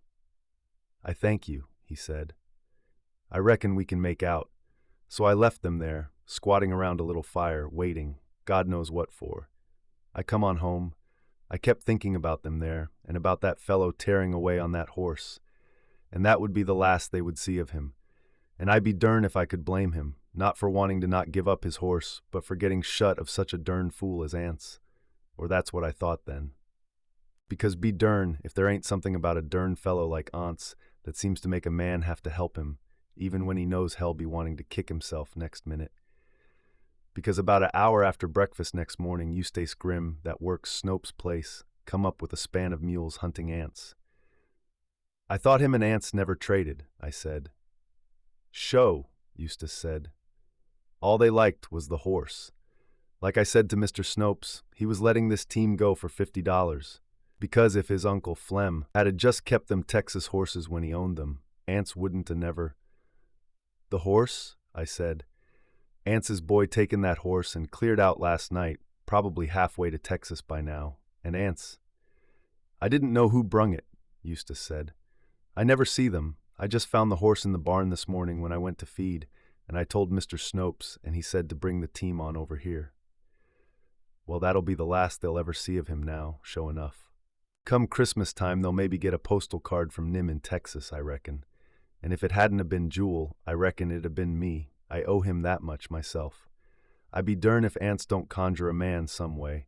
I be dern if he ain't a sight. Vardaman. Now there are 7 of them, in little tall black circles. "Look, Darrell," I say. "See?" He looks up. We watch them in little tall black circles of not moving. "Yesterday there were just 4, I say. There were more than 4 on the barn. Do you know what I would do if he tries to light on the wagon again?" I say. "What would you do?" Darrell says. "I wouldn't let him light on her," I say. "I wouldn't let him light on Cash either. Cash is sick. He is sick on the box. But my mother is a fish. We got to get some medicine in Matson," Pa says. "I reckon we'll just have to." "How do you feel, Cash?" Darrell says. "It don't bother none," Cash says. "Do you want it propped a little higher?" Darrell says. "Cash has a broken leg. He has had 2 broken legs. He lies on the box with a quilt rolled under his head and a piece of wood under his knee." "I reckon we ought to left him at Armstead's," Pa says. "I haven't got a broken leg, and Pa hasn't, and Darrell hasn't. And it's just the bumps," Cash says. "It kind of grinds together a little on a bump. It don't bother none. Jewel has gone away. He and his horse went away one supper time. It's because she wouldn't have us beholden," Pa says. "'Fore God, I do the best that e'er a man." "Is it because Jewel's mother is a horse, Darrell?" I said. "Maybe I can draw the ropes a little tighter," Darrell says. "That's why Jewel and I were both in the shed, and she was in the wagon because the horse lives in the barn and I had to keep on running the buzzard away from Howard. If you just would," Cash says. "And Dewey Dell hasn't got a broken leg, and I haven't. Cash is my brother." We stop. When Darrell loosens the rope, Cash begins to sweat again. His teeth look out. "Hurt?" Darrell says. "I reckon you better put it back," Cash says. Darrell puts the rope back, pulling hard. Cash's teeth look out. "Hurt?" Darrell says. "It don't bother none," Cash says. Do you want Pa to drive slower? Darl says. No, Cash says. Ain't no time to hang back. It don't bother none. We'll have to get some medicine at Matson, Pa says. I reckon we'll have to. Tell him to go on, Cash says. We go on. Dewey Dell leans back and wipes Cash's face. Cash is my brother, but Jewel's mother is a horse. My mother is a fish. Darl says that when we come to the water again, I might see her, and Dewey Dell said she's in the box. How could she have got out? She got out through the holes I bored, into the water, I said, and when we come to the water again, I am going to see her. My mother is not in the box. My mother does not smell like that. My mother is a fish. Those cakes will be in fine shape by the time we get to Jefferson, Darl says. Dewey Dell does not look around. You better try to sell them in Matson, Darl says. When will we get to Matson, Darl? I say. Tomorrow, Darl says. If this team don't rack to pieces, Snopes must have fed them on sawdust. Why did he feed them on sawdust, Darl? I say. Look, Darl says. See? Now there are 9 of them, tall in little tall black circles. When we come to the foot of the hill, Pa stops and Darl and Dewey Dell and I get out. Cash can't walk because he has a broken leg. Come up, mules, Pa says. The mules walk hard, tie wagon creaks. Darl and Dewey Dell and I walk behind the wagon up the hill. When we come to the top of the hill, Pa stops and we get back into the wagon. Now there are 10 of them, tall in little tall black circles on the sky. Mosley, I happened to look up and saw her outside the window looking in. Not close to the glass and not looking at anything in particular, just standing there with her head turned this way and her eyes full on me and kind of blank too, like she was waiting for a sign. When I looked up again, she was moving toward the door. She kind of bumbled at the screen door a minute, like they do, and came in. She had on a stiff-brimmed straw hat setting on the top of her head, and she was carrying a package wrapped in newspaper.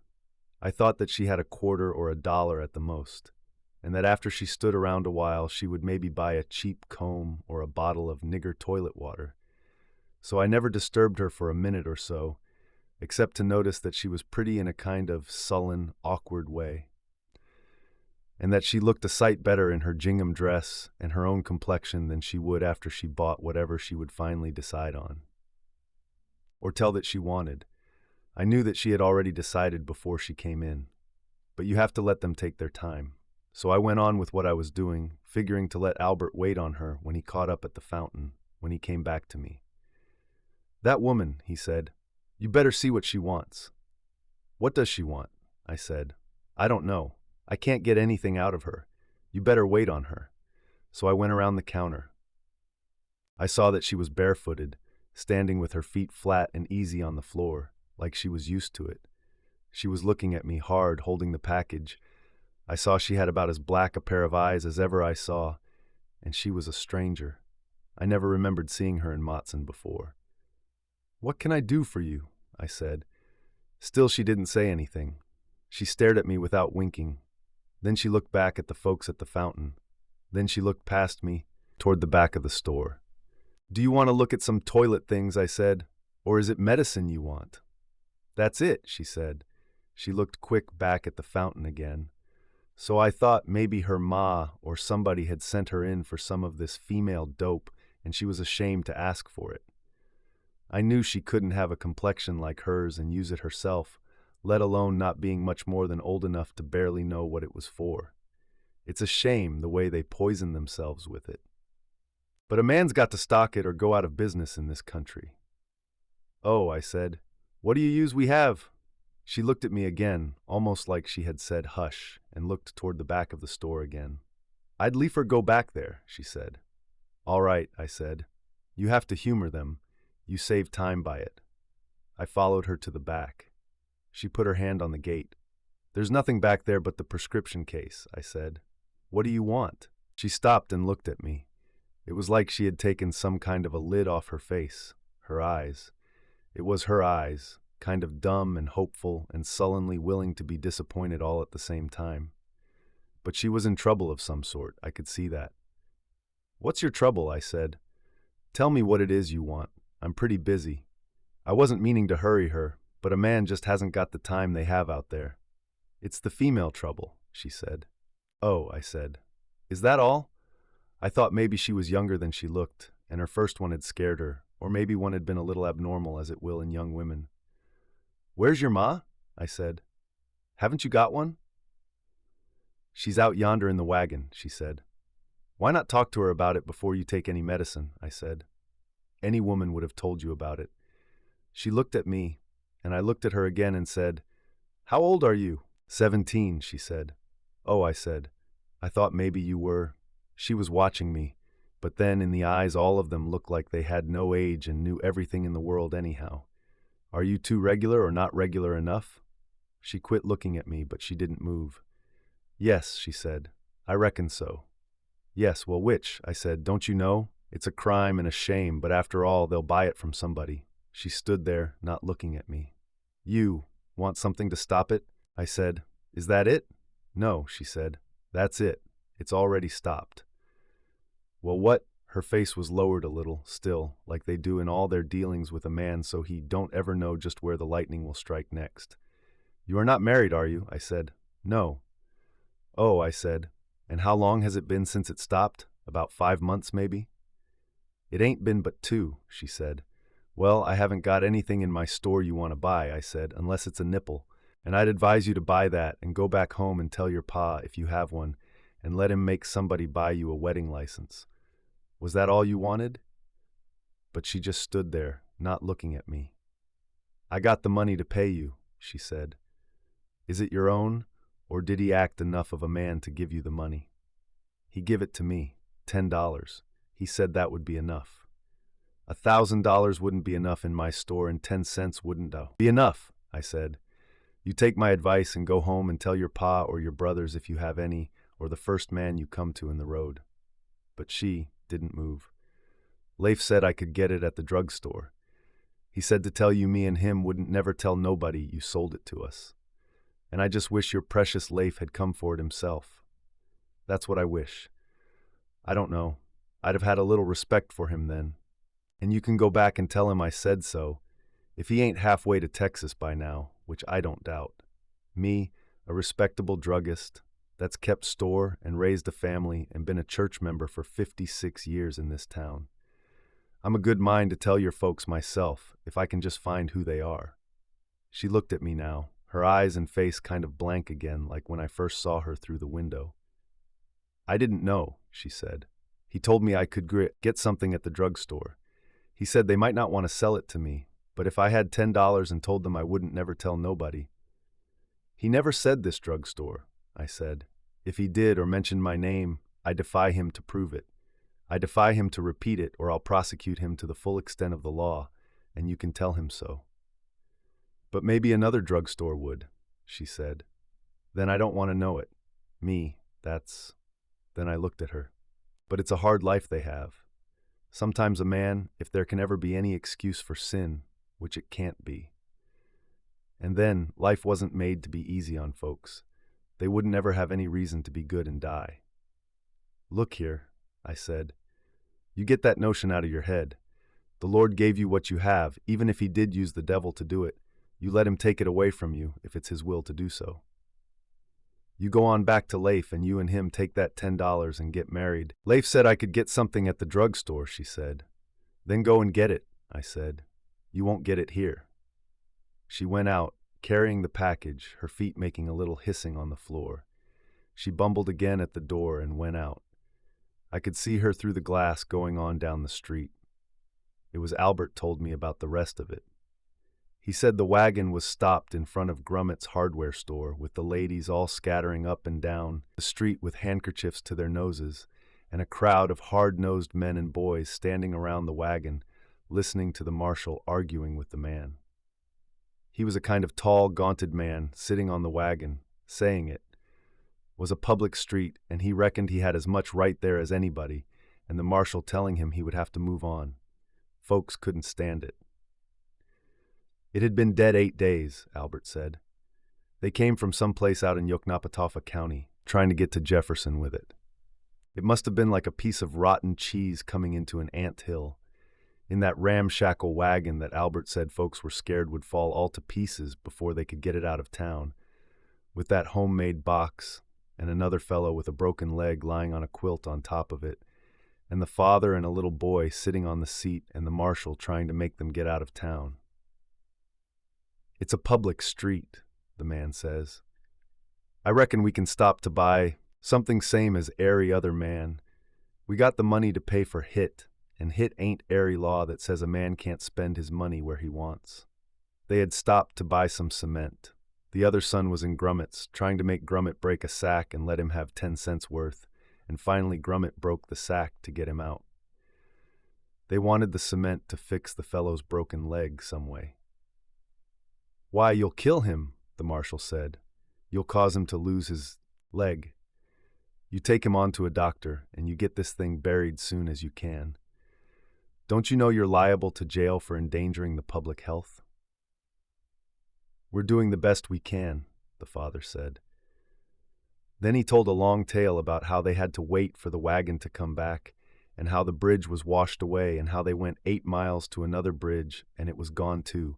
So they came back and swum the ford, and the mules got drowned, and how they got another team and found that the road was washed out, and they had to come clean around by Matson. And then the one with the cement came back and told him to shut up. "We'll be gone in a minute," he told the marshal. "We never aim to bother nobody," the father said. "You take that fellow to a doctor," the marshal told the one with the cement. "I reckon he's all right," he said. "It ain't that we're hard-hearted," the marshal said, "but I reckon you can tell yourself how it is." "Sho," the other said. "We'll take out soon as Dewey Dell comes back. She went to deliver a package." So they stood there with the folks backed off with handkerchiefs to their faces, until in a minute the girl came up with that newspaper package. "Come on," the one with the cement said. "We've lost too much time." So they got in the wagon and went on. And when I went to supper, it still seemed like I could smell it. And the next day I met the marshal, and I began to sniff and said, "Smell anything?" "I reckon they're in Jefferson by now," he said, "or in jail. Well, thank the Lord, it's not our jail." "That's a fact," he said. "Darl, here's a place," Pa says. He pulls the team up and sits looking at the house. "We could get some water over yonder." "All right," I say. "You'll have to borrow a bucket from them, Dewey Dell." "God knows," Pa says. "I wouldn't be beholden, God knows." "If you see a good-sized can, you might bring it," I say. Dewey Dell gets down from the wagon, carrying the package. "You had more trouble than you expected, selling those cakes in Matson," I say. How do our lives ravel out into the no wind, no sound, the weary gestures wearily recapitulant, echoes of old compulsions with no hand on no strings. In sunset we fall into furious attitudes, dead gestures of dolls. Cash broke his leg and now the sawdust is running out. He is bleeding to death as Cash. "I wouldn't be beholden," Pa says. "God knows." "Then make some water yourself," I say. "We can use Cash's hat." When Dewey Dell comes back, the man comes with her. Then he stops, and she comes on, and he stands there, and after a while he goes back to the house and stands on the porch, watching us. "We better not try to lift him down," Pa says. "We can fix it here." "Do you want to be lifted down, Cash?" I say. "Won't we get to Jefferson tomorrow?" he says. He is watching us, his eyes interrogatory, intent, and sad. "I can last it out." "It'll be easier on you," Pa says. "It'll keep it from rubbing together." "I can last it," Cash says. "We'll lose time stopping." "We done bought the cement now," Pa says. "I could last it," Cash says. "It ain't but one more day. It don't bother to speak of." He looks at us, his eyes wide and his thin gray face questioning. "It sets up so," he says. "We done bought it now," Pa says. I mix the cement in the can, stirring the slow water into the pale green thick coils. I bring the can to the wagon where Cash can see. He lies on his back, his thin profile in silhouette, ascetic and profound against the sky. "Does that look about right?" I say. "You don't want too much water, or it won't work right," he says. "Is this too much?" "Maybe if you could get a little sand," he says. "It ain't but one more day," he says. "It don't bother me none." Vardaman goes back down the road to where we crossed the branch and returns with sand. He pours it slowly into the thick coiling in the can. I go to the wagon again. "Does that look all right?" "Yes," Cash says. "I could have lasted. It don't bother me none." We loosen the splints and pour the cement over his leg, slow. "Watch out for it," Cash says. "Don't get none on it if you can help." "Yes," I say. Dewey Dell tears a piece of paper from the package and wipes the cement from the top of it as it drips from Cash's leg. How does that feel? It feels fine, he says. It's cold. It feels fine. If it'll just help you, Pa says. I asks your forgiveness. I never foreseen it no more than you. It feels fine, Cash says. If you could just ravel out into time, that would be nice. It would be nice if you could just ravel out into time. We replace the splints, the cords, drawing them tight, the cement in thick pale green slow surges among the cords, Cash watching us quietly with that profound questioning look. That'll steady it, I say. Cash says. I'm obliged. Then we all turn on the wagon and watch him. He is coming up the road behind us, wooden-backed, wooden-faced, moving only from his hips down.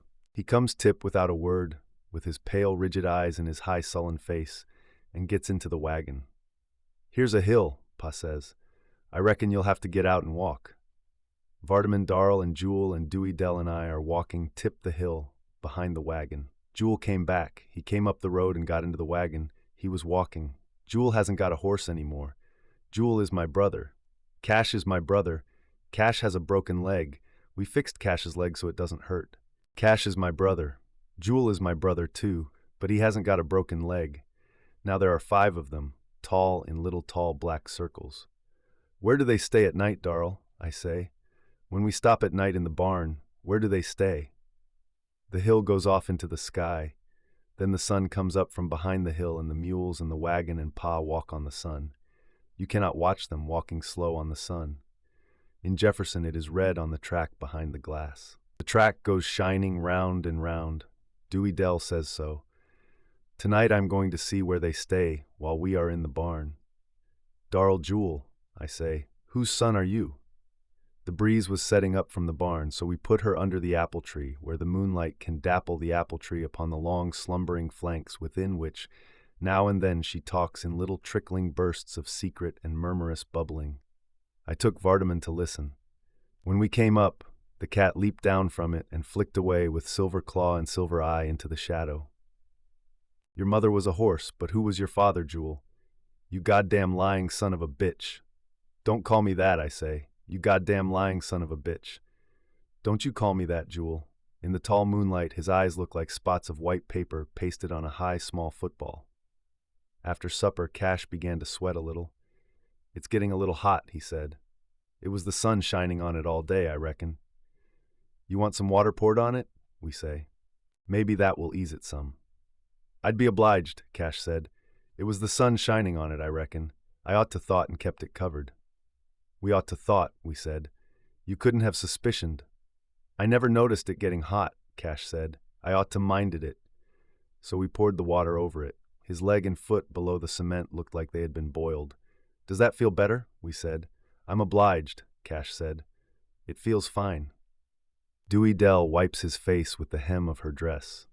See if you can get some sleep, we say. Show, Cash says. I'm right obliged. It feels fine now. Jewel, I say. Who was your father, Jewel? God damn you, Vardaman. She was under the apple tree, and Darrell and I go across the moon, and the cat jumps down and runs, and we can hear her inside the wood. Here? Darrell says. Put your ear close. I put my ear close, and I can hear her. Only I can't tell what she is saying. What is she saying, Darrell? I say, who is she talking to? She's talking to God, Darrell says. She is calling on him to help her. What does she want him to do, I say? She wants him to hide her away from the sight of man, Darrell says. Why does she want to hide her away from the sight of man, Darrell? So she can lay down her life, Darrell says. Why does she want to lay down her life, Darrell? Listen, Darrell says. We hear her. We hear her turn over on her side. Listen, Darrell says. She's turned over, I say. She's looking at me through the wood. Yes, Darrell says. How can she see through the wood, Darrell? Come, Darrell says. We must let her be quiet. Come. She can't see out there because the holes are in the top, I say. How can she see, Darrell? Let's go see about Cash, Darrell says. And I saw something Dewey Dell told me not to tell nobody. Cash is sick in his leg. We fixed his leg this afternoon, but he is sick. In it again, lying on the bed. We pour water on his leg and then he feels fine. I feel fine, Cash says. I'm obliged to you. Try to get some sleep, we say. I feel fine, Cash says. I'm obliged to you. And I saw something Dewey Dell told me not to tell nobody. It is not about Pa, and it is not about Cash, and it is not about Jewel, and it is not about Dewey Dell, and it is not about me. Dewey Dell and I are going to sleep on the pallet. It is on the back porch, where we can see the barn, and the moon shines on half of the pallet, and we will lie half in the white and half in the black, with the moonlight on our legs. And then I am going to see where they stay at night while we are in the barn. We are not in the barn tonight, but I can see the barn, and so I'm going to find where they stay at night. We lie on the pallet with our legs in the moon. Look, I say, my legs look black. Your legs look black too. Go to sleep, Dewey Dell says. Jefferson is a far piece. Dewey Dell. What? If it's not Christmas now, how will it be there? It goes round and round on the shining track. Then the track goes shining round and round. Will what be there? That train in the window.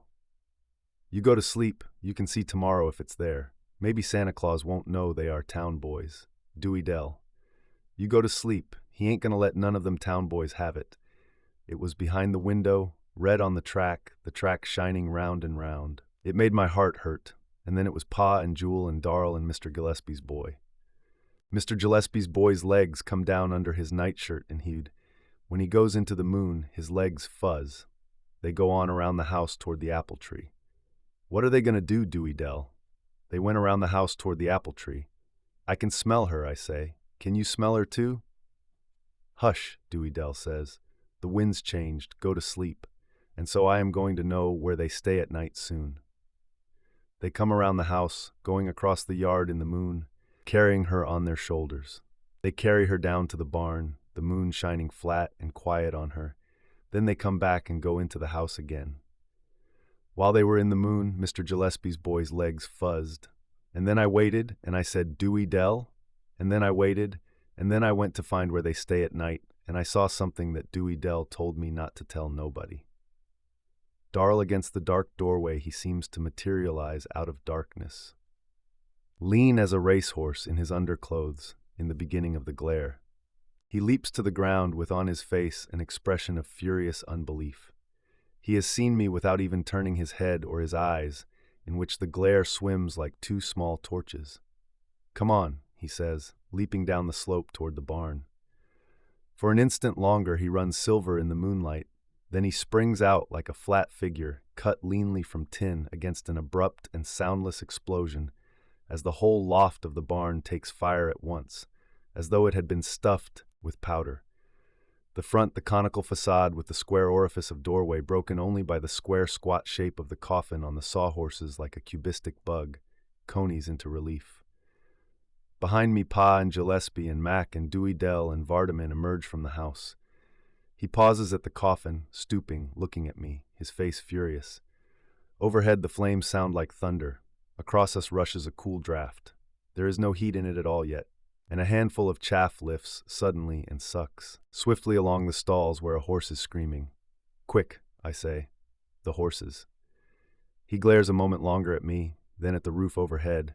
Then he leaps toward the stall where the horse screams. It plunges and kicks, the sound of the crashing blows sucking up into the sound of the flames. They sound like an interminable train crossing an endless trestle. Gillespie and Mac pass me, in knee-length nightshirts, shouting, their voices thin and high and meaningless and at the same time profoundly wild and cow, stall. Gillespie's nightshirt rushes ahead of him on the draft, ballooning about his hairy thighs. The stall door has swung shut.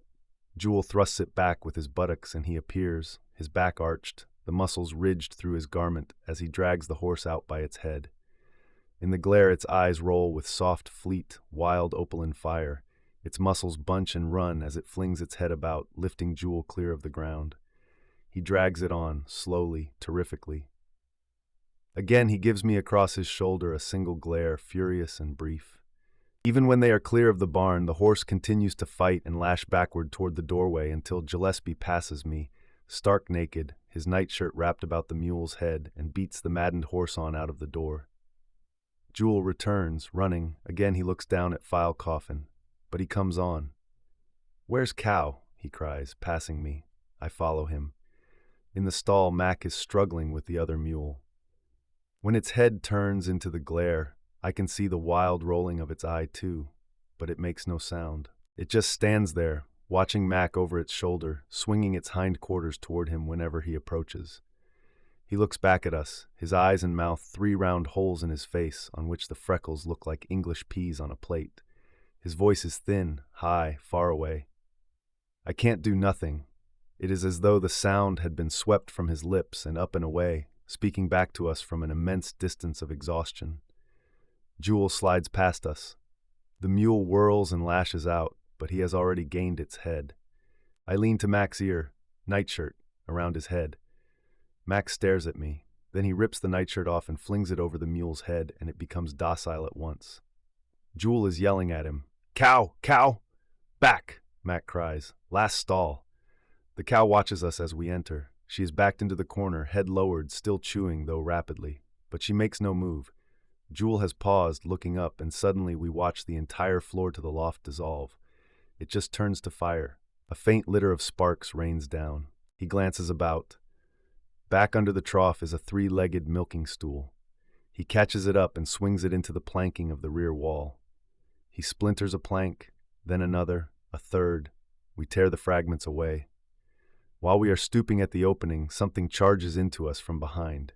It is the cow. With a single whistling breath, she rushes between us and through the gap and into the outer glare, her tail erect and rigid as a broom nailed upright to the end of her spine. Jewel turns back into the barn. "Here," I say. "Jewel." I grasp at him. He strikes my hand down.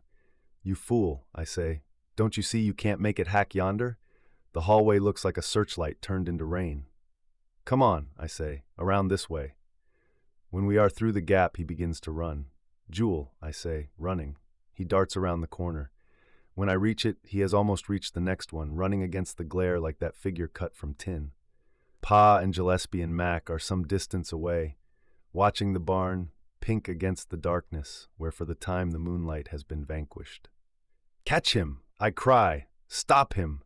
When I reach the front, he is struggling with Gillespie, the one lean in underclothes, the other stark naked. They are like 2 figures in a Greek frieze, isolated out of all reality by the red glare. Before I can reach them, he has struck Gillespie to the ground and turned and run back into the barn.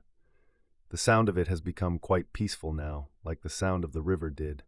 We watch through the dissolving proscenium of the doorway as Jewel runs crouching to the far end of the coffin and stoops to it.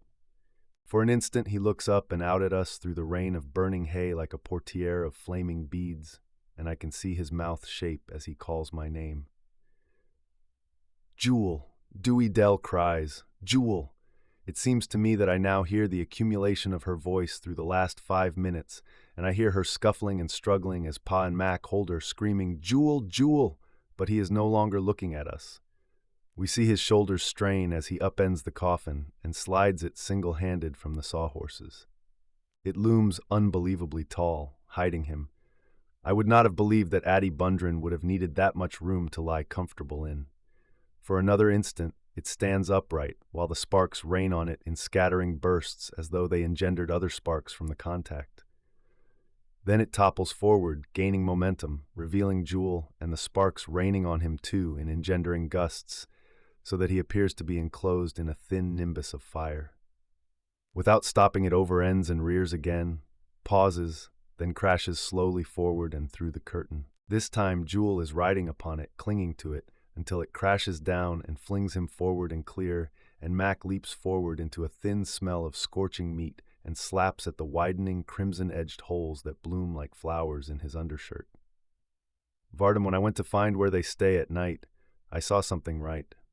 They said, 'Where is Darl? Where did Darl go?' They carried her back under the apple tree. The barn was still red, but it wasn't a barn now. It was sunk down, and the red went swirling up. The barn went swirling up in little red pieces, against the sky and the stars, so that the stars moved backward. And then Cash was still awake. He turned his head from side to side, with sweat on his face. 'Do you want some more water on it, Cash?' Dewey Dell said. Cash's leg and foot turned black. We held the lamp and looked at Cash's foot and leg where it was black. 'Your foot looks like a nigger's foot, Cash,' I said. 'I reckon we'll have to bust it off,' Pa said. 'What in the tarnation you put it on there for?' Mr. Gillespie said. 'I thought it would steady it some,' Pa said. 'I just aimed to help him.' They got the flat iron and the hammer. Dewey Dell held the lamp. They had to hit it hard, and then Cash went to sleep. He's asleep now, I said. It can't hurt him while he's asleep. It just cracked. It wouldn't come off. It'll take the hide too, Mr. Gillespie said. Why in the tarnation you put it on there? Didn't none of you think to grease his leg first? I just aimed to help him, Pa said. It was Darrell put it on. Where's Darrell? They said. Didn't none of you have more sense than that? Mr. Gillespie said. I'd have thought he would anyway. Jewel was lying on his face. His back was red. Dewey Dell put the medicine on it. The medicine was made out of butter and soot to draw out the fire. Then his back was black. Does it hurt, Jewel? I said. Your back looks like a nigger's, Jewel, I said. Cash's foot and leg looked like a nigger's. Then they broke it off. Cash's leg bled. You go on back and lay down, Dewey Dell said. You ought to be asleep. Where is Darrell? They said. He is out there under the apple tree with her, lying on her. He is there so the cat won't come back. I said, Are you going to keep the cat away, Darrell? The moonlight dappled on him too. On her it was still, but on Darrell it dappled up and down. You needn't to cry, I said. Jewel got her out. You needn't to cry, Darrell. The barn is still red. It used to be redder than this. Then it went swirling, making the stars run backward without falling. It hurt my heart like the train did. When I went to find where they stay at night, I saw something that Dewey Dell says, I mustn't tell nobody, Darrell. We have been passing the signs for some time now. The drugstores, the clothing stores, the patent medicine, and the garages and cafes, and the mile boards diminishing, becoming more starkly recruant. 3 mi, 2 mi. From the crest of a hill, as we get into the wagon again, we can see the Somke low and flat, seemingly unmoving in the unwinded afternoon. Is that it, Darrell? Vardaman says. Is that Jefferson? He too has lost flesh. Like ours, his face has an expression strained, dreamy, and gaunt. Yes, I say. He lifts his head and looks at the sky. High against it they hand in narrowing circles, like the smoke, with an outward semblance of from and purpose, but with no inference of motion, progress or retrograde. We mount the wagon again where Cash lies on the box, the jagged shards of cement cracked about his leg. The shabby mules droop rattling and clanking down the hill. We'll have to take him to the doctor, Pa says. I reckon it ain't no way around it. The back of Jewel's shirt, where it touches him, stains slow and black with grease. Life was created in the valleys. It blew up onto the hills on the old terrors, the old lusts, the old despairs. That's why you must walk up the hills so you can ride down. Dewey Dell sits on the seat, the newspaper package on her lap. When we reach the foot of the hill where the road flattens between close walls of trees, she begins to look about quietly from one side of the road to the other. At last she says, I got to stop. Pa looks at her, his shabby profile that of anticipant and disgruntled annoyance. He does not check the team. What for? I got to go to the bushes, Dewey Dell says. Pay does not check the team. Can't you wait till we get to town? It ain't over a mile now. Stop, Dewey Dell says. I got to go to the bushes. Pa stops in the middle of the road and we watch Dewey Dell descend, carrying the package. She does not look back. Why not leave your cakes here, I say. We'll watch them. She descends steadily, not looking at us. How would she know where to go if she waited till we get to town? Vardaman says. Where would you go to do it in town, Dewey Dell? She lifts the package down and turns and disappears among the trees and undergrowth. Don't be no longer than you can help, Pa says. We ain't got no time to waste. She does not answer. After a while we cannot hear her even. We ought to done like Armstead and Gillespie said and sent word to town and had it dug and ready, he said. Why didn't you, I say? You could have telephoned. What for, Jewel says. Who the hell can't dig a hole in the ground? A car comes over the hill. It begins to sound the torn, slowing. It runs along the roadside in low gear, the outside wheels in the ditch, and passes us, and goes on. Vardaman watches it until it is out of sight. How far is it now, Darrell? He says. Not far, I say. We ought to done it, Pa says. I just never wanted to be beholden to none except her flesh and blood. Who the hell can't dig a damn hole in the ground, Jewel says. It ain't respectful, talking that way about her grave, Pa says. You all don't know what it is. You never pure loved her, none of you. Jewel does not answer. He sits a little stiffly erect, his body arched away from his shirt. His high-colored jaw juts. Dewey Dell returns. We watch her emerge from the bushes, carrying the package, and climb into the wagon. She now wears her Sunday dress, her beads, her shoes and stockings. I thought I told you to leave them closed to home, Pa says. She does not answer, does not look at us. She sets the package in the wagon and gets in. The wagon moves on. How many more hills now, Darl? Vardaman says. Just one, I say. The next one goes right up into town. This hill is red sand, bordered on either hand by Negro cabins. Against the sky ahead the massed telephone lines run, and the clock on the courthouse lifts among the trees. In the sand the wheels whisper, as though the very earth would hush our entry. We descend as the hill commences to rise. We follow the wagon, the whispering wheels, passing the cabins, where faces come suddenly to the doors, white-eyed. We hear sudden voices, ejaculant. Jewel has been looking from side to side. Now his head turns forward, and I can see his ears taking on a still deeper tone of furious red. 3 Negroes walk beside the road ahead of us. 10 feet ahead of them, a white man walks. When we pass the Negroes, their heads turn suddenly with that expression of shock and instinctive outrage. Great God, one says. What they got in that wagon? Jewel whirls. Son of a bitches, he says. As he does so, he is abreast of the white man, who has paused. It is as though Jewel had gone blind for the moment. For it is the white man toward whom he whirls. Darl, Cash says from the wagon. I grasp at Jewel. The white man has fallen back a pace, his face still slack-jawed. Then his jaw tightens, claps to. Jewel leans above him, his jaw muscles gone white. What did you say? He says. Here, I say. He don't mean anything, mister. Jewel, I say. When I touch him, he swings at the man. I grasp his arm. We struggle. Jewel has never looked at me. He is trying to free his arm. When I see the man again, he has an open knife in his hand.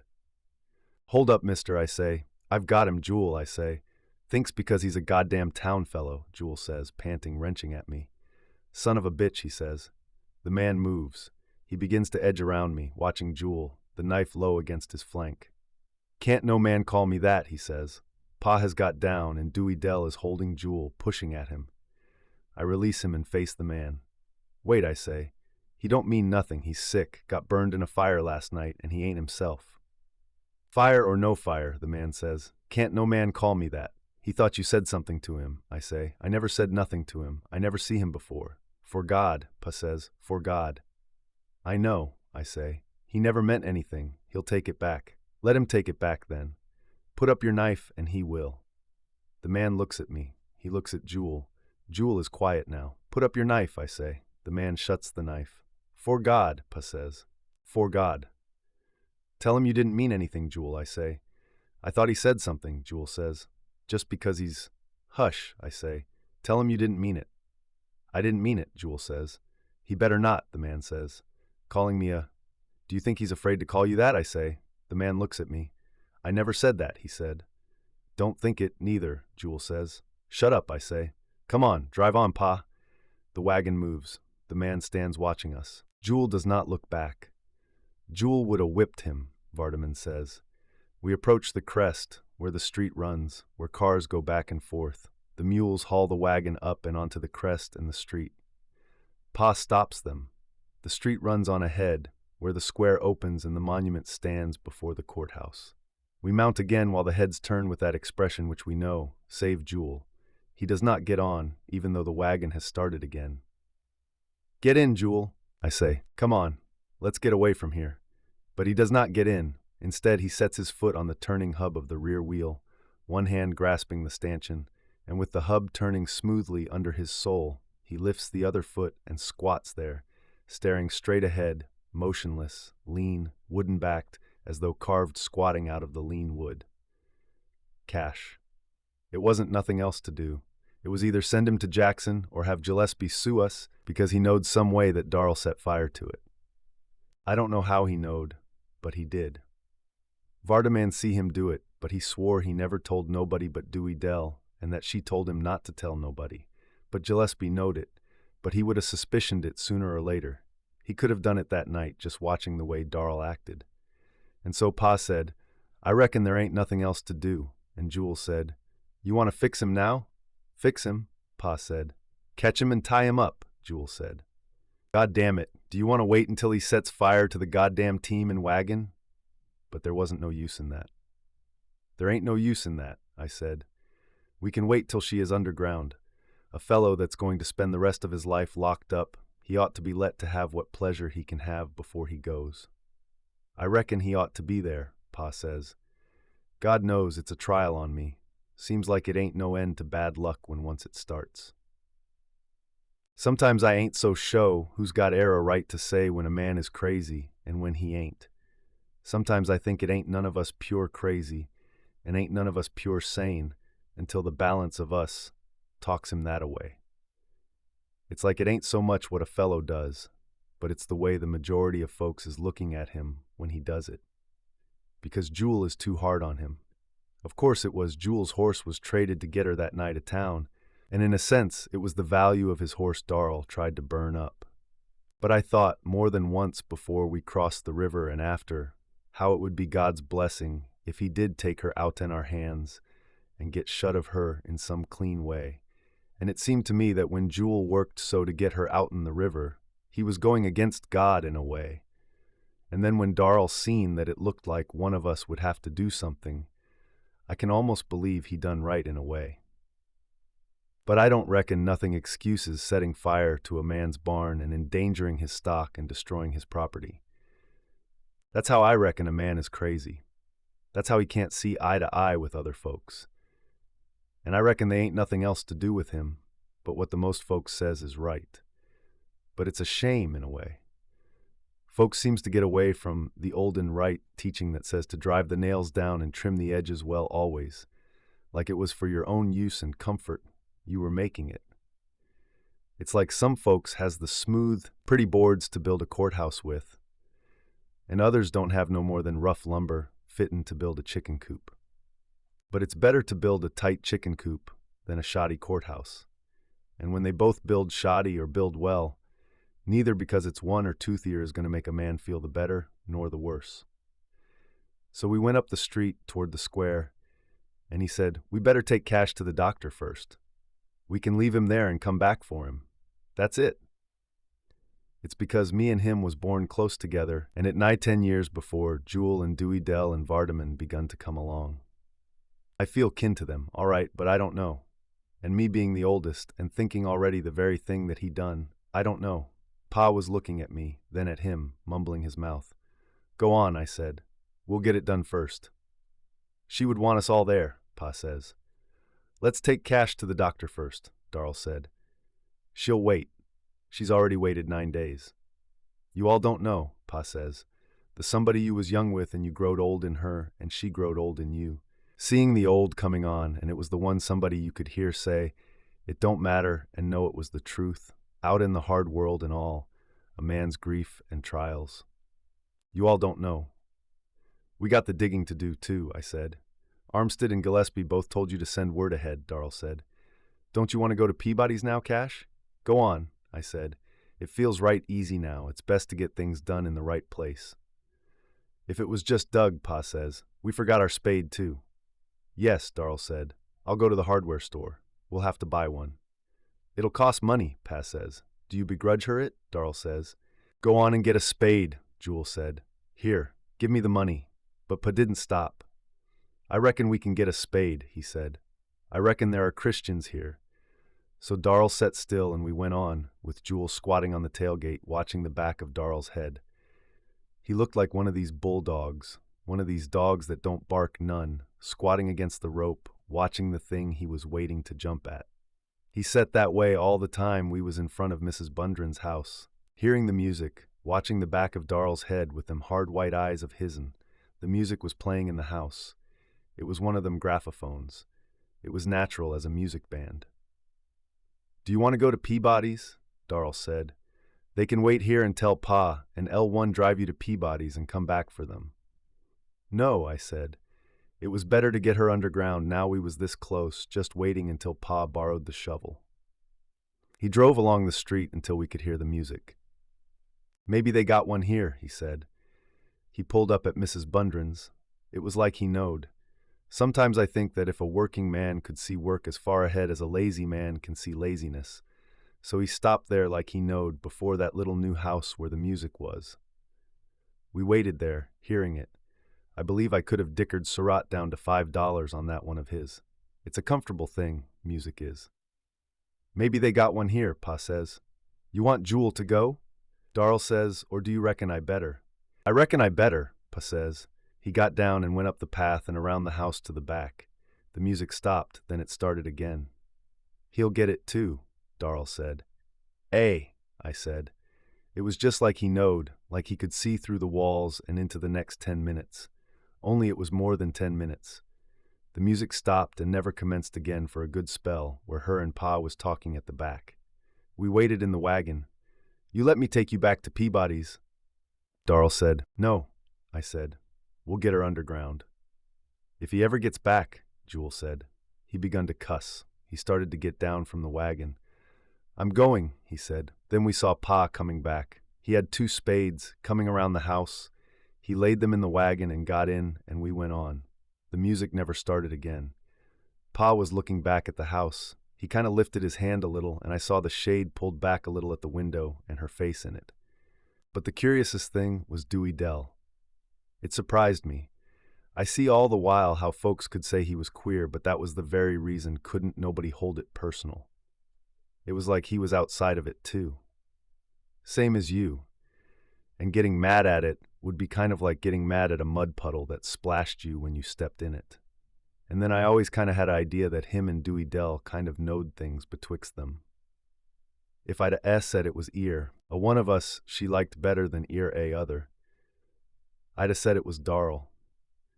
But when we got it filled and covered and drove out the gate and turned into the lane where them fellows was waiting, when they come out and come on him and he jerked back, it was Dewey Dell that was on him before even Jewel could get at him. And then I believed I knowed how Gillespie knowed about how his barn taken fire. She hadn't said a word, hadn't even looked at him. But when them fellows told him what they wanted and that they had come to get him, and he throwed back, she jumped on him like a wild cat, so that one of the fellows had to quit and hold her in her scratching and clawing at him like a wild cat, while the other one and Pa and Jewel throwed Darl down and held him lying on his back, looking up at me. I thought you would have told me, he said. I never thought you wouldn't have. Darl, I said. But he fought again, him and Jewel and the fellow, and the other one holding Dewey Dell and Vardaman, yelling, and Jewel saying, kill him. Kill the son of a bitch. It was bad so. It was bad. A fellow can't get away from a shoddy job. He can't do it. I tried to tell him, but he just said, I thought you'd have told me. It's not that he said. Then he begun to laugh. The other fellow pulled Jewel off of him, and he sat there on the ground, laughing. I tried to tell him, if I could have just moved, even set up, but I tried to tell him, and he quit laughing, looking up at me. Do you want me to go? He said. It'll be better for you, I said. Down there it'll be quiet, with none of the bothering and such. It'll be better for you, Darl, I said. Better, he said. He begun to laugh again. Better, he said. He couldn't hardly say it for laughing. He sat on the ground and us watching him, laughing and laughing. It was bad so. I'd be dern if I could see anything to laugh at. Because there just ain't nothing justifies the deliberate destruction of what a man has built with his own sweat and stored the fruit of his sweat into. But I ain't so show that a man has the right to say what is crazy and what ain't. It's like there was a fellow in every man that's done a past the sanity or the insanity, that watches the sane and the insane doings of that man with the same horror and the same astonishment. Peabody, I said, I reckon a man in a tight might let Bill Varner patch him up like a damn mule, but I'd be damned if the man that let Aunts Bundren treat him with raw cement ain't got more spare legs than I have. They just aimed to ease hit some, he said. Aimed, hell, I said. What in hell did Armstead mean by even letting them put you on that wagon again? Hit was gettin' right noticeable, he said. We never had time to wait. I just looked at him. Hit never bothered me none, he said. Don't you lie there and try to tell me you rode 6 days on a wagon without springs with a broken leg and it never bothered you. It never bothered me much, he said. You mean it never bothered Ants much, I said. No more than it bothered him to throw that poor devil down in the public street and handcuff him like a damn murderer. Don't tell me. And don't tell me it ain't gonna bother you to lose 60-odd square inches of skin to get that concrete off. And don't tell me it ain't going to bother you to have to limp around on one short leg for the balance of your life, if you walk at all again. Concrete, I said. God Almighty, why didn't ants carry you to the nearest sawmill and stick your leg in the saw? That would have cured it. Then you all could have stuck his head into the saw and cured a whole family. Where is Ants anyway? What's lie up to now? He's taken back them spades he borrowed, he said. That's right, I said. Of course he'd have to borrow a spade to bury his wife with, unless he could borrow a hole in the ground. Too bad you all didn't put him in it too. Does that hurt? Not to speak of, he said, and the sweat big as marbles running down his face and his face about the color of blotting paper. Course not, I said. About next summer you can hobble around fine on this leg. Then it won't bother you, not to speak of. If you had anything you could call luck, you might say it was lucky this is the same leg you broke before, I said. Hit's what Pa says, he said. McGowan, it happened. I am back of the prescription case, pouring up some chocolate sauce, when Jody comes back and says, Say, Skeet, there's a woman up front that wants to see the doctor. And when I said, What doctor you want to see, she said she wants to see the doctor that works here. And when I said, There ain't any doctor works here, she just stood there, looking back this way. What kind of a woman is it? I says. Tell her to go upstairs to Alfred's office. Countrywoman, he says. Send her to the courthouse, I says. Tell her all the doctors have gone to Memphis to a barber's convention. All right, he says, going away. She looks pretty good for a country girl, he says. Wait, I says. He waited and I went and peeped through the crack. But I couldn't tell nothing except she had a good leg against the light. Is she young, you say? I says. She looks like a pretty hot mamma for a country girl, he says. Take this, I says, giving him the chocolate. I took off my apron and went up there. She looked pretty good. One of them black-eyed ones that look like she'd as soon put a knife in you as not if you two-timed her. She looked pretty good. There wasn't nobody else in the store. It was dinner time. What can I do for you? I says. Are you the doctor? She says. Sure, I says.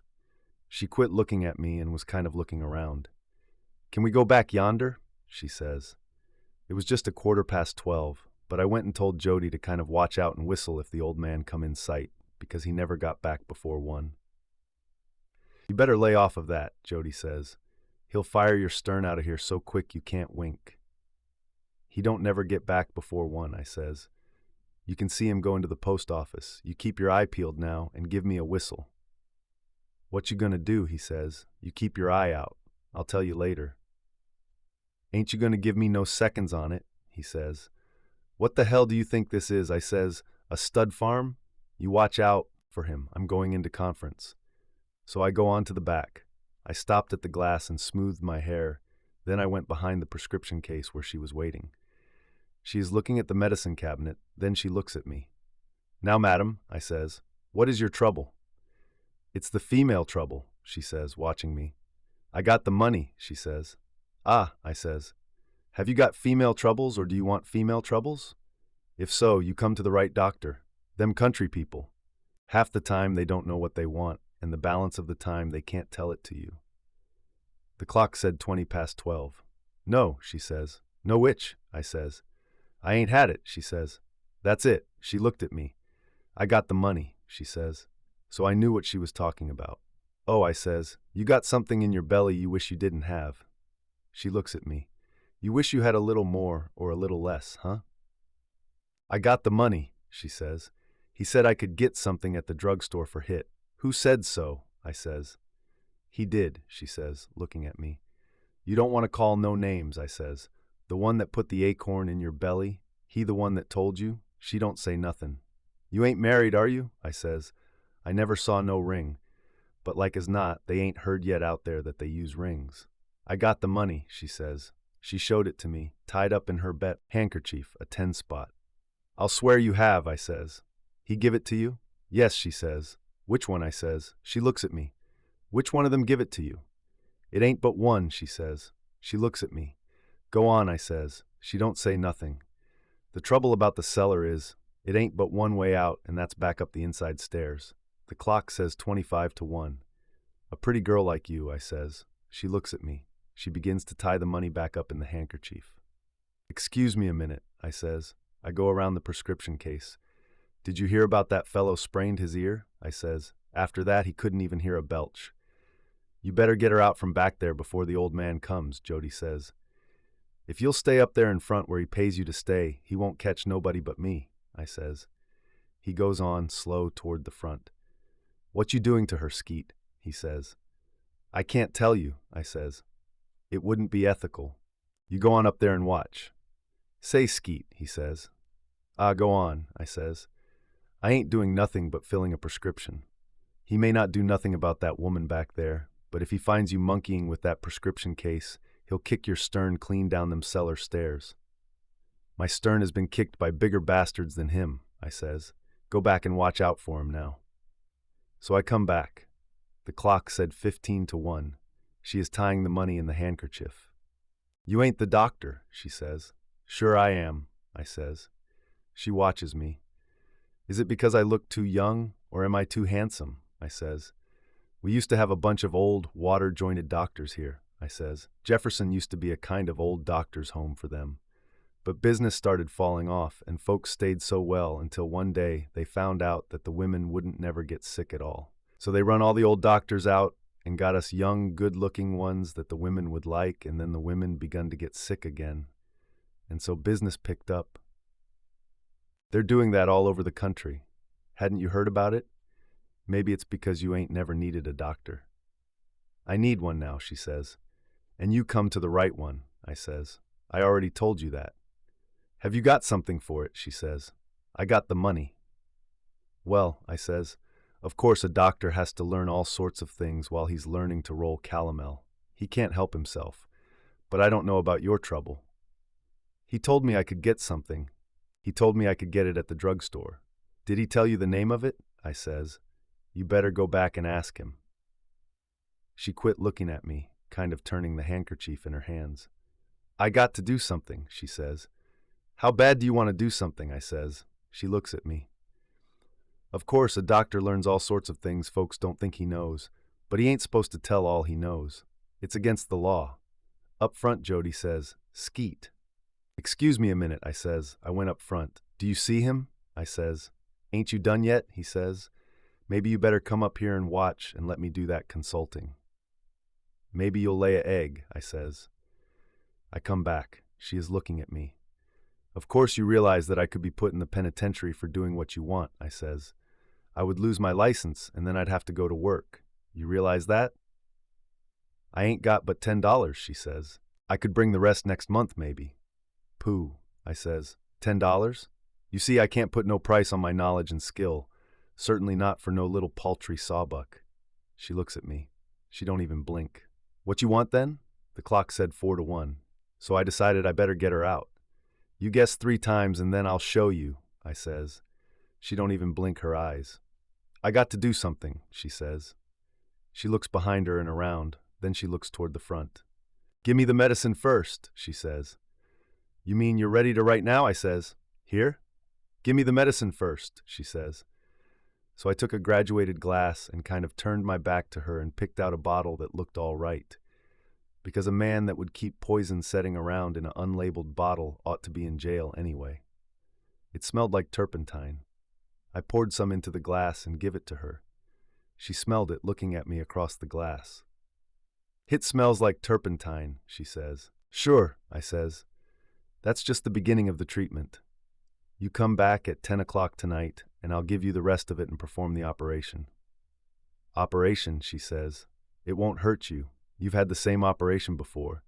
Ever hear about the hair of the dog?